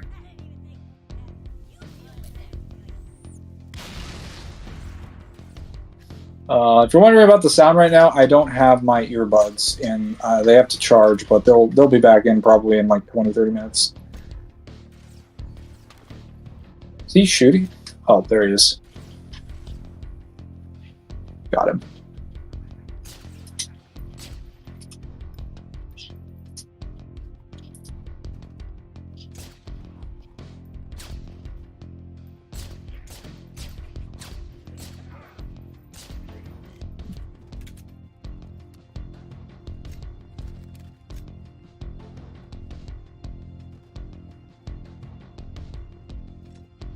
Saw how powerful is Chuck video, as in Chuck from Supernatural. They say you could get him from low multi to low complex multi. less complex. Or I don't know what? where complex comes from. Like, guys, you understand that being above a multiverse doesn't make you like low 1C. You have to prove it's a higher space above the multiverse. Like, being stronger than a multiverse doesn't make you 5D. There's something I should know. He's definitely multiverse plus, but complex multi, unless there's something in the novels. Shit. I mean, there are 15 novels. Maybe there is something. Look,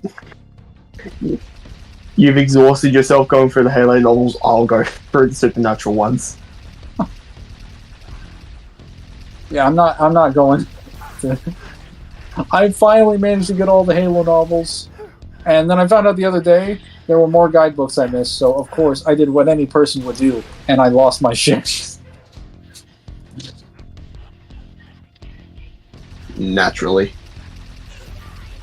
Because like the thing that pisses me off about Halo sometimes is that they reprint the editions of the guidebooks, which in theory that's a great economic practice, and it's fantastic for 99.9% of the community, except for that 0.1% of the people that have to collect it to get the information, and then they figure out there's multiple versions and they realize they might have wasted their money. So just me. Oh my god, these fucking grunts are insane. Yes, I've enjoyed my week off from research, so I'll be starting research on the next video coming my Monday. Oh, nice. You die? Finally. I need to go get some health. If a mech can take building level attacks without taking much damage physically, but it also stops working, would you still give it building level durability? I'd probably give it a lower grade of that. Because if it stops working, okay, it kind of depends on how many attacks or things it took. Because if it took multiple, then you could probably just say it's probably weaker in that scale then. Everything is a measuring contest. Because everything's about how many numbers or how much force or something can be applied until something stops working.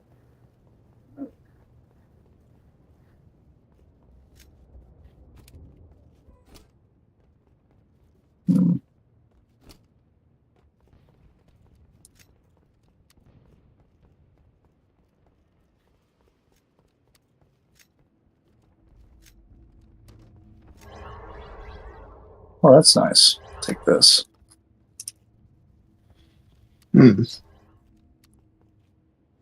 Hey, Kyle, did you know that the humans in Halo have the ability to fight for, like, at least when they're in good shape and physically fit, they can apparently fight for days on end without any sleep.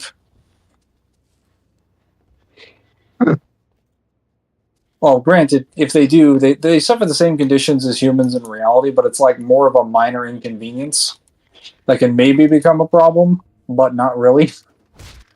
And if they're worried about that problem, they can just apply stim packs, which just allow them to fight for days on end with no lapses in, sleep. Because they'll still have the lapses like we do. It's just not really as much of a problem. Trooper, we're pinned down. Cut through this building. Hit him from behind.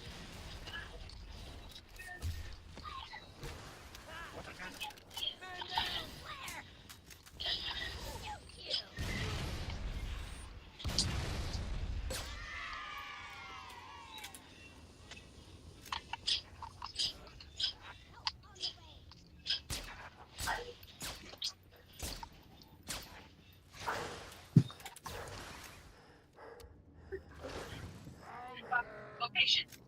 Almost there. What's wrong? Buck, location. Almost there. What's wrong? Multiple hostiles closing on my position. Listen carefully. If I don't make it... Whoa! Hang on. I'll be right there. Too late. They spotted me. Damn it, no! Veronica! Talk to me! Don't move! I'm coming, you hear? You have a question from Red Dusk in the chat. Do I? You do.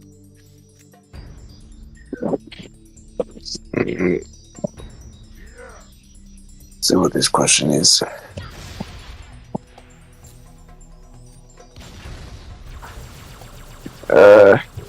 You said in order for Ruby to get wrapped up in the next volume, Team Ruby would have had to get brought back in time. That means the last scene in Volume 9 would have to be retconned. I'm saying the easiest way that they can wrap up the season, the quickest. It's not the only way they can do it. It's just what would be the least, like, jarring story-wise, but I don't think that's really going to matter. I don't think Season 10's ever coming.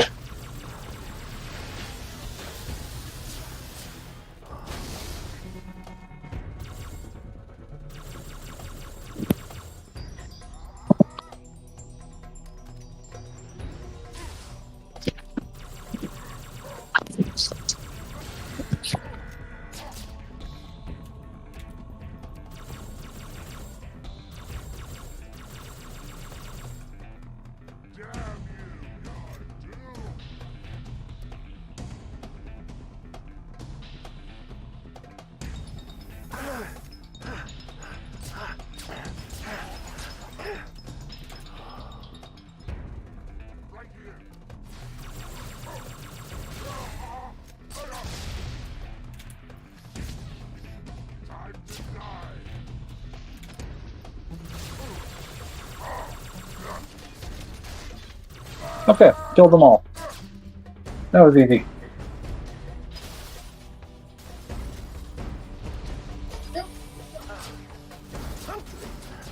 No, I do not have time for this!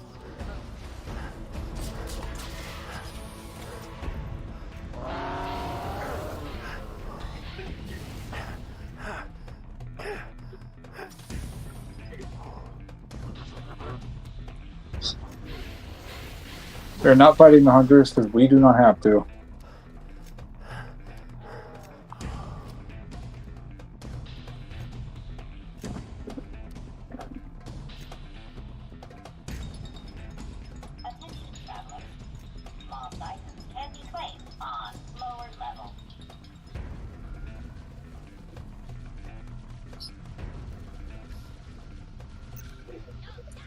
Did that really kill me? What the hell?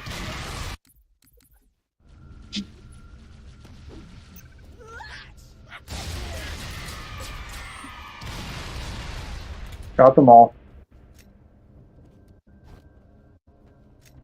Alright, this is the end of the mission, I believe. I'm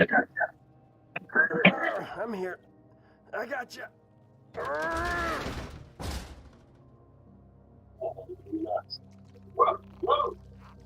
Oh, nuts. Whoa, whoa! Whoa! Whoa!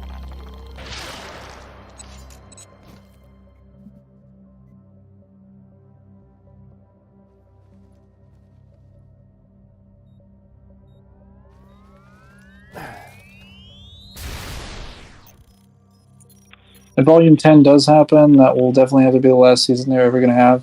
They have to wrap up the story. If not, they would have to end the series with a book.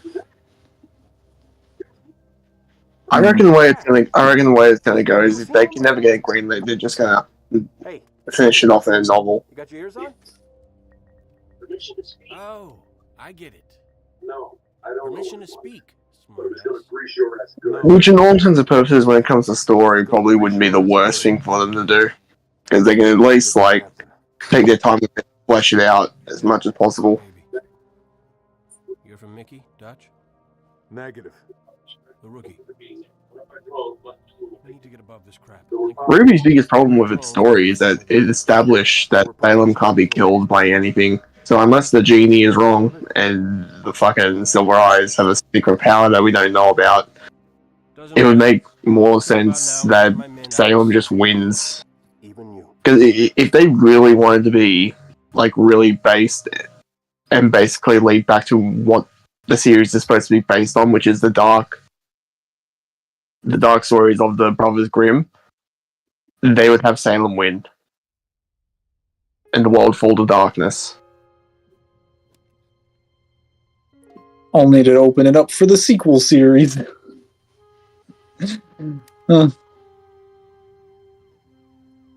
They could just go the Attack on Titan route, where they just establish that like the whole meaning of what you were doing was technically meaningless because it was always going to be darkness anyway. I don't know if people would be satisfied with that, but it would make sense within the world that you've told me about for Ruby.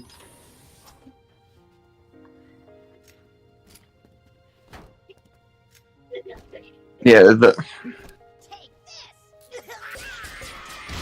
that might work, but that's always been Ruby's, like, the final nail in the coffin, when they had the all-knowing genie basically tell the entire cast that she can't be killed. It's just like, well, okay, then you either have to come up with a bullshit ending, find a way to seal her, or have her win.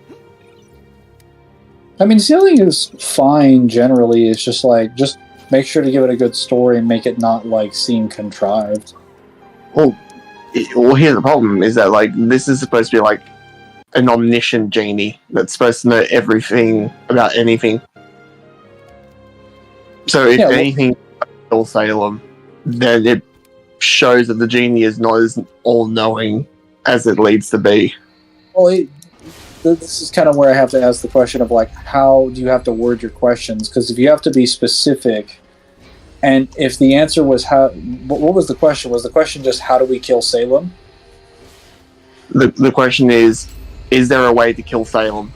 Yeah. Okay. So then I can sort of understand why. If they had worded their question as "Is there a way to defeat Salem?" they probably would have gotten more answers. Because when you say kill, that implies, do physical damage or something of that nature. Whereas sealing, depending on the verse, isn't really killing. It's more just like putting you in a state of suspended animation. You want to know what the real kicker is? Is that for being the big bad, Salem's not even the strongest character on like her faction. What? Yeah, she gets absolutely bodied by Hazel, and the only reason why she comes back and wins is because of her immortality and healing factor. That's silly.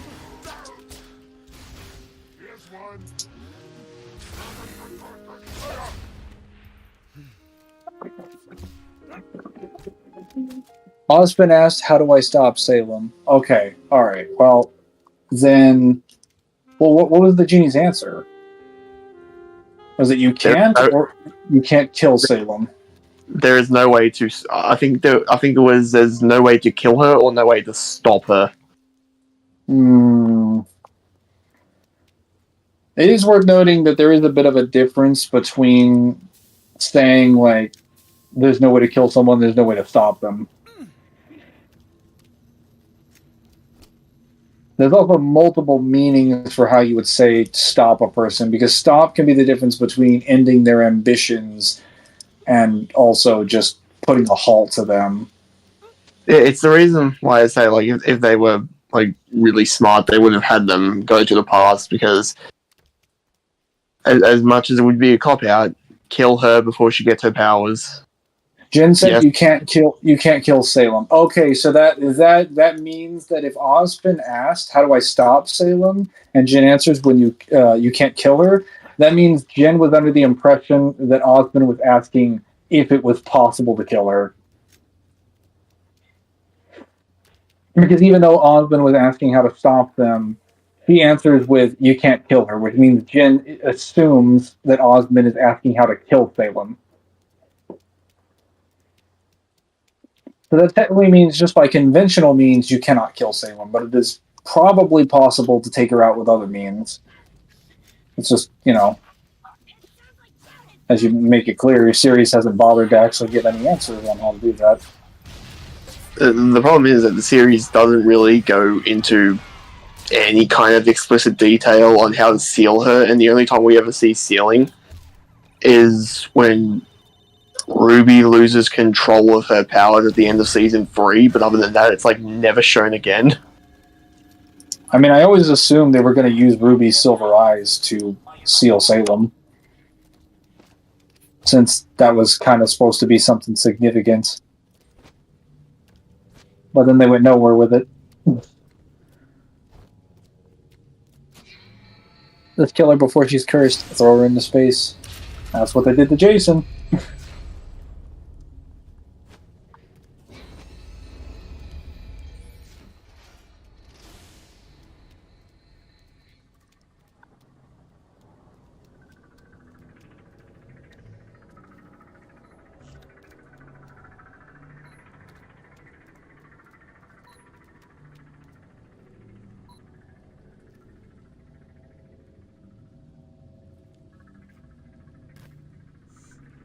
I found a drone fighter optics.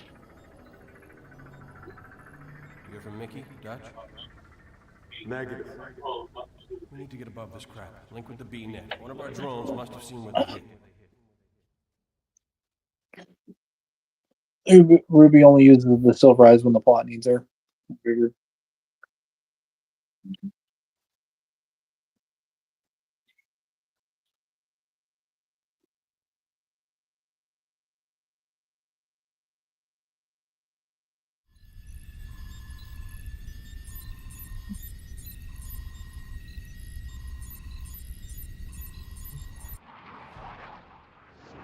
Good hunting, boys. Good hunting, boys. I'm keeping my boots on the ground. Time for Uplift Reserve. Well, how many missions are in Halo 3 ODST? Let me think. You have Kalahari Plaza, Uplift Reserve, Kazingo Boulevard, Oni Alpha Site, NYPD Headquarters, what is it? Tikawani Station, Data Hive, and Coastal Highway. So there's technically 8 full missions. And then between all of the interim Mombasa Street missions, you can technically say between that, there's maybe like 8.5 to 9. But most of rookie sections would just be stealth and like walking. Well, full actual sections, not really like walking sections. You're doing things, but you're just moving from one location. Trooper, over here. Help us secure this vehicle.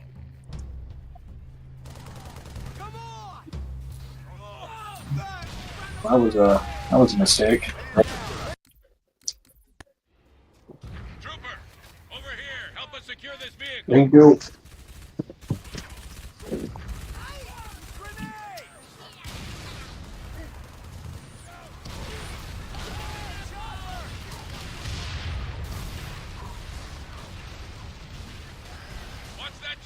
I literally just got put in the red by the fucking AI.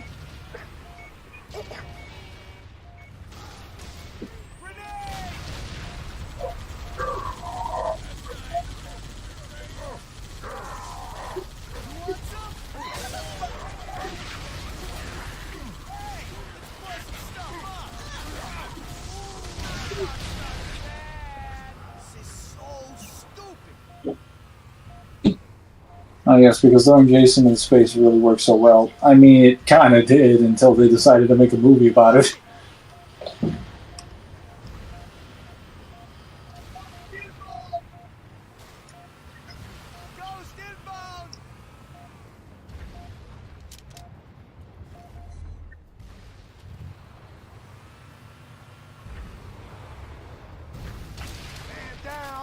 Damn it. Trooper, over here. Help us secure this vehicle.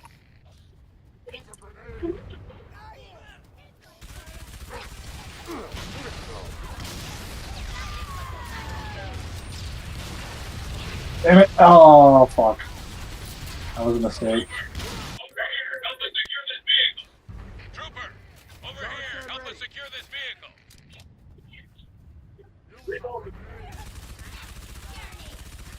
Reloading.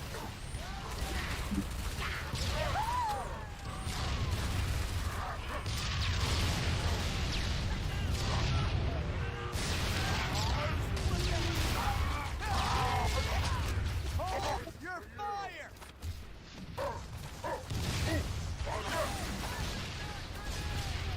I thought they'd say hold your fire and then proceed to throw frag grenades at me. Thanks for the assist, Trooper. Get this warthog moving. Our CO needs us to clear this sector. Affirmative.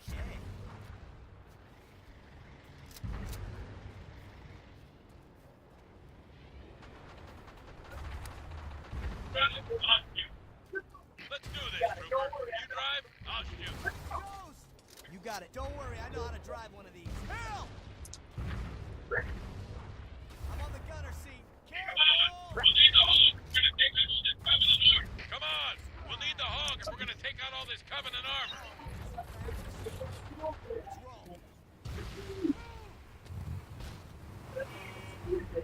Go ahead, Trooper. Get the warthog Get the warthog and watch that chopper. Hit it head on and it'll tear us to pieces. Alright, here we go.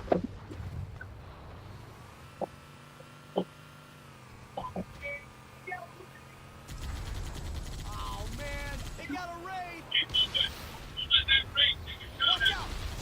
moving. Don't let that race take a shot at us.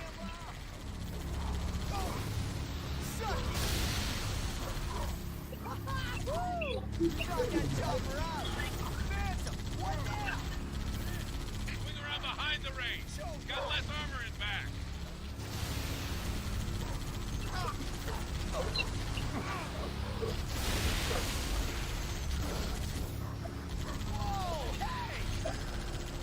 This right here is why I signed up.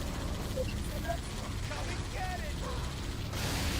You are friggin' dead. Ouch! Careful!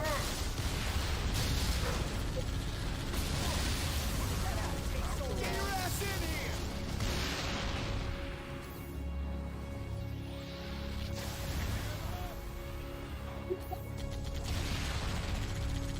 Hey, can you tell if I'm hitting anything? There we go.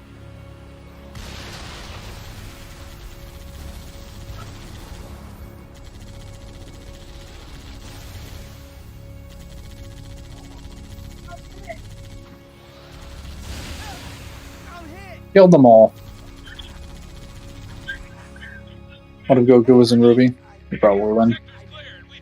Who would win, Spartan 2 or Agent Texas? Spartan 2s. Easily. They would beat really any freelancer in Red vs. Blue because for some reason the characters in Red vs. Blue, even though they wear Mjolnir suits, do not wear energy shields. And they don't have nearly as much training or nearly as much, like, impressive stuff. They also, like, their verse, well, like, how can I say this? Like,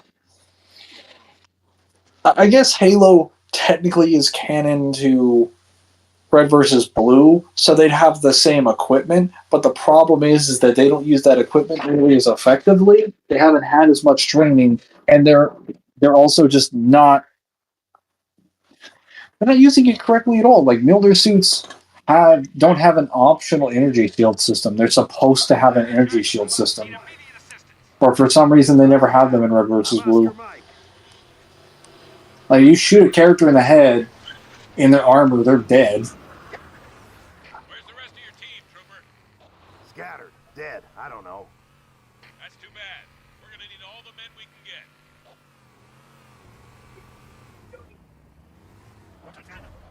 Bad guy, shoot him!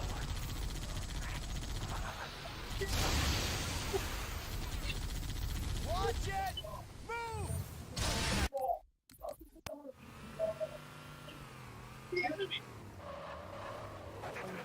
It's the enemy!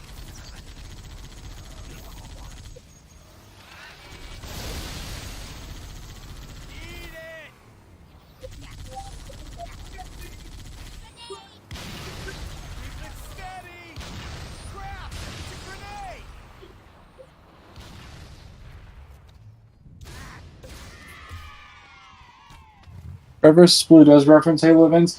It does, but it doesn't like. The point I'm making is that it doesn't like. It doesn't represent the technology of the Haloverse as accurately as Halo does on its own.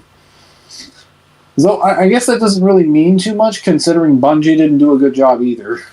So I can't really blame a community-created project for doing. Actually, no. Now that I think about it, Red vs. Blue might have done a better job representing stuff than Bungie did, because they didn't have millions and millions of dollars at their disposal and an entire Halo Bible to work with, and still fuck up. They made some minor mistakes here and there. Oh. It doesn't really help though. For most of the freelancers, most of their impressive stuff comes from when they're paired up with an AI. Well, that part is accurate. Like, when you compare a Spartan or someone in Mjolnir armor with an AI, it drastically enhances what they're capable of normally. Not just their tactical decisions, but it can also enhance their actual reflex speeds. And it does allow them to run equipment far more effectively. So that is true. It's just they make it sound like running equipment in the Mjolnir suit just like makes you just run out of speed incredibly fast. Like, you would just like collapse, and it's like, that's not true. Any person who's in a Mjolnir suit by lore is augmented. But I think the lore of Red versus Blue is basically that most of the people who are in there are just like normal humans. Which is kind of why I say that even though like Halo's canon to Red versus Blue, they play it very fast and loose, because technically everything about how they portray the Mjolnir systems are completely inaccurate. A normal person cannot go inside the Mjolnir suit. If you try to move your arm in the Mjolnir suit, it will literally rip it out of its socket, and you'll probably just die in like 5 seconds. Because the moment you decide to move, not only does it move with incredible force, the Mjolnir suit reads your thoughts before they even pop into your consciousness. It acts on mere instinct and on what it is you want. So before you're even aware of what it is that you're doing that thing. This is why when they tested this with Marines and they had the arms move, it would just rip their arms out of their sockets. Because their physical bodies were not capable of withstanding the force of the Mjolnir suit moving at the speed that it was. And from everything that I've been told about the Red vs. Blue soldiers, and everything that I've seen when I've watched the series through at least 2 or 3 times, they're just normal people.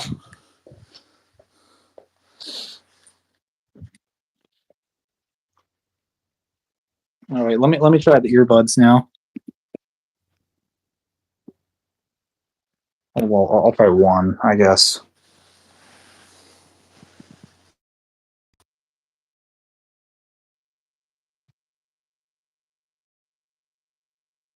Hello. Yes. It's important. Yeah, just in general, that's definitely not how Mjolnir works. I can assure you.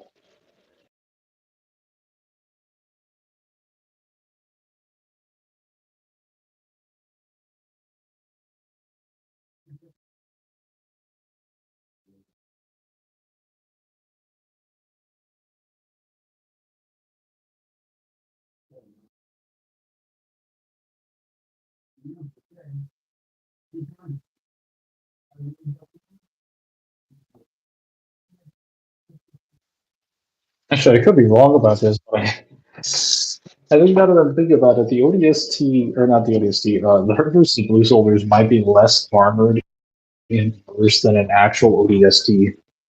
Because it seems like even so in lore, if you were to try and shoot a Spartan in their helmets, even without their shield on, while the UNSC weapons can go through the Mjolnir armor suits, unless it's at close range, it usually takes more than a few shots to actually go through their helmet. So the fact that it can go through means their armor is even less durable in Red versus Blue than in Halo.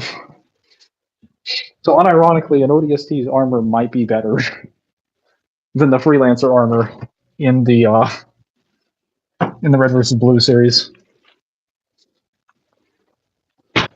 That's just so weird to me.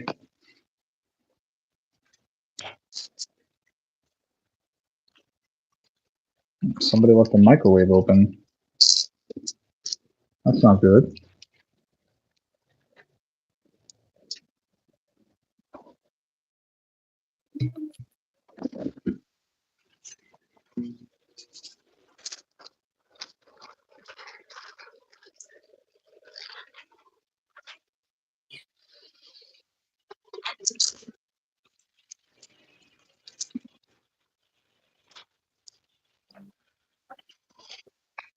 Oh, yeah. Kyle, did you buy Tekken 8?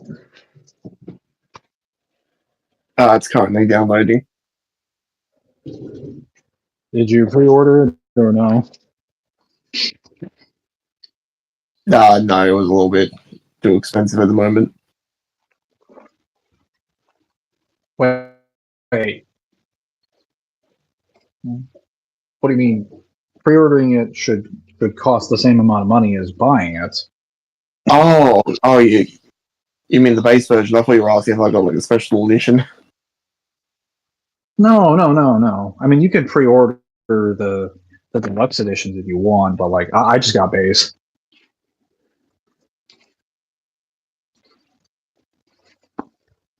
Well, I don't believe in paying more than $12 or $15 for a season pass, and what they'd be asking me for would basically be $30 for that.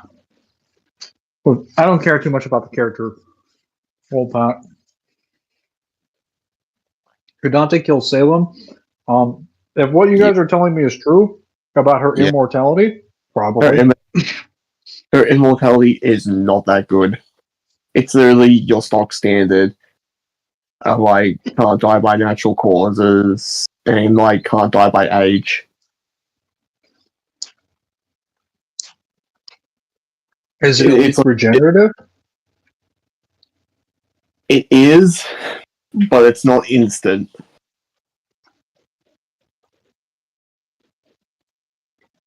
That's kind of trash. Like, the easiest way I can put it is that you'll probably have an easier time finding demons that... Actually, no. Like, pretty much all the demons in DMC would have better immortality. Yeah.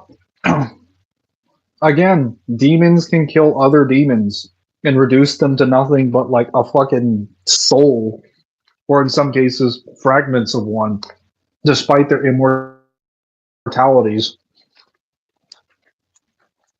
She would die to a lesser demon. Oh, again, there's nothing wrong with that. Lesser demons in Devil May Cry are a little silly. Just a little bit. Okay.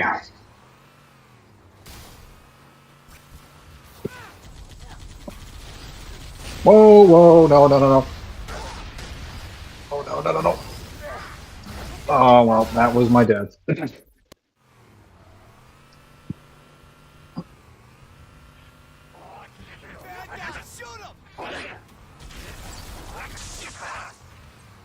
Watch out!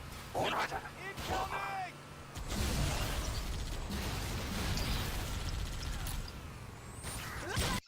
I love how the Marines just instinctively realize, hey, we need to get out the moment a plasma grenade hits. And then, my dumbass, nope, I got this, guys. Plasma grenade on the driver's seat, barely an inconvenience.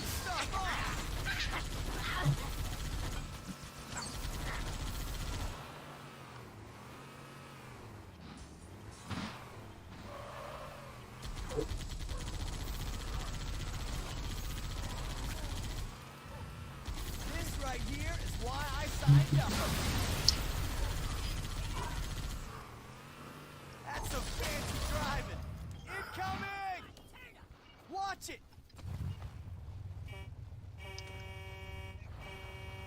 Yeah, I just checked out the Versus wiki page. Do you want me to tell you what her regeneration is? Sure. Regeneration, low godly, due to the curse placed on her by the gods preventing her soul from reaching the afterlife. Salem is completely immortal, allowing her to regenerate from any kind of physical damage so long as Remnant exists. This includes regenerating from a sphere of energy, being reduced to ash twice, crushed by a meteor, countless failed suicide attempts, and even falling into the pools of Grim, which were described as both force of pure destruction and pools of annihilation. So basically, any casual attack from fucking Dante would erase her soul. Is soul manipulation even prominent in Red vs. Blue? Or not Red vs. Blue, or Ruby? It's non-existent. Oh, well then, like, literally any soul-based attack in any verse would probably... Yeah, it sounds like her ability is tied to her soul, so if you can fuck with the soul, you've won. Well, so what you described is that basically the thing that makes her immortal is it's kind of like immortality is being used as a general term to describe the fact that she just won't die. It's the phenomenon of her not dying rather than her condition. How do I put it? It sounds more like it's more like she can't die because she's banished from death. Due to the gods. She's banished from the afterlife. Her soul won't go to the afterlife, and that's considered a true death. It's like, okay, well then that means like if someone can extract your soul, then you'll just die. So, I mean, I'm assuming the curse would just stop functioning then. Well, here's the problem as well: is that like would that immortality even carry over in like cross versus matchups? Because if it's tied to being like while you're in Remnant, then you'd have to have the base fight take place in Remnant then. I mean, that would be fine. I think most people would be able to accept that or those concessions, but they'd probably also have to point out that if we were to have this fight, any soul manipulation would rip her from her body and would stop the curse immediately. So, assuming they were to allow it outside of Remnant, there would have to be some concessions given. Which already, that has a massive weakness, so I can imagine any concessions would probably just throttle her. This already sounds like a pretty huge weakness.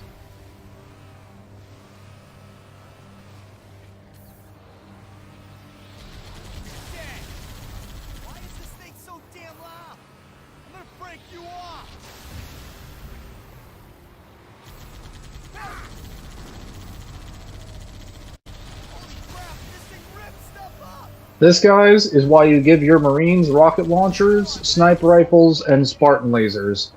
They will delete everything and anything within the weapon's effective damage radius. And they have infinite ammo, so they will never stop firing until the target is dead. Is it over yet?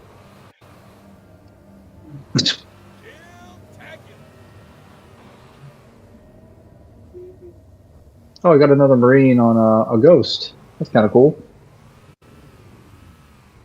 As a fanfiction story of Dante being a rivet, at some point he meets Salem and he decides to extract the grim corruption out of her. He honestly could do that. He could just throw rebellion at her and that would separate her soul from her body. Or he could literally corruption from her. He could literally just double trigger for like 1 second and like transform her soul into a demon.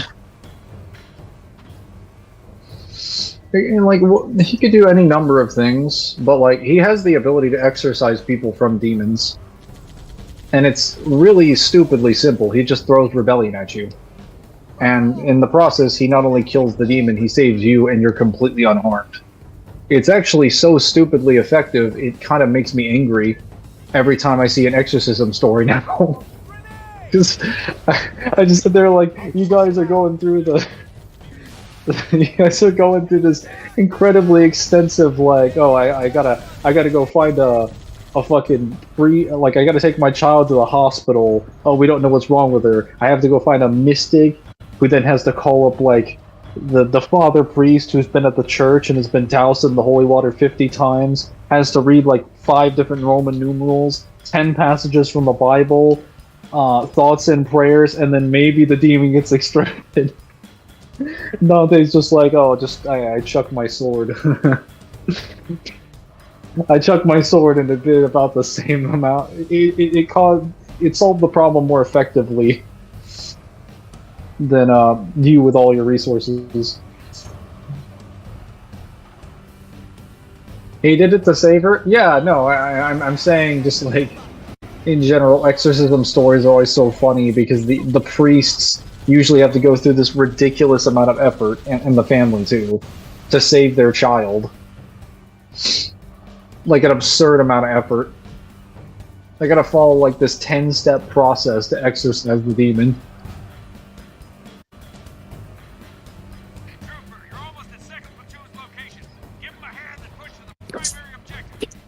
What is the objective, Colonel? You know the Covenant carrier that slipped away from the city? We need to secure its old LZ. Snatch a Tier 1 asset. I'm aware characters like Tex are only human when she can kick metal doors off their hinges, punch through metal doors, and punch a boulder bigger than her so hard it's sent flying. Well, the original Tex wasn't. The Tex in the games is a robot or a AI inhabiting like a suit. Well, this is where you have to like, if you use text, you either use what was essentially supposed to be text, or you use the AI. They're not mutually exclusive because the AI is actually weaker than the original. Well, technically not. Like the AI. So when I say the original, I'm referring to the original text, the person she was based off of. Like, the text from seasons 1 through 6, that is the same person as the text is from seasons 7 through 9. It's the same one. It's just that, like, what you're dealing with is just, like, I think a backup of her aim. Oh god, they finally fucking died.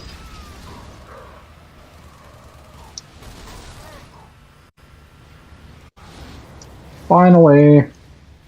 Yeah, when I snuck a peek at the fucking Salem page, they somehow got her to island level. That's very interesting. I would actually like to know how the fuck they got Ruby to fucking island level. Oh, you'll find out. Nobody cross my stream. Like, the best I've seen is, like, you potentially have, like, a city level durability feat because of Neo and anyone who scales to Neo.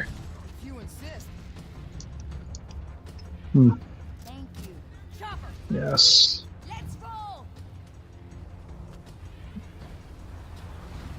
Are you fucking shitting me?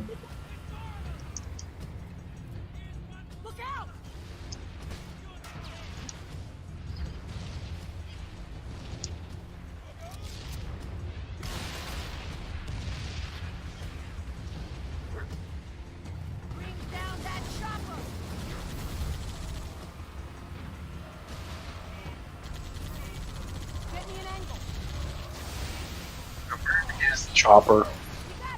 This is a good firefight mission. Oh, hello, Samaj. Yeah, we're running through the campaign. We'll be done with Dutch's mission. We're about to do Mickey's mission next. Then after that, another Dutch mission. Then I think a Romeo mission. Then Buck. I just want to get the Data Hive, because honestly, my favorite mission of a campaign is probably Data Hive. Uplift Reserve is nice, but it's mostly just a vehicle section. Like, you're on a vehicle the entire time. Good controls, great gameplay, but, like, I prefer to be on the ground.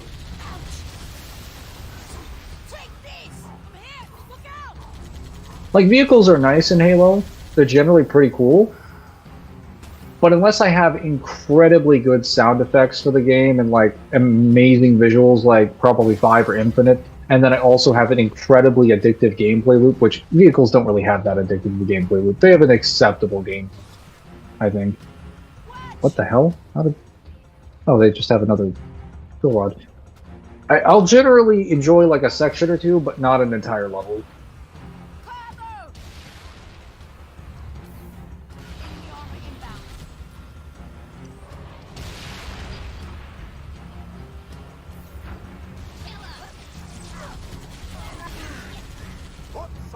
Didn't see you there.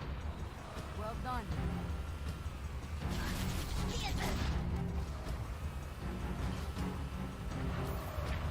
Move it!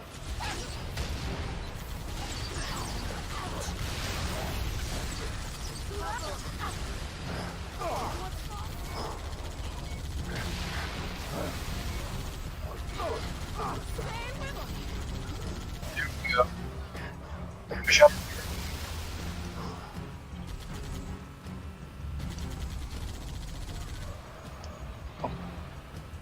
Shit. Oh,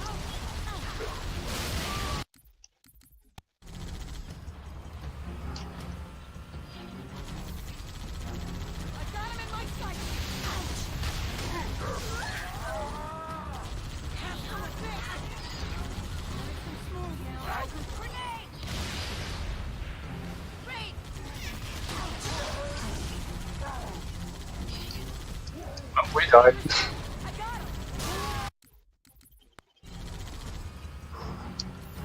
That fucking rock.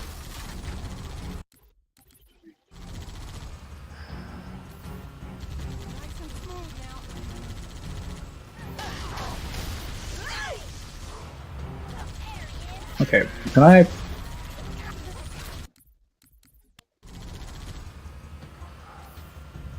got him in my sight.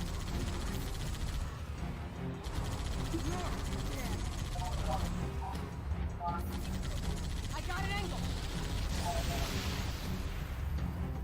There we go. That was annoying.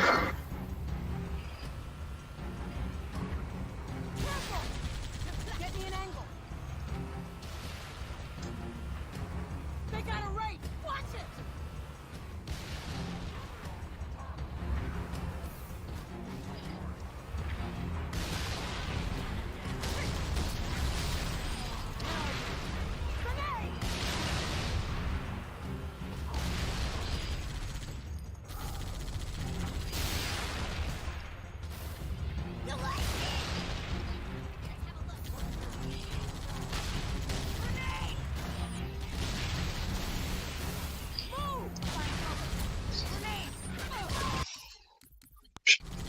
Red folders. Thing.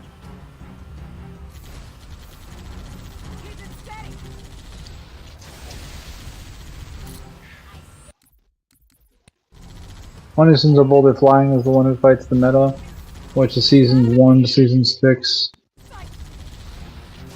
What?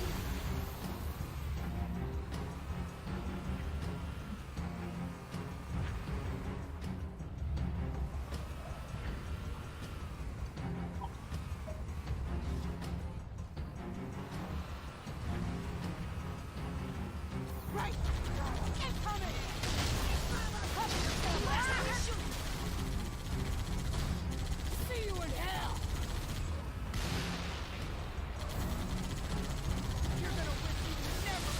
Got him.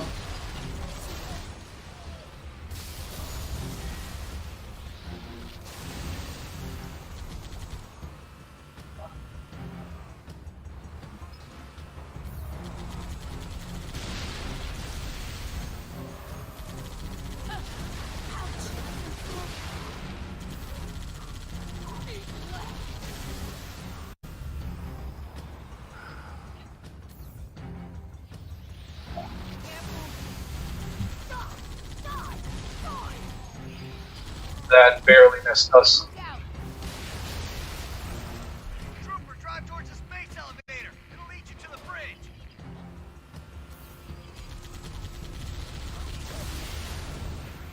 We all clear?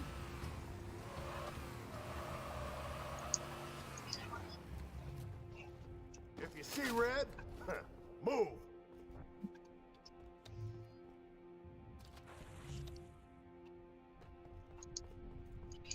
I think this is halfway through the mission. Off we go. Text Mangler, you have a short memory. Look, the elevator. Incoming!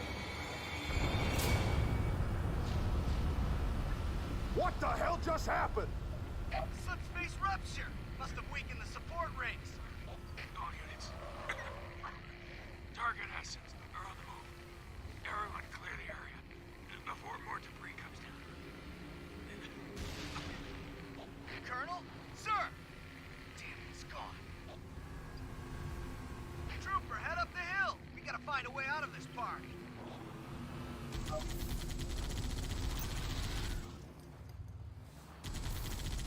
Come and get it!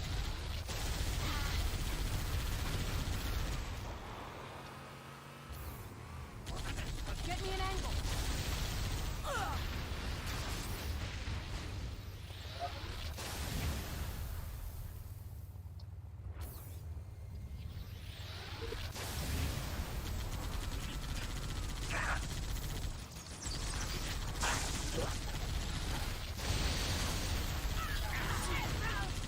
I got it! Now you...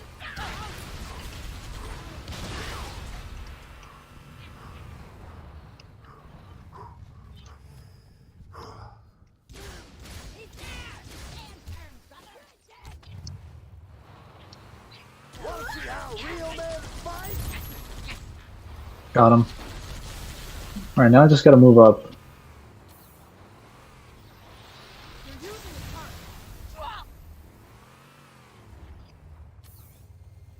Turrets are down now.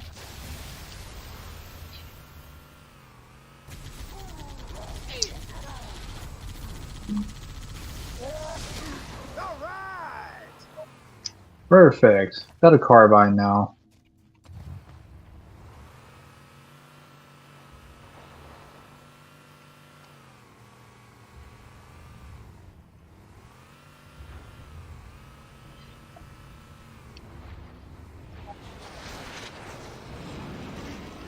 There should be one more raid section up here.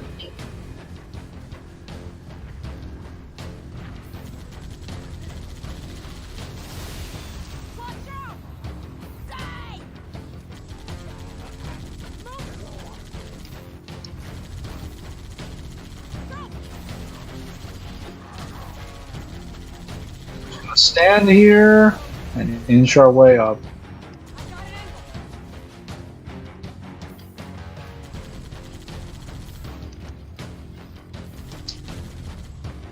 Not going to plan, don't ram it.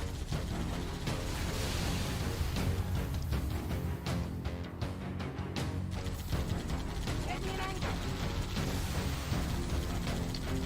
Suck it down! Reloading.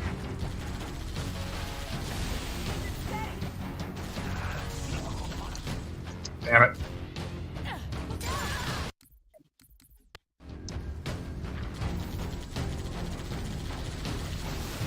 Careful! Keep it steady! I got him!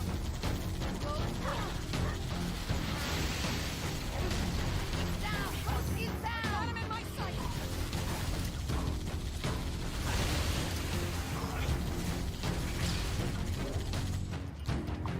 Bim bam and a brain pad.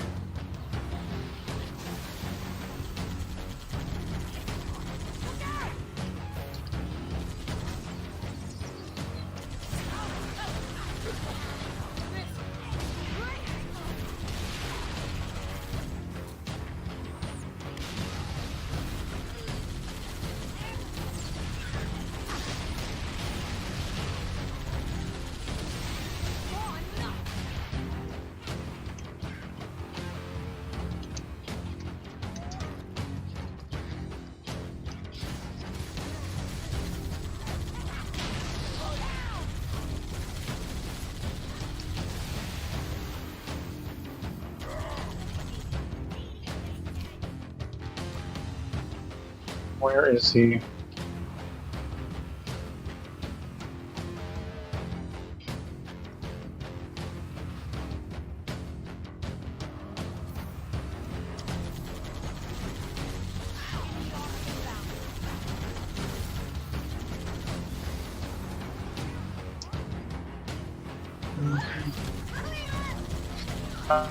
Alright. All the Covenant troops in this area have been eliminated.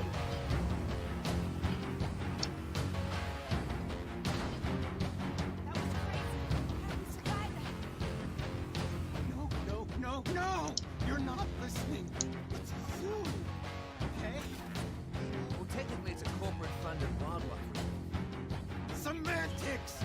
This whole place is one big cage! Listen, Marine, you're wounded. You gotta try and relax. Except we're the zebras, get it? All fenced in, ready for the slaughter. And the Covenant? They're the lions! Let's get to it. Careful. Straight metaphor. Oh God! Oh God! Is that serious? Shouldn't even keep it up. Open your eyes.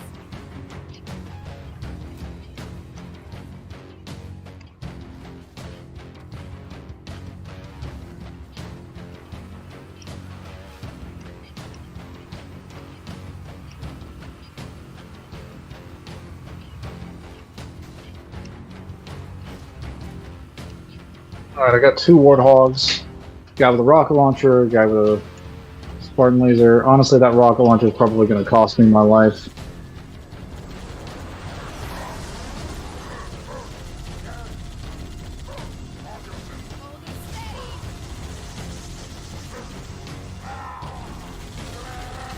Alright, so the end of the level should be just over here. We're going to run through.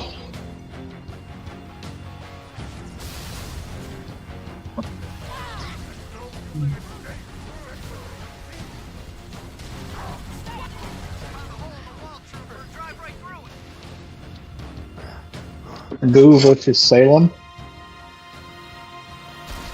Oh, Kyle, go. What's the question? Boo versus Salem.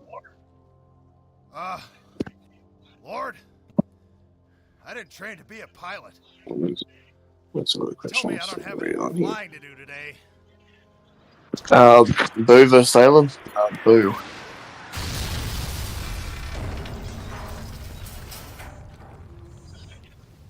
So, was that a yes or a no?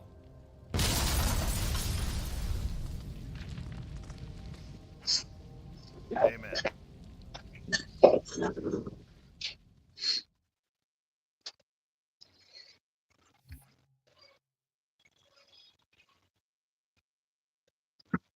I beat the par score.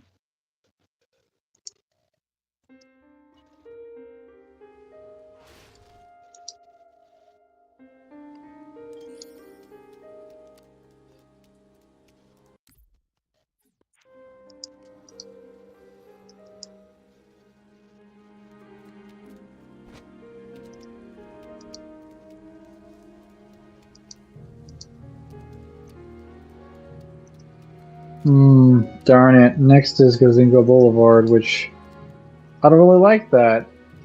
Because that is also a vehicle section map.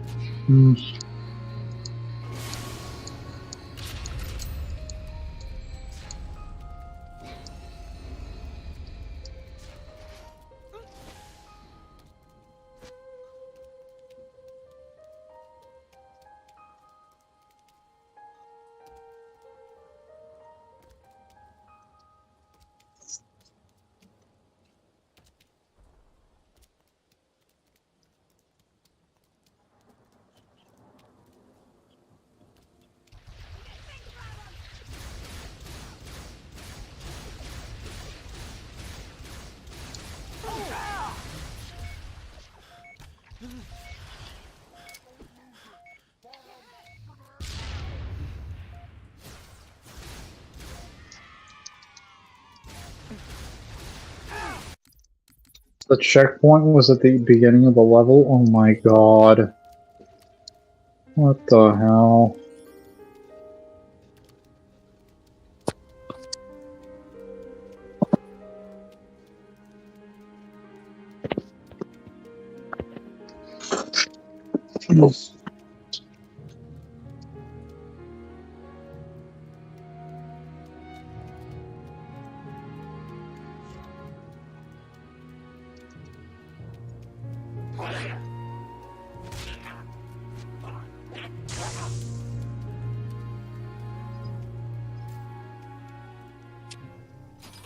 We're almost there.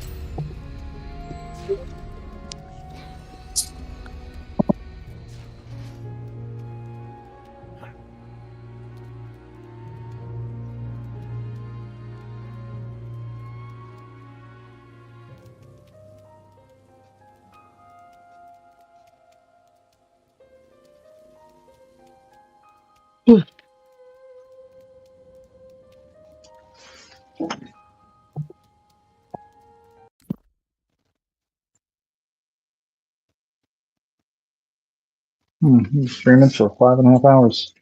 That's crazy.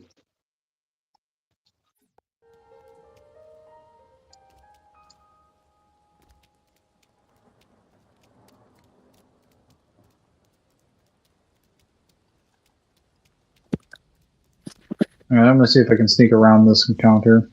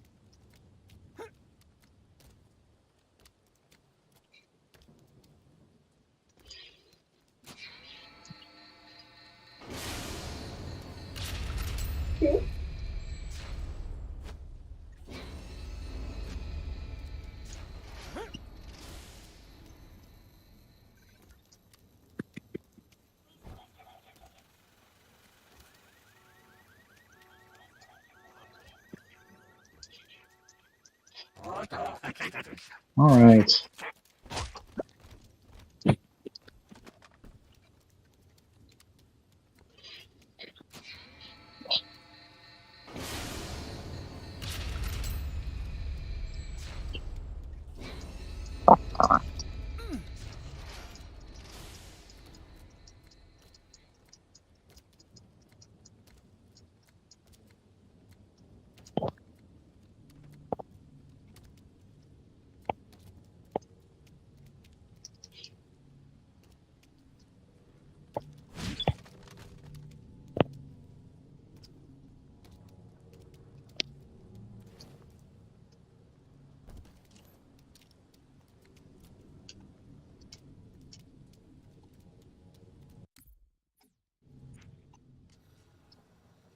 Okay, I went the wrong way. I've got to go around the side.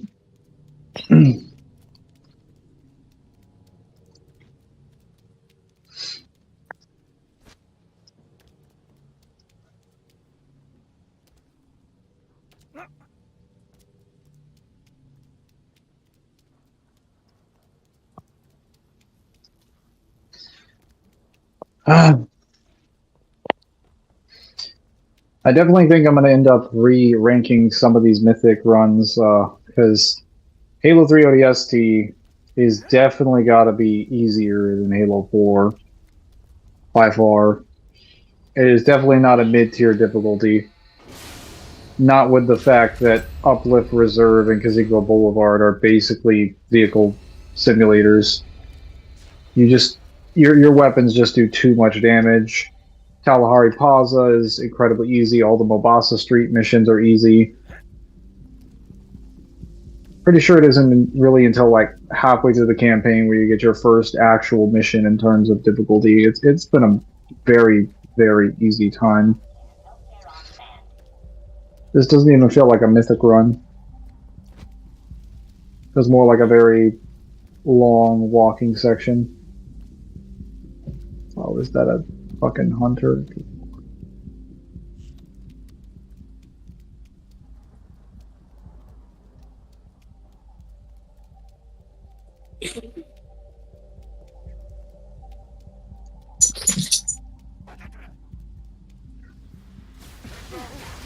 How? Oh, that was so fucking stupid. I died because the fuel rod shot hit the wall. Is Chuck omniscient? Yes. It is directly stated that he is omniscient. He states it multiple times. Pretty much everything in the show only happens because Chuck wants it to happen.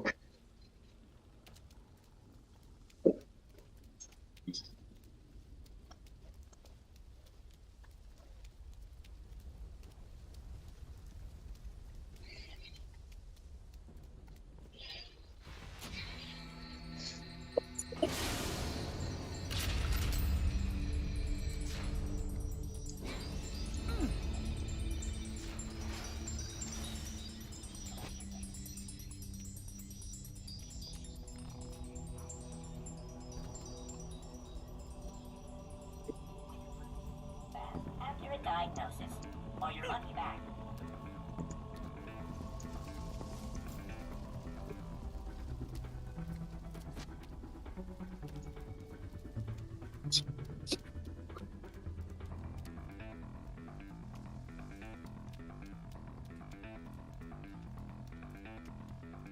Okay, the hunter didn't spot me.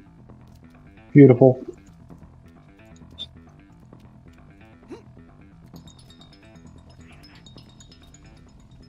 Oh, they spotted me. Damn it. Get the door unlocked. Get the door unlocked. Oh. That was dangerous. Oh boy.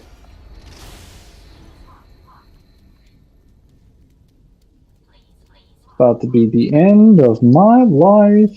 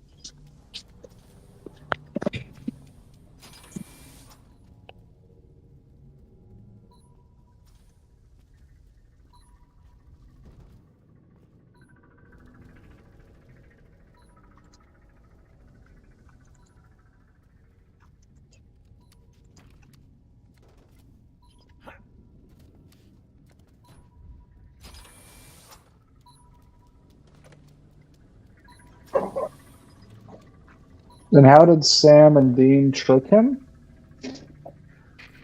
Because the way Chuck's omniscient works is that he typically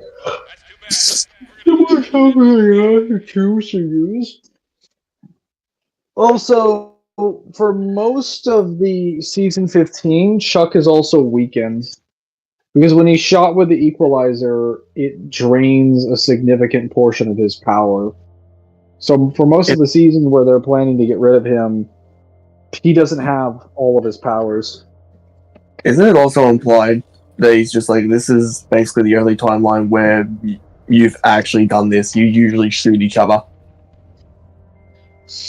Well, he makes it clear, like, you usually die in most of the timelines. And he's also made it clear that the main reason he tolerates them as long as they are is because they are his favorite show. Out of all the Sams and Deans in all the multiverse, they're his favorites.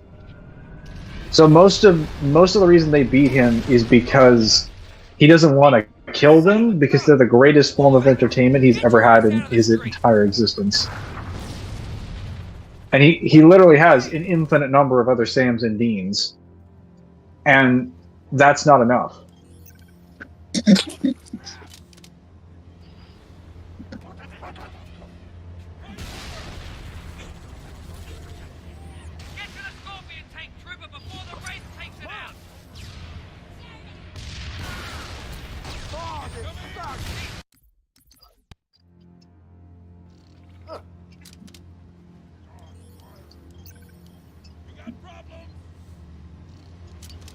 Why do we lose count of the amount of universes he's made, or was it think that it was him screwing with the boys?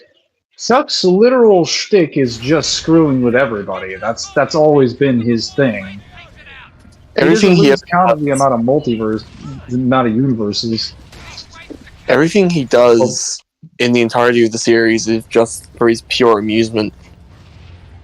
Like, yeah, why would you assume any statement he makes in terms of, like, him not knowing something is reliable when his feats clearly demonstrate otherwise? Because I'm establishing things based on everything that he's done, not so much what he said. Especially when what he says, he confirmed. The only honest thing he's ever said is that what he does is for his amusement. And once you take everything into consideration, oh my fucking god, why is the Scorpion tank so garbage in this game? Jesus Christ. This is so horrible. Why?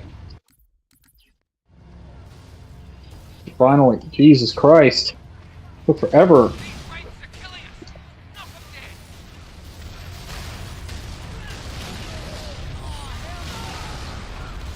And now we're gonna fucking die. Oh, there's another Scorpion tank over there. You can have this one. Fuck that. Trash.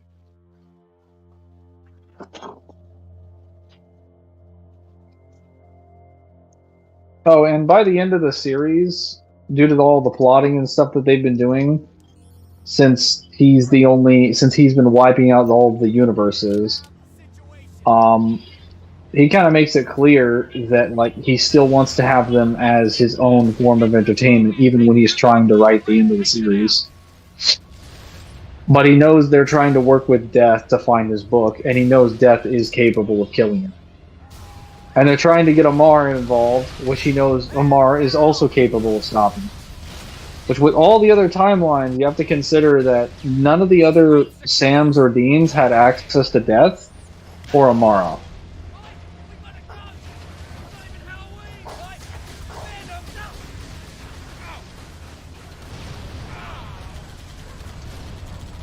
Also, I believe in those timelines that he showed them where they died, I'm pretty sure they stopped Chuck.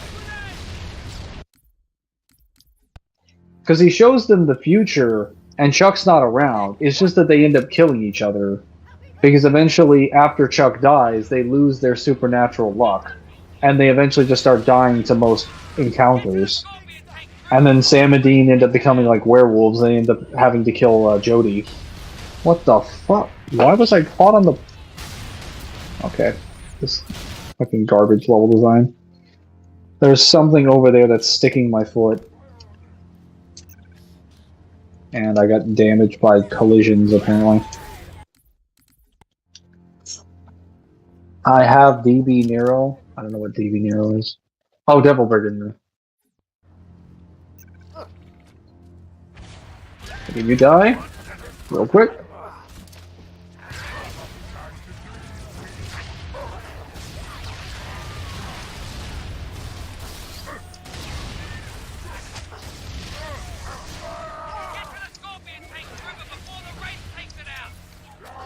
Mickey over here about to take on the entire Covenant Armada by himself.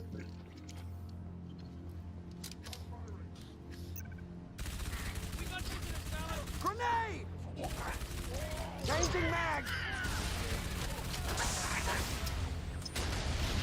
Get to the Scorpion tank river before the race takes it out!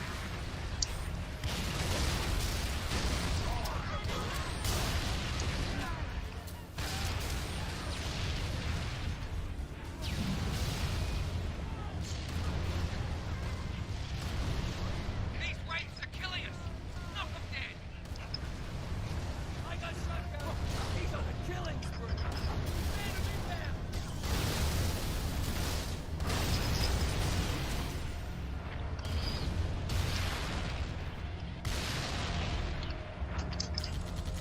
Look alive, you lot!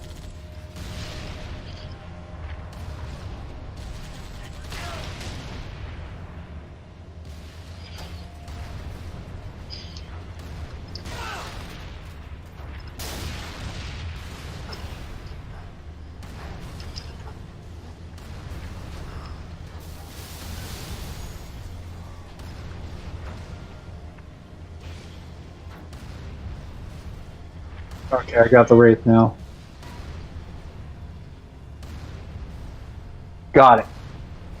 Alright, I'm back. Hello, where does? Yeah, working on getting one man shelf down to your Fist of Salvation. So, Devil, I can't friend request you because I'm not past mission 3 yet. I haven't picked up POC in a while. I have to do that to unlock friends. So it doesn't matter how many times you send me your guild thing, I can't join it. I would say the entire Covenant Armada. It was an exaggeration, man. I just meant he's killing a lot of Covenant. Because in that spawn in particular, they send like a dozen or more Covenant soldiers at you at once, and usually the game will not throw like 12 or more enemies. They'll usually throw one squad at a time, but in that case they had like 3.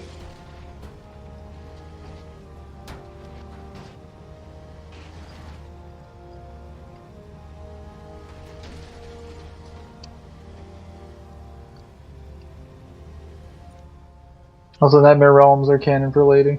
She's the only one with character with voice lines who interacts with the main boss there, meaning 5D minimum, bare minimum Lady. I mean, Devil, you understand that if Lady can stop a demon in general, that she'd be 5D. 5D body, 5D energy source, makes you 5D. Yeah, if I make my body and soul from a 5D space, it's 5D. Doesn't matter how you slice it or dice it. Yeah, now remember they can't interact with souls. Bro.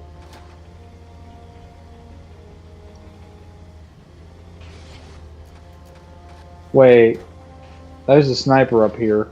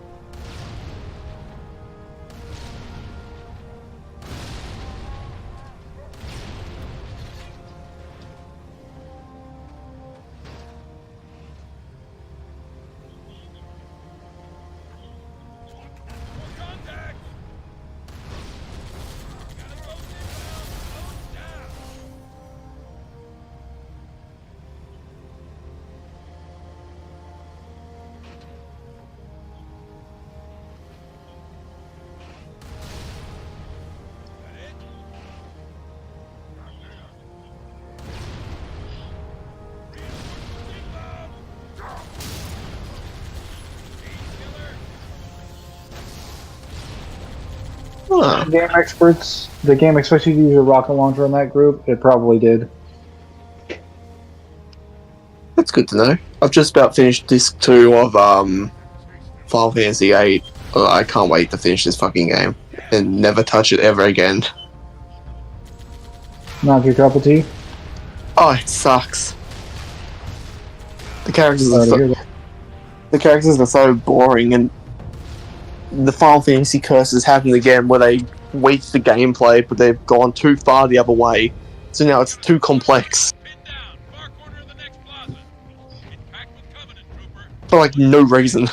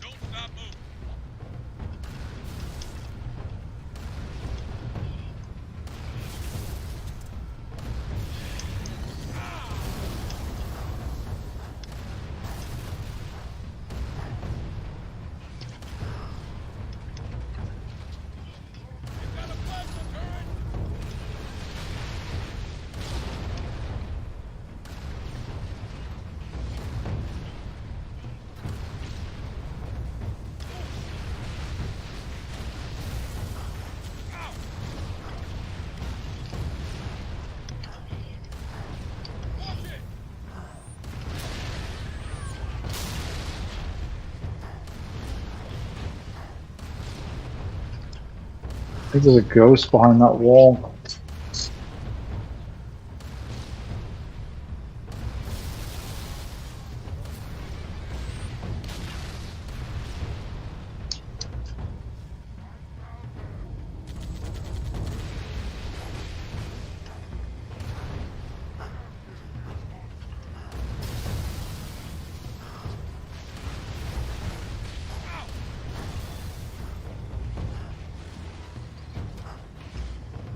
I get out of this tank.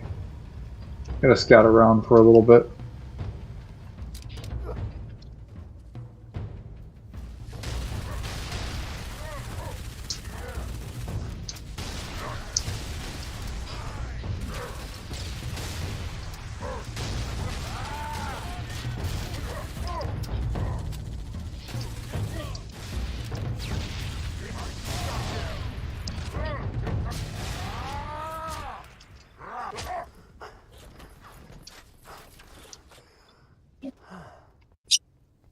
Right. Whoa!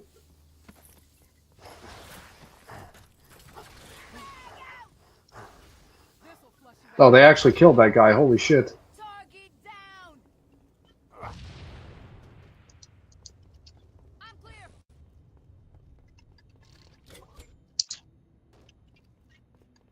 Reloading.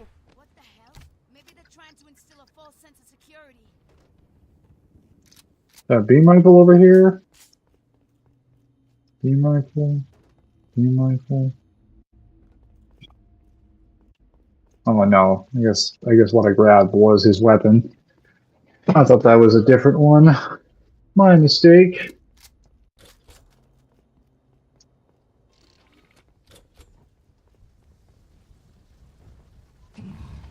What if Amara killed Chuck back at the end of season 11 of Supernatural? Then that would have been the end of the universe. Might have been the end of the multiverse, honestly. Because I see no reason why his statement wouldn't be true for the rest of the other universes, since there's only one Chuck and one Amara. You should play New Game Plus, Kyle. Play New Game Plus, according to Rock and Alice. What do I need to do? You should play New Game Plus, apparently. For Final Fantasy VIII? No, but you suck my left nut. There is no amount of... Guys, there is no amount of continuing with all your stuff that's going to make Squall a good character or the rest of the cast enjoyable. Clearly you haven't played Kingdom Hearts. That counts as Final Fantasy VIII content, right? Right? That's a good game.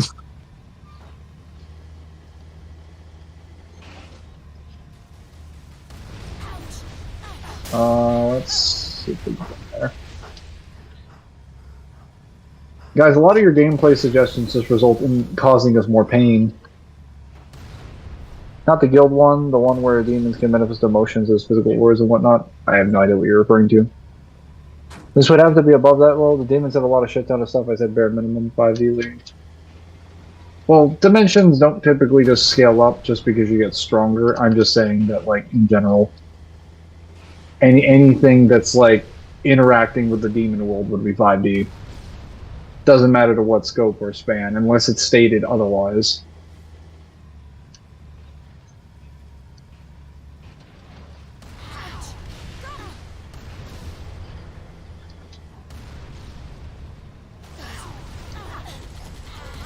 Wait, does she have a pistol?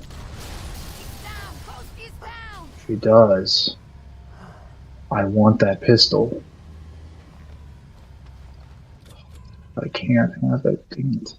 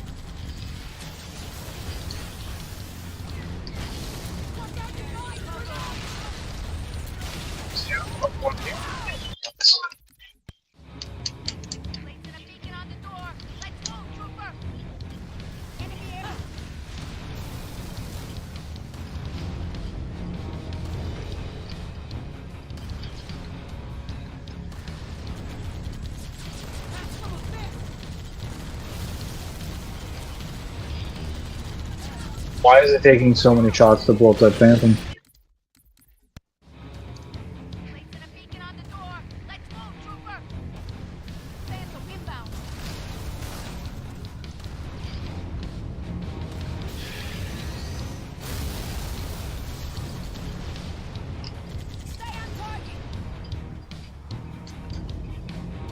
Get you? Yes. Fast. You're done.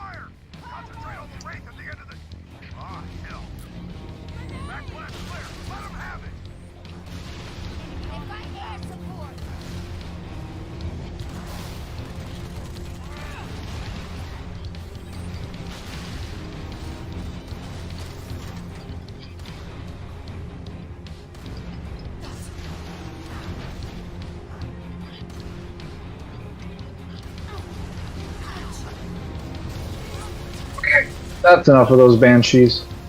That's enough of those grunts. That's enough of all those morons.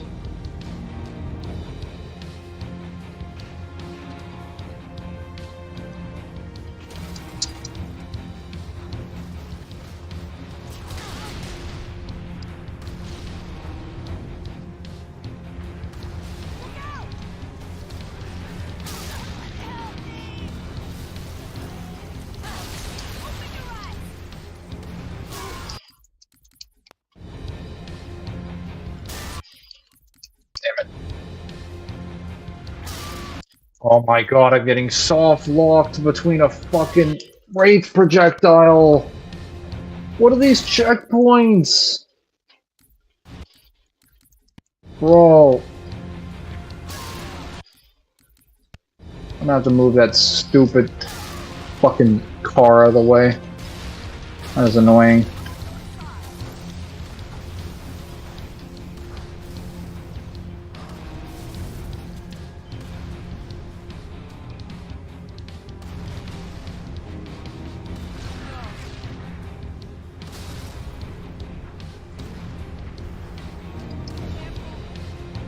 Or soft walking. Delicious.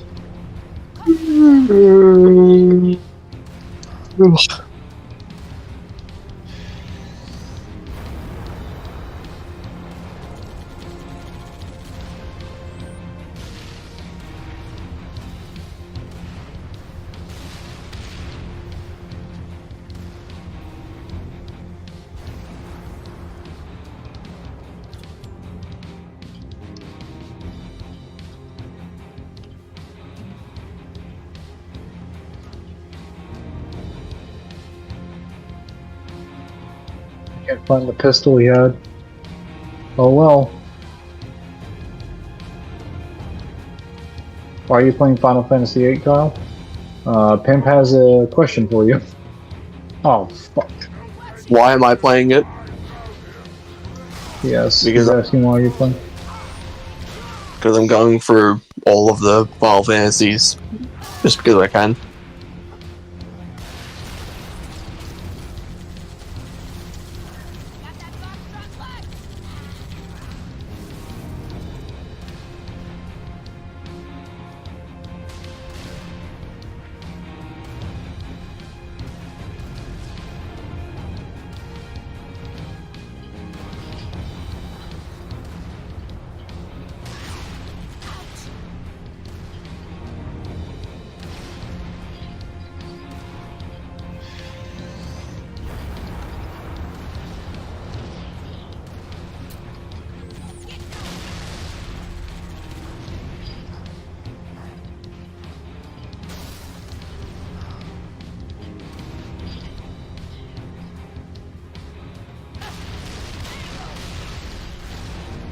You explode? Thank you. Okay. Just a few more shots. Oh my god, all this fucking crap in the way. Move!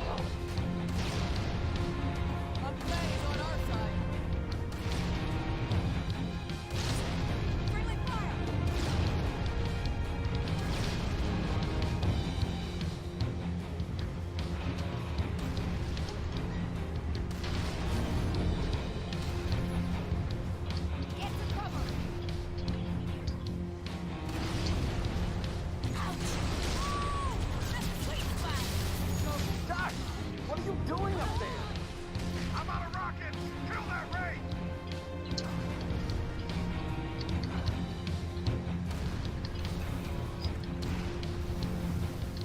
Mickey, shoot the ray for God's sake.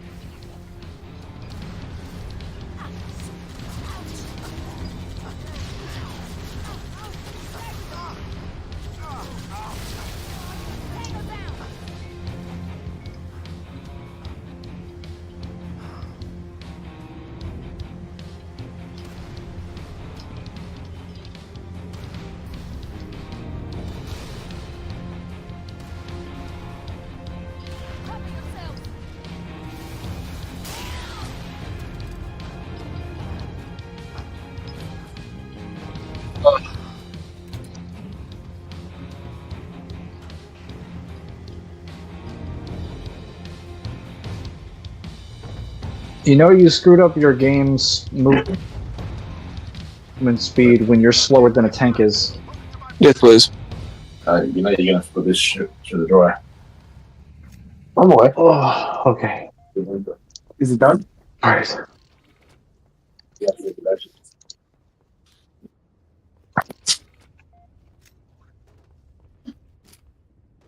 over here. Oh crap! Watch the door. Right on time.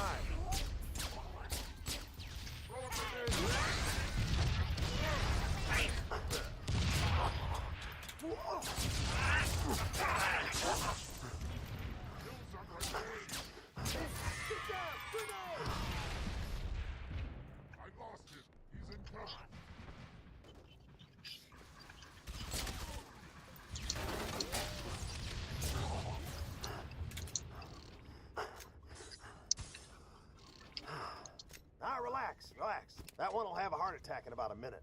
Cover your ears. Hey, thanks. Alright.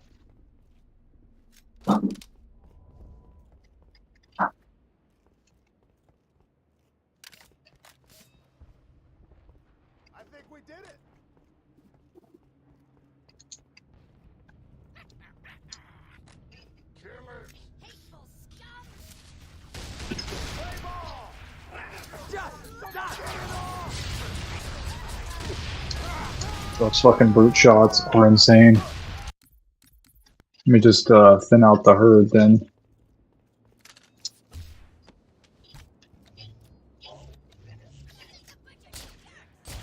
Bullet, meet head. Head, shoot bullet.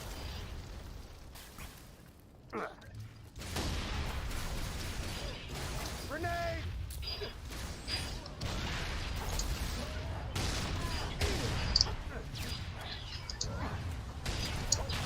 Look out, Banshee! I feel like a girl.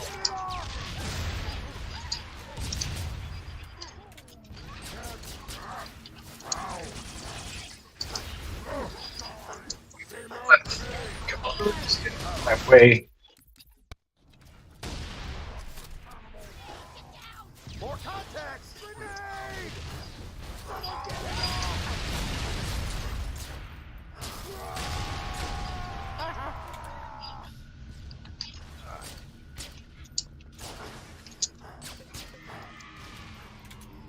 That is no way. Hell of a job. But we have a small supply of pistol ammo, so I can just keep running back. Oh, wait, I'm out.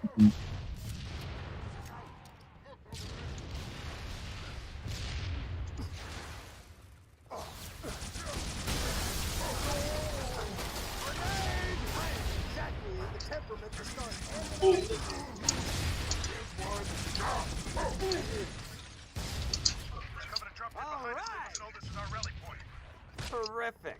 Come on, we got ammo and weapons on the high ground. Move it, move it.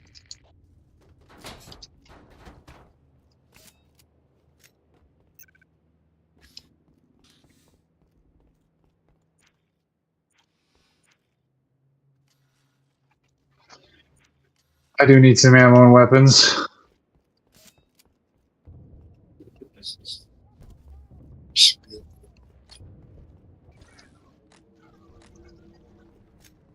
Phantom!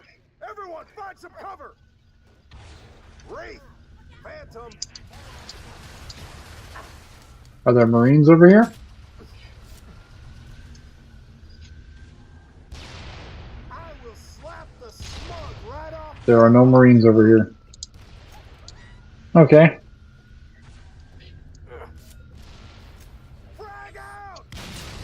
We got any heavy weapons for that Wraith? Hit that Wraith with overcharged plasma. Stick it with grenades.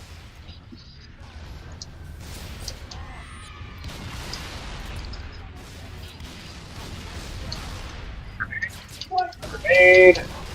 Grenade. They're trying to flank us.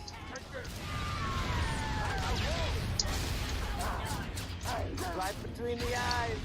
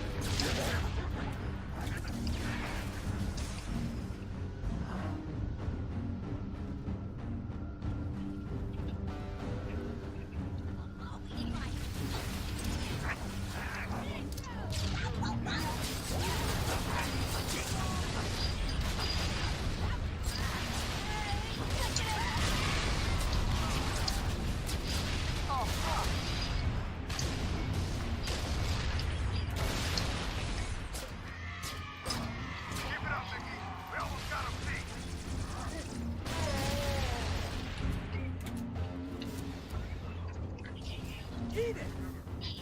Play ball!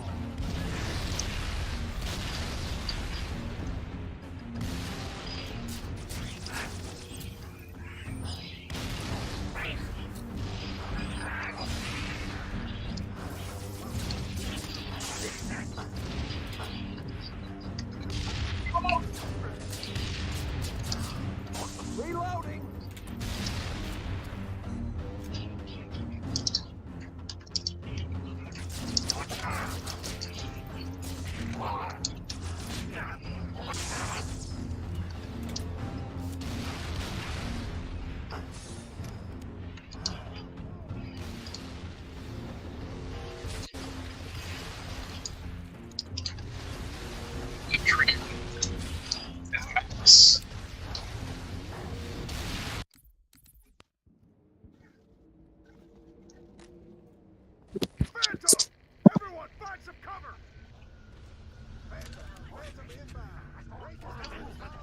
Grenade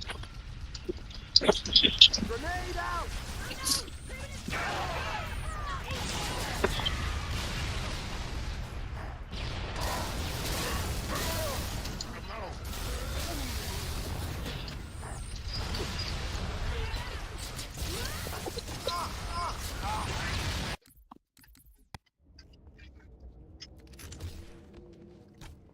Phantom! Everyone, find some cover!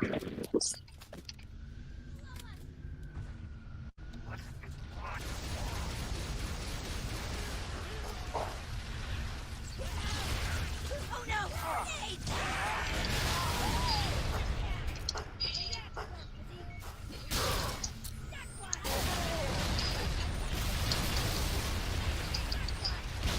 I am about to stop your luck. Damn it, I almost killed all of them. How long will you be streaming? Probably as long as them will allow me.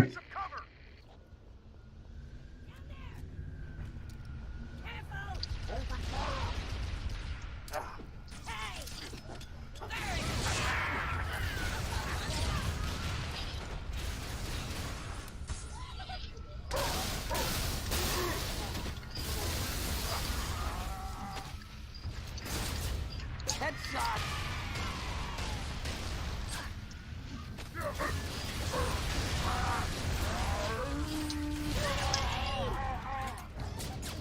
Kill those runners, Mickey!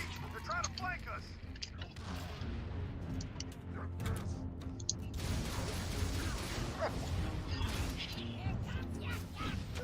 What a throw!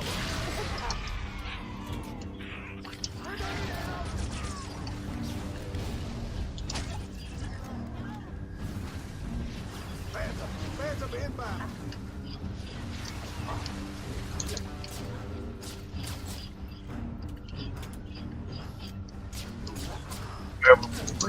Where's that rocket launcher? Dutch, give me that rocket launcher.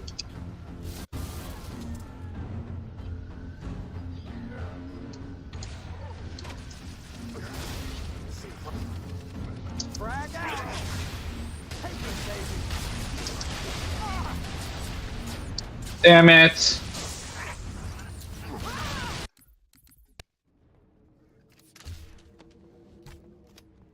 Phantom!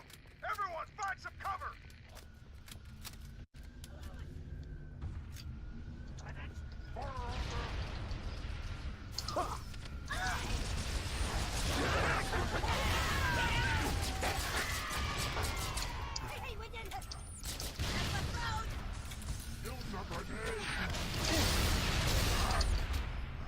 We got any heavy weapons for that wraith?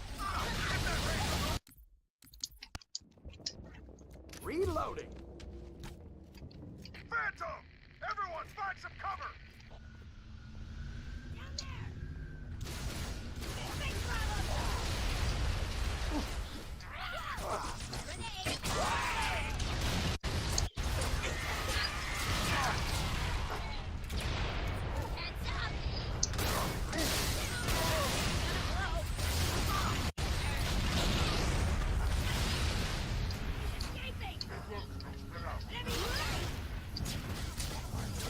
Headshot. Kill those runners, Mickey! They're trying to flank us!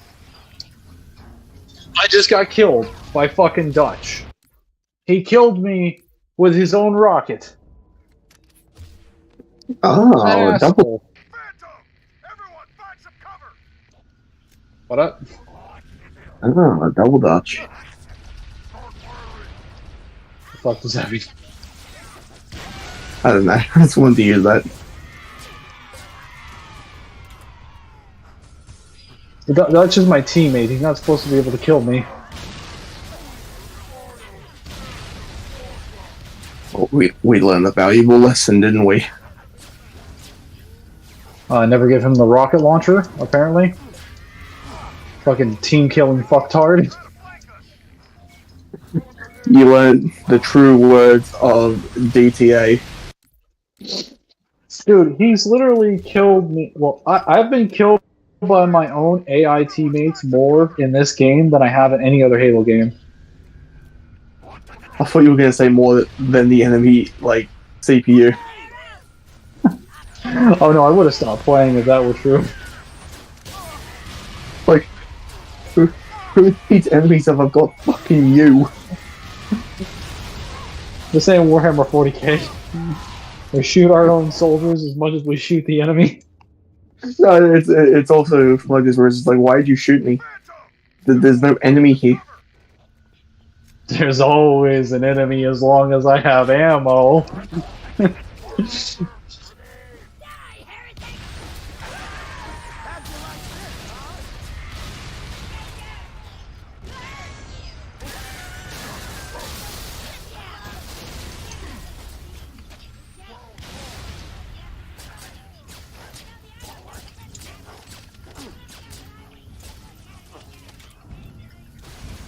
Anyone can be an enemy with the right perspective.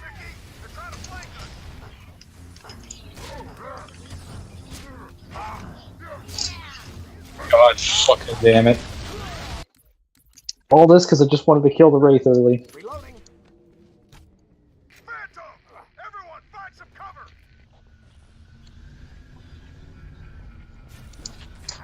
I feel like a girl. That's a stain that won't go away.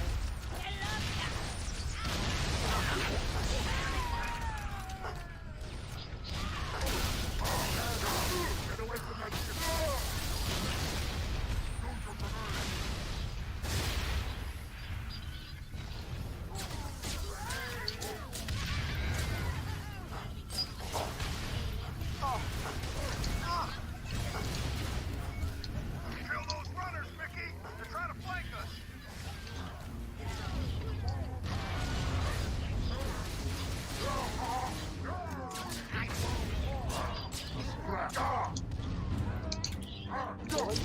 Check.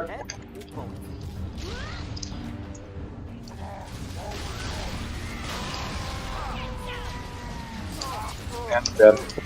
You know, I'm flanking around. Fuck this shit. Dutch, where are you, you worthless moron? What's the sniper rifle? Swapping mags. Give me cover. I'll flush Yeah, it out. have fun with the rocket launcher. Or sniper rifle, whatever.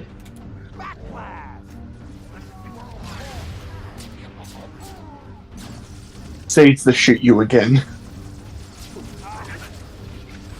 Dude, if he hit me with a sniper rifle, I'd be impressed more than I'd be angry. Because the only way the AI can kill you, usually, is if A, the friendly AI will kill you, is if A, you kill too many of the friendly AI on purpose, which is pretty difficult to do by accident. B, if they fire an explosive or something with splash damage near your location, or if they shoot something that then explodes that's near your location and that kills you. Which has been known to happen more than a few times.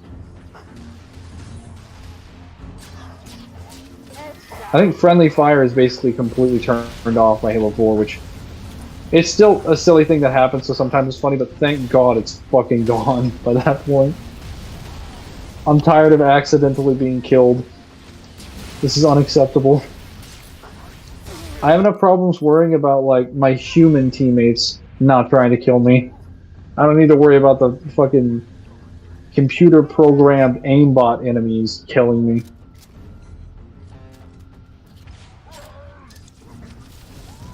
Dude, I give you a sniper rifle with, like, 18 rounds. Quit your bitching. I've only got 2 rockets. You got nothing. Right. Wow, that was fair. Holy shit! I'm so sick and tired of this. Oh.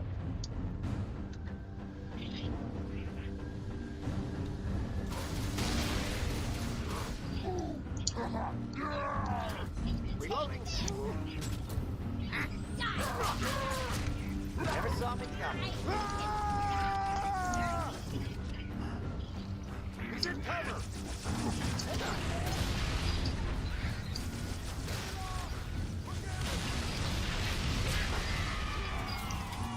Got him, finally. Okay.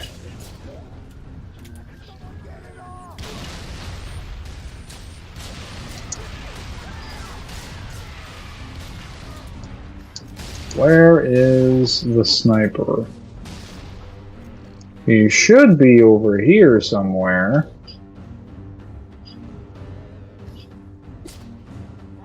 Oh, hello, Will. You're done.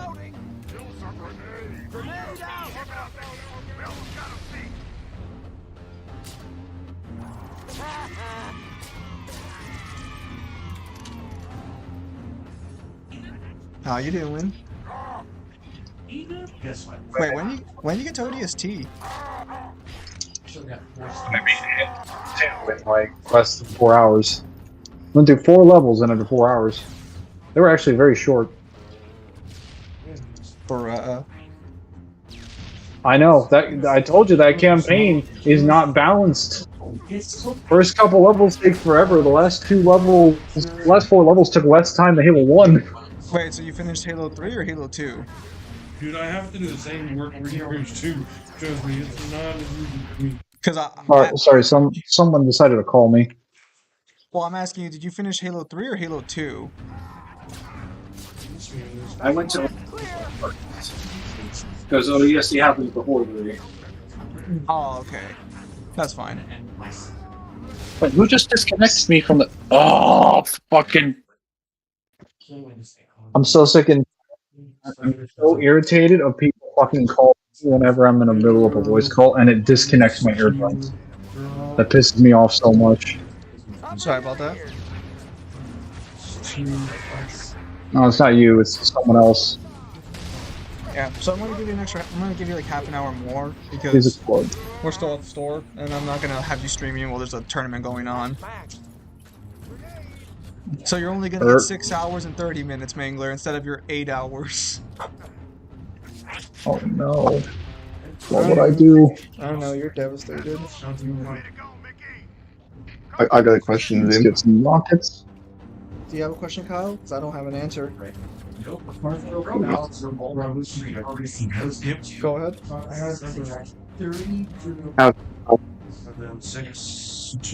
Mangler, what's he saying?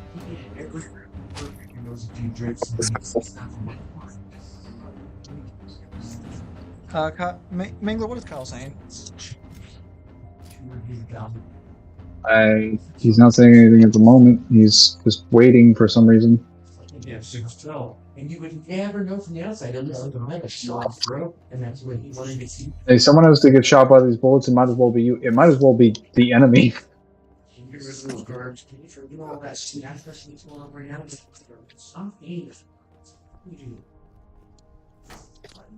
And so, I took that job.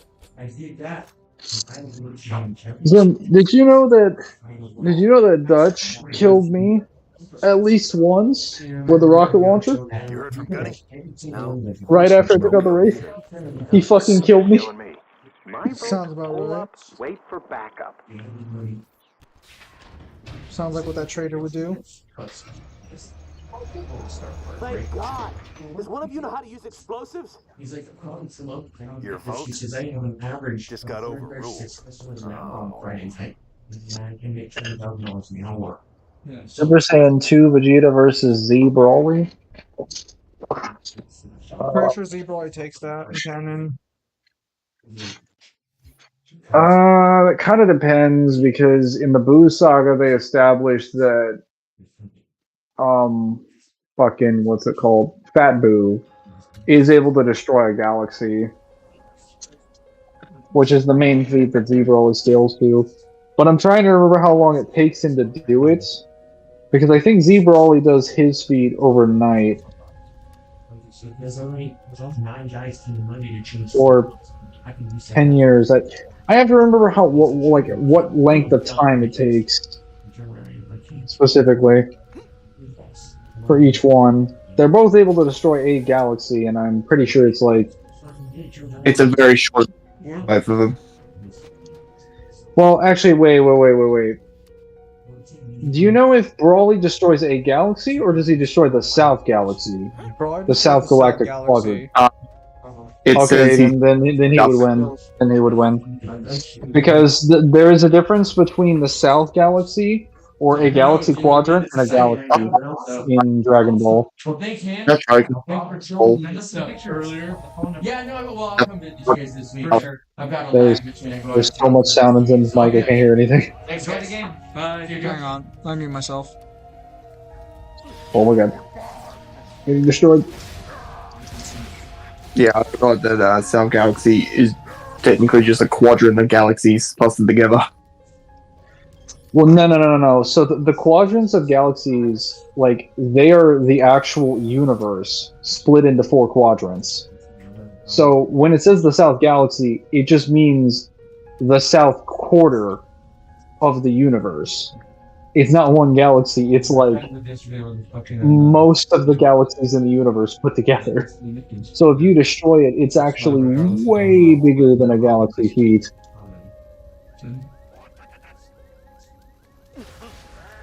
That's why some people say that Z Brawly should be able to take on, like, the late Boo Saga characters and early Super characters. Because technically the South Galaxy isn't a galaxy, it's like a fourth of the universe. Which, then that gets into some weird territory, because then the Dragon Ball universe is technically infinite. Yes. Though, I'm pretty sure for the the Daizenshu statements for the Dragon Ball universe is mainly referring to, like, the main timeline. Stuff. I don't know if that's referring to the movies necessarily. It would just apply to the ones that are like for, the anime and the manga. And I guess whatever is continuing the anime and the manga, so GT and Super, but probably not the movies. Probably. Oh.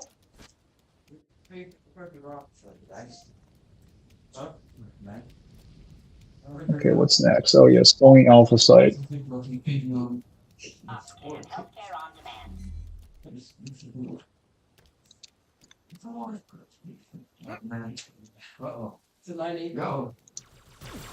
How's the tournament going over there? There's no tournament, at least not yet. No, I'm just saying that, like, the tournament starts at, like, 6:30, but I don't want you streaming close to it because we're in the middle of the store. They just can't hear you because I have my headphones in. Understandable. Okay. I just have to go a little bit further here, and I should be at Alpha Site. And if I hurry, I can get through the entirety of Alpha Site before the stream ends. And I should be halfway done with ODST. Oh yeah, Zim, you'll be happy I'm nearly on disc 3 of Final Fantasy VIII. You heard? Because it was quiet for a while, so we could hear you complaining about it. Yeah, it's not getting any better.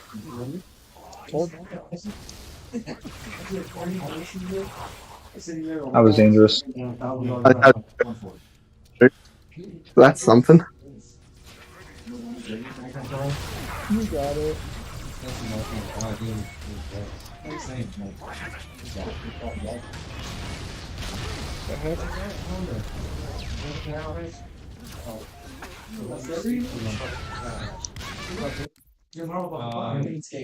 Yeah, grabbing anything but the beam rifle was a mistake.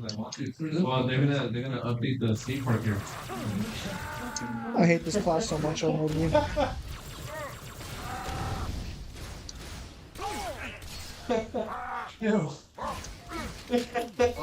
What happened? You misplay, bro? Taylor Barcelino. No, I didn't misplay. He just got trashed. Yep, that happens, bro. That happens. Well, then I said change them my whole play now. Yep. That's why we all hate yellow. He mistakes. Okay.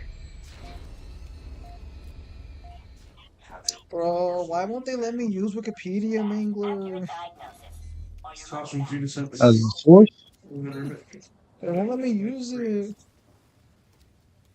Probably because they hate web archives and summaries.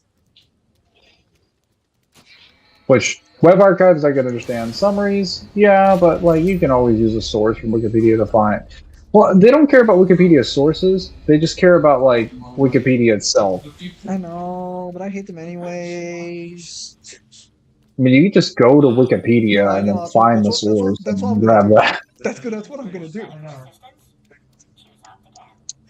That is the funniest thing about the Wikipedia meme for English is that you can't use Wikipedia as a source, but you can use Wikipedia as a source. Kind of happy that I played it the way I played it.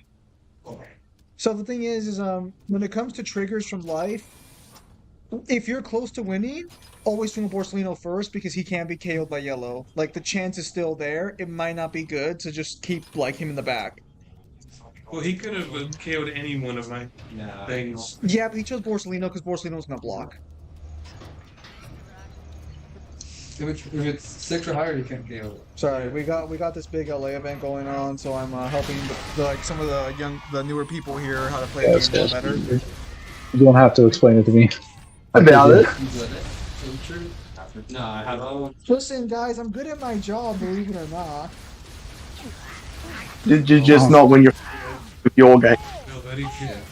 I am not gonna bring my card game until it is fully worked out. Which, speaking of which, I got some new cards for the Alexander deck, Mangler. I think you'll be very excited. Also, hello everybody. Hope you guys are having a nice time. Anyone's still here? Yes, DLC. Let's go.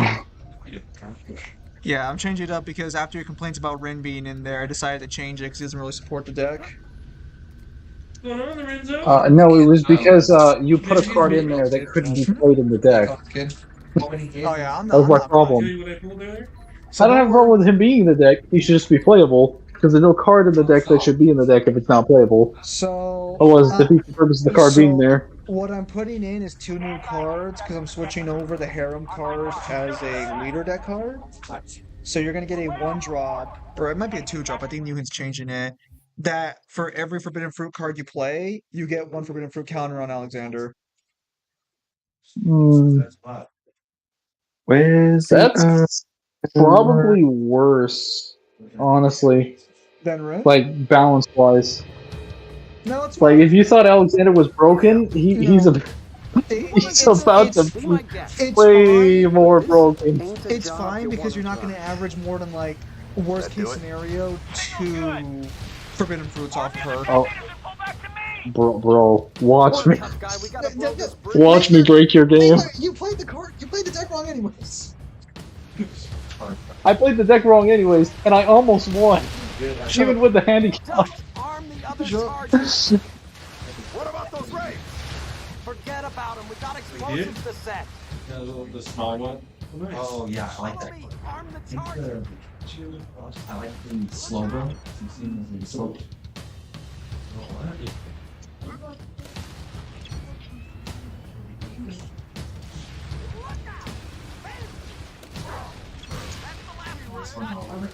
Everyone behind those barriers. Bridges set the flow. Come on, Super, unlock the keypad. You know that it's trigger those charges. In about 5 minutes, your data center is going to be crawling. Oh wow. That's not a good start to the semester. I got a C on the first quiz. I misclicked a few buttons, that sucks.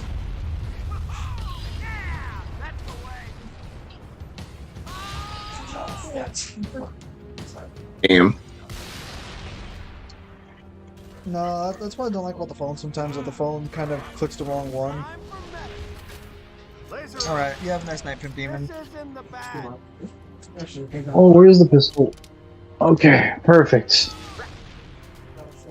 Got a Marine and an unkillable NPC with sniper rifles. This is going to turn out swimmingly. What's going on? Hang on, I'll be right back, guys. What's going on over here? You guys with me?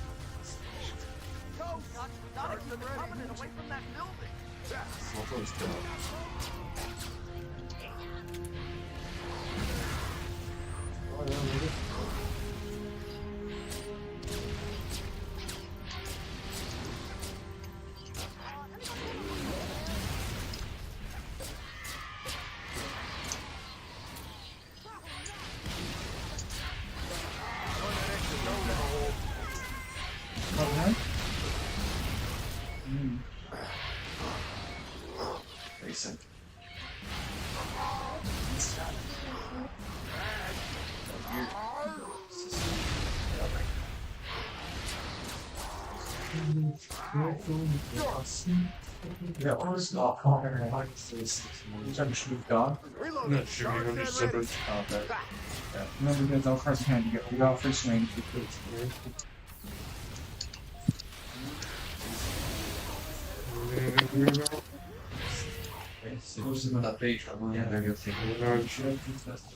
I got free screen everything. Love the support plays with this Dex, a hunter. It's beautiful. Yeah,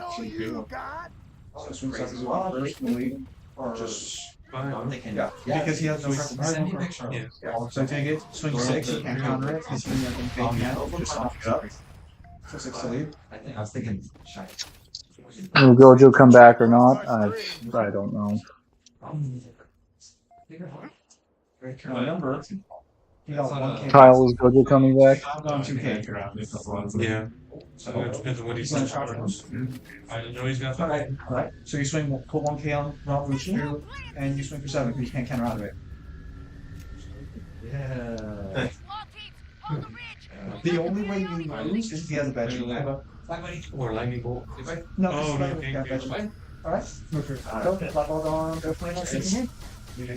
Set it up. 18,000. See you later. It's a God dang. It was actually 17, because you put 1 down on him. Oh, yeah, that's right. 17.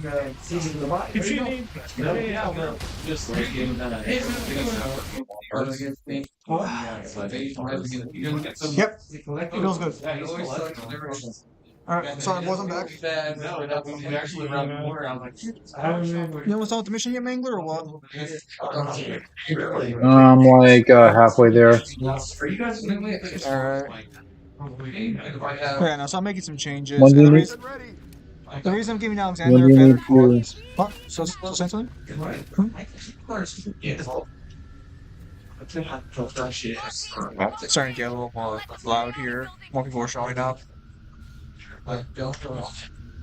Yeah, no. Because I'm changing Tom up, and I'm probably going to have to rework some of that other deck. But I want to get some more feedback before I make reworks on that. Oh, I see what happened here. The Phantom's being very finicky with where it's dropping the vehicle.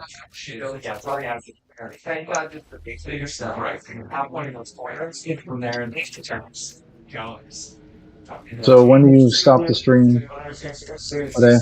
About 10 minutes. So do you want to just call it here, or do you want to try and get through the level? I'm not going to get through the level, but I can get through this section in 10 minutes. I just got to wait for this wraith to come over here, and then I just wait behind it, and then take it out. Yeah, that sounds good. Remember, guys, there will not be a stream tomorrow night because I'll be going to LA. I guess maybe you live in the LA area, feel free to meet me in person. I'm sure you guys have always wanted that.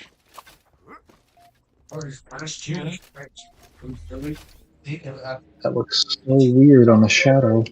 Did he jump? Yeah, that's the one that's which only 400? It's down to 140. Oh, I'm not with that eight. He'll probably stay about there, maybe go up, but Gojo will not be coming back. down for him. What are you playing? Magic. You can join if you guys want. Alright, Mangler, you got about 10 minutes. I'm going to mute myself so you can focus, but I'll be back in about 10 minutes. Damn it, he's got carbon.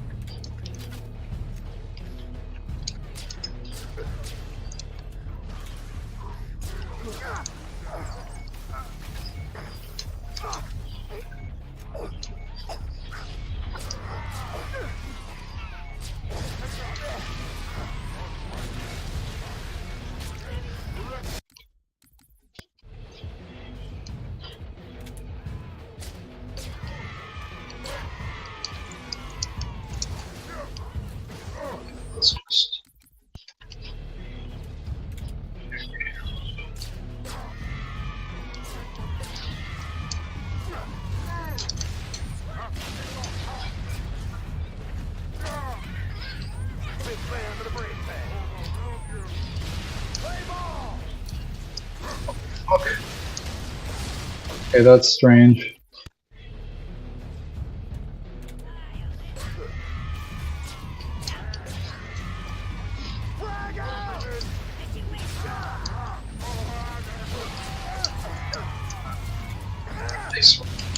I thought I killed most of them.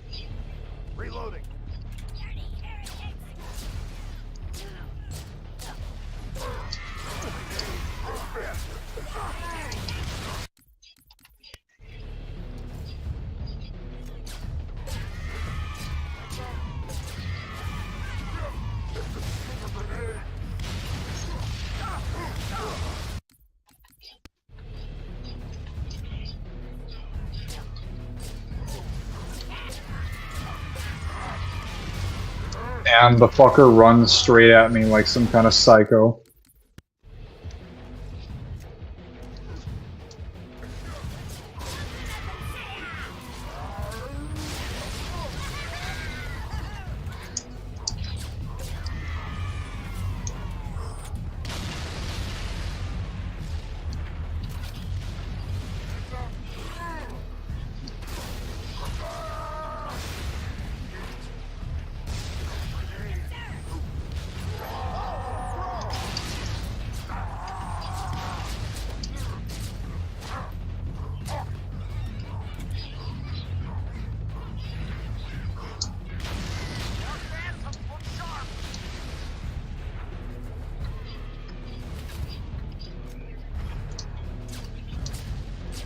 Enjoy that extra nose hole.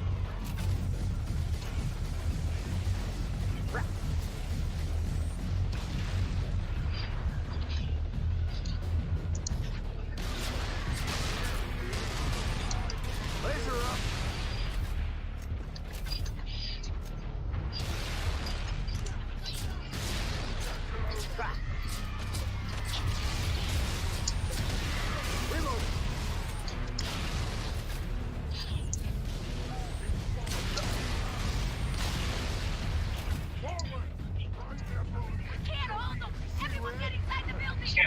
We're literally killing most of them.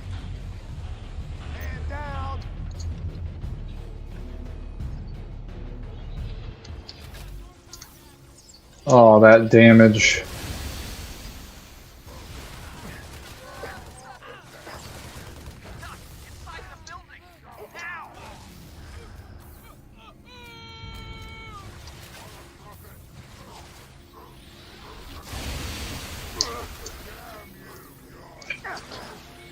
I just killed 2 of them. The shit that was annoying.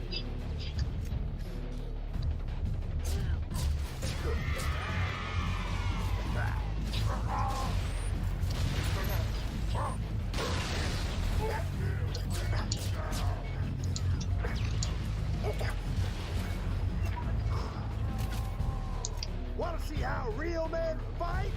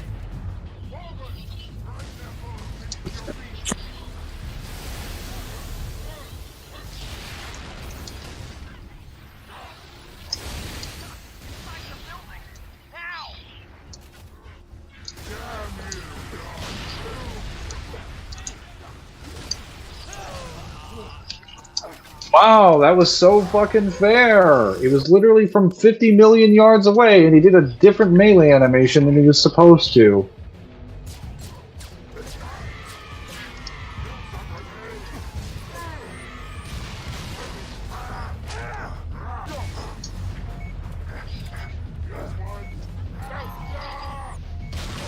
You sound kind of upset.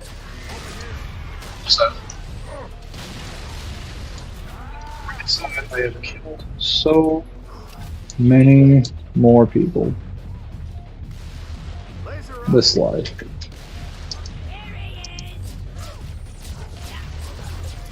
And now I'm fucking dead because inverted grenade throw. Holy shit, like, I should have been up there by now.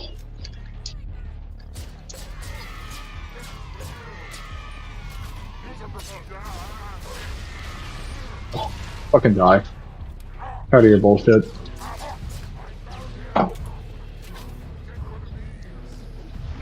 What? What the actual fuck?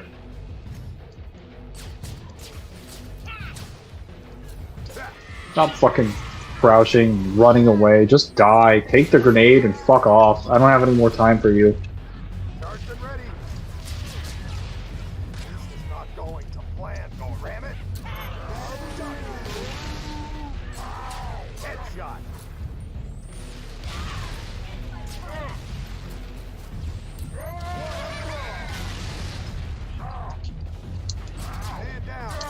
Alright.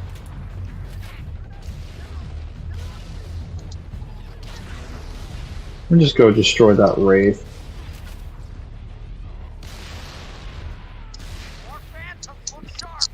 Blew it up. Perfect.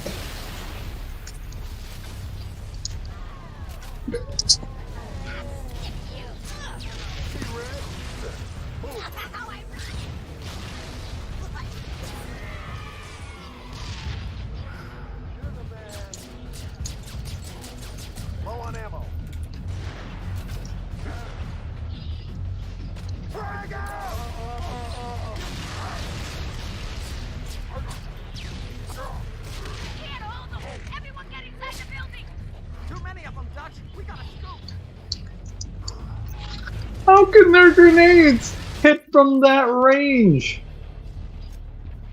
Dude, fucking turn your head around so you can get headshot. Holy shit. What is wrong with these AI?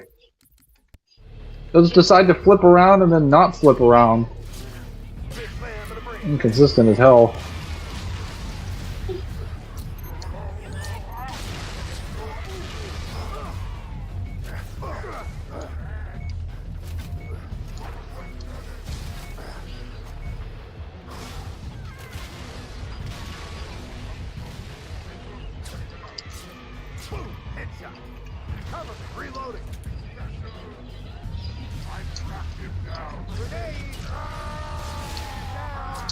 Alright, we go inside. Force that checkpoint.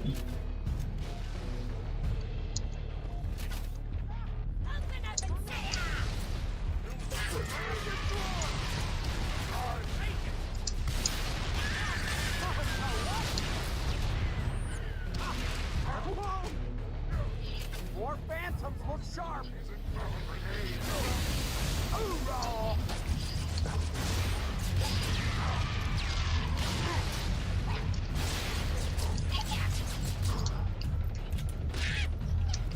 Fantastic.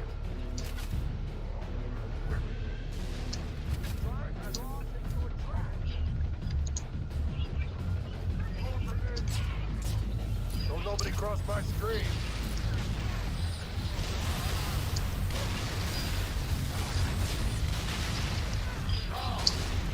What is hitting me?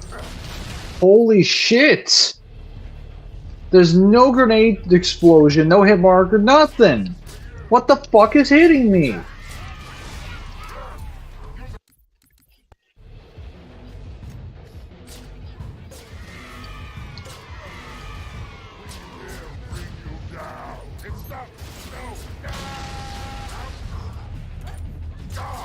Oh, so much friendly fire on their team. Jesus Christ, half these kills aren't even mine.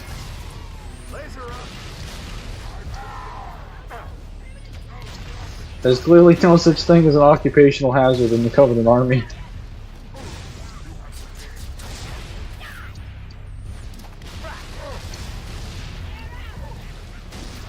And that one exploded midair for some fucked up reason.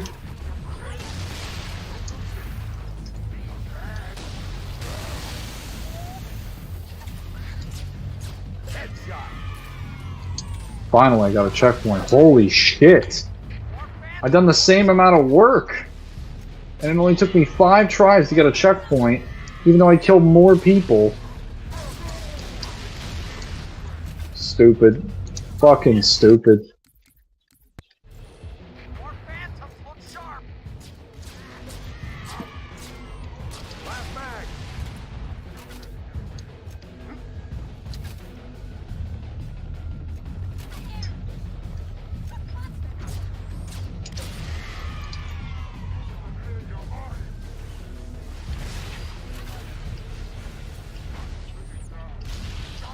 And he stuck him right when I decided to switch weapons.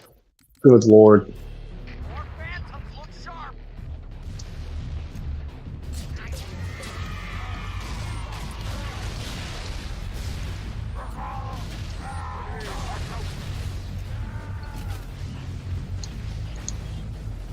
Look into the light. He's chasing me. There.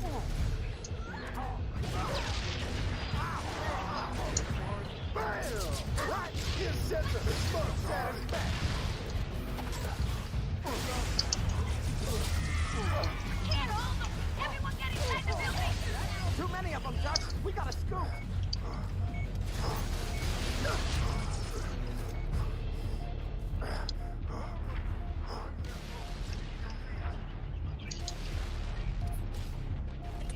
Don't nobody cross my stream. This is for you.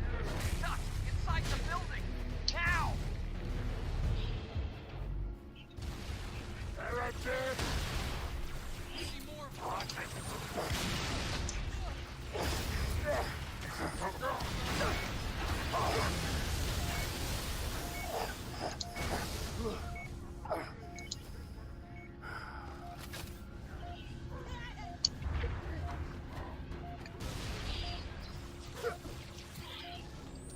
Oh, this sucks!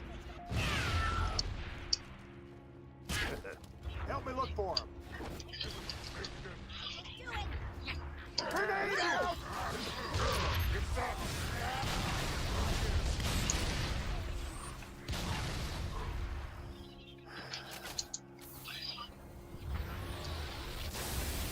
Laser up!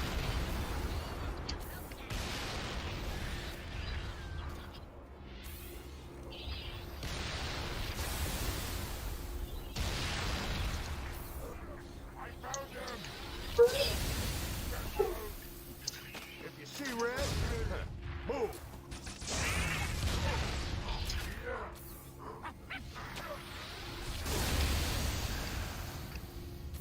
There's the pistol.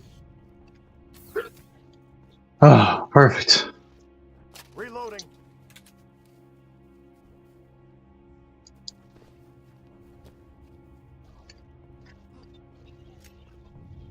Cowards in cover.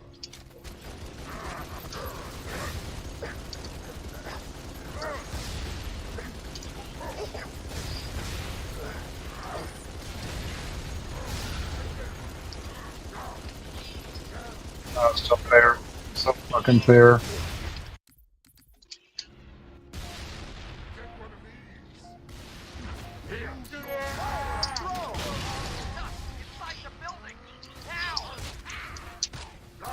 Just want fucking ammo. Get out of my way.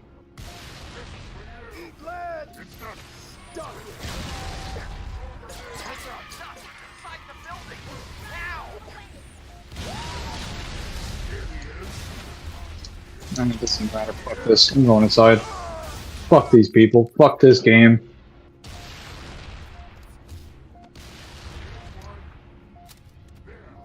Jesus Christ. You goddamn irritating.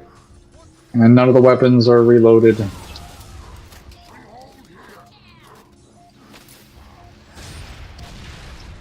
I thought I reloaded this shit. Reload. Oh my. Great. They fucked up the reload animation cancel from the previous game. Delicious. Backblast! Hurry up, man. Check those charges. Wait, what? More explosives? Yeah, what gives? I thought we were supposed to protect this building. I have orders to deny enemy access to all classified data housed in this facility. You don't like it, jump your butts back into orbit. Only thing I don't like is that our butts are currently inside this facility. They're cutting through the door. Settle down, people. Find some cover.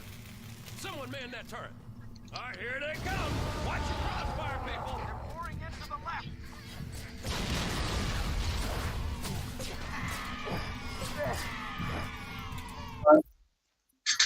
Fine. All right, everybody. Thank you for your time as always. Have a nice day.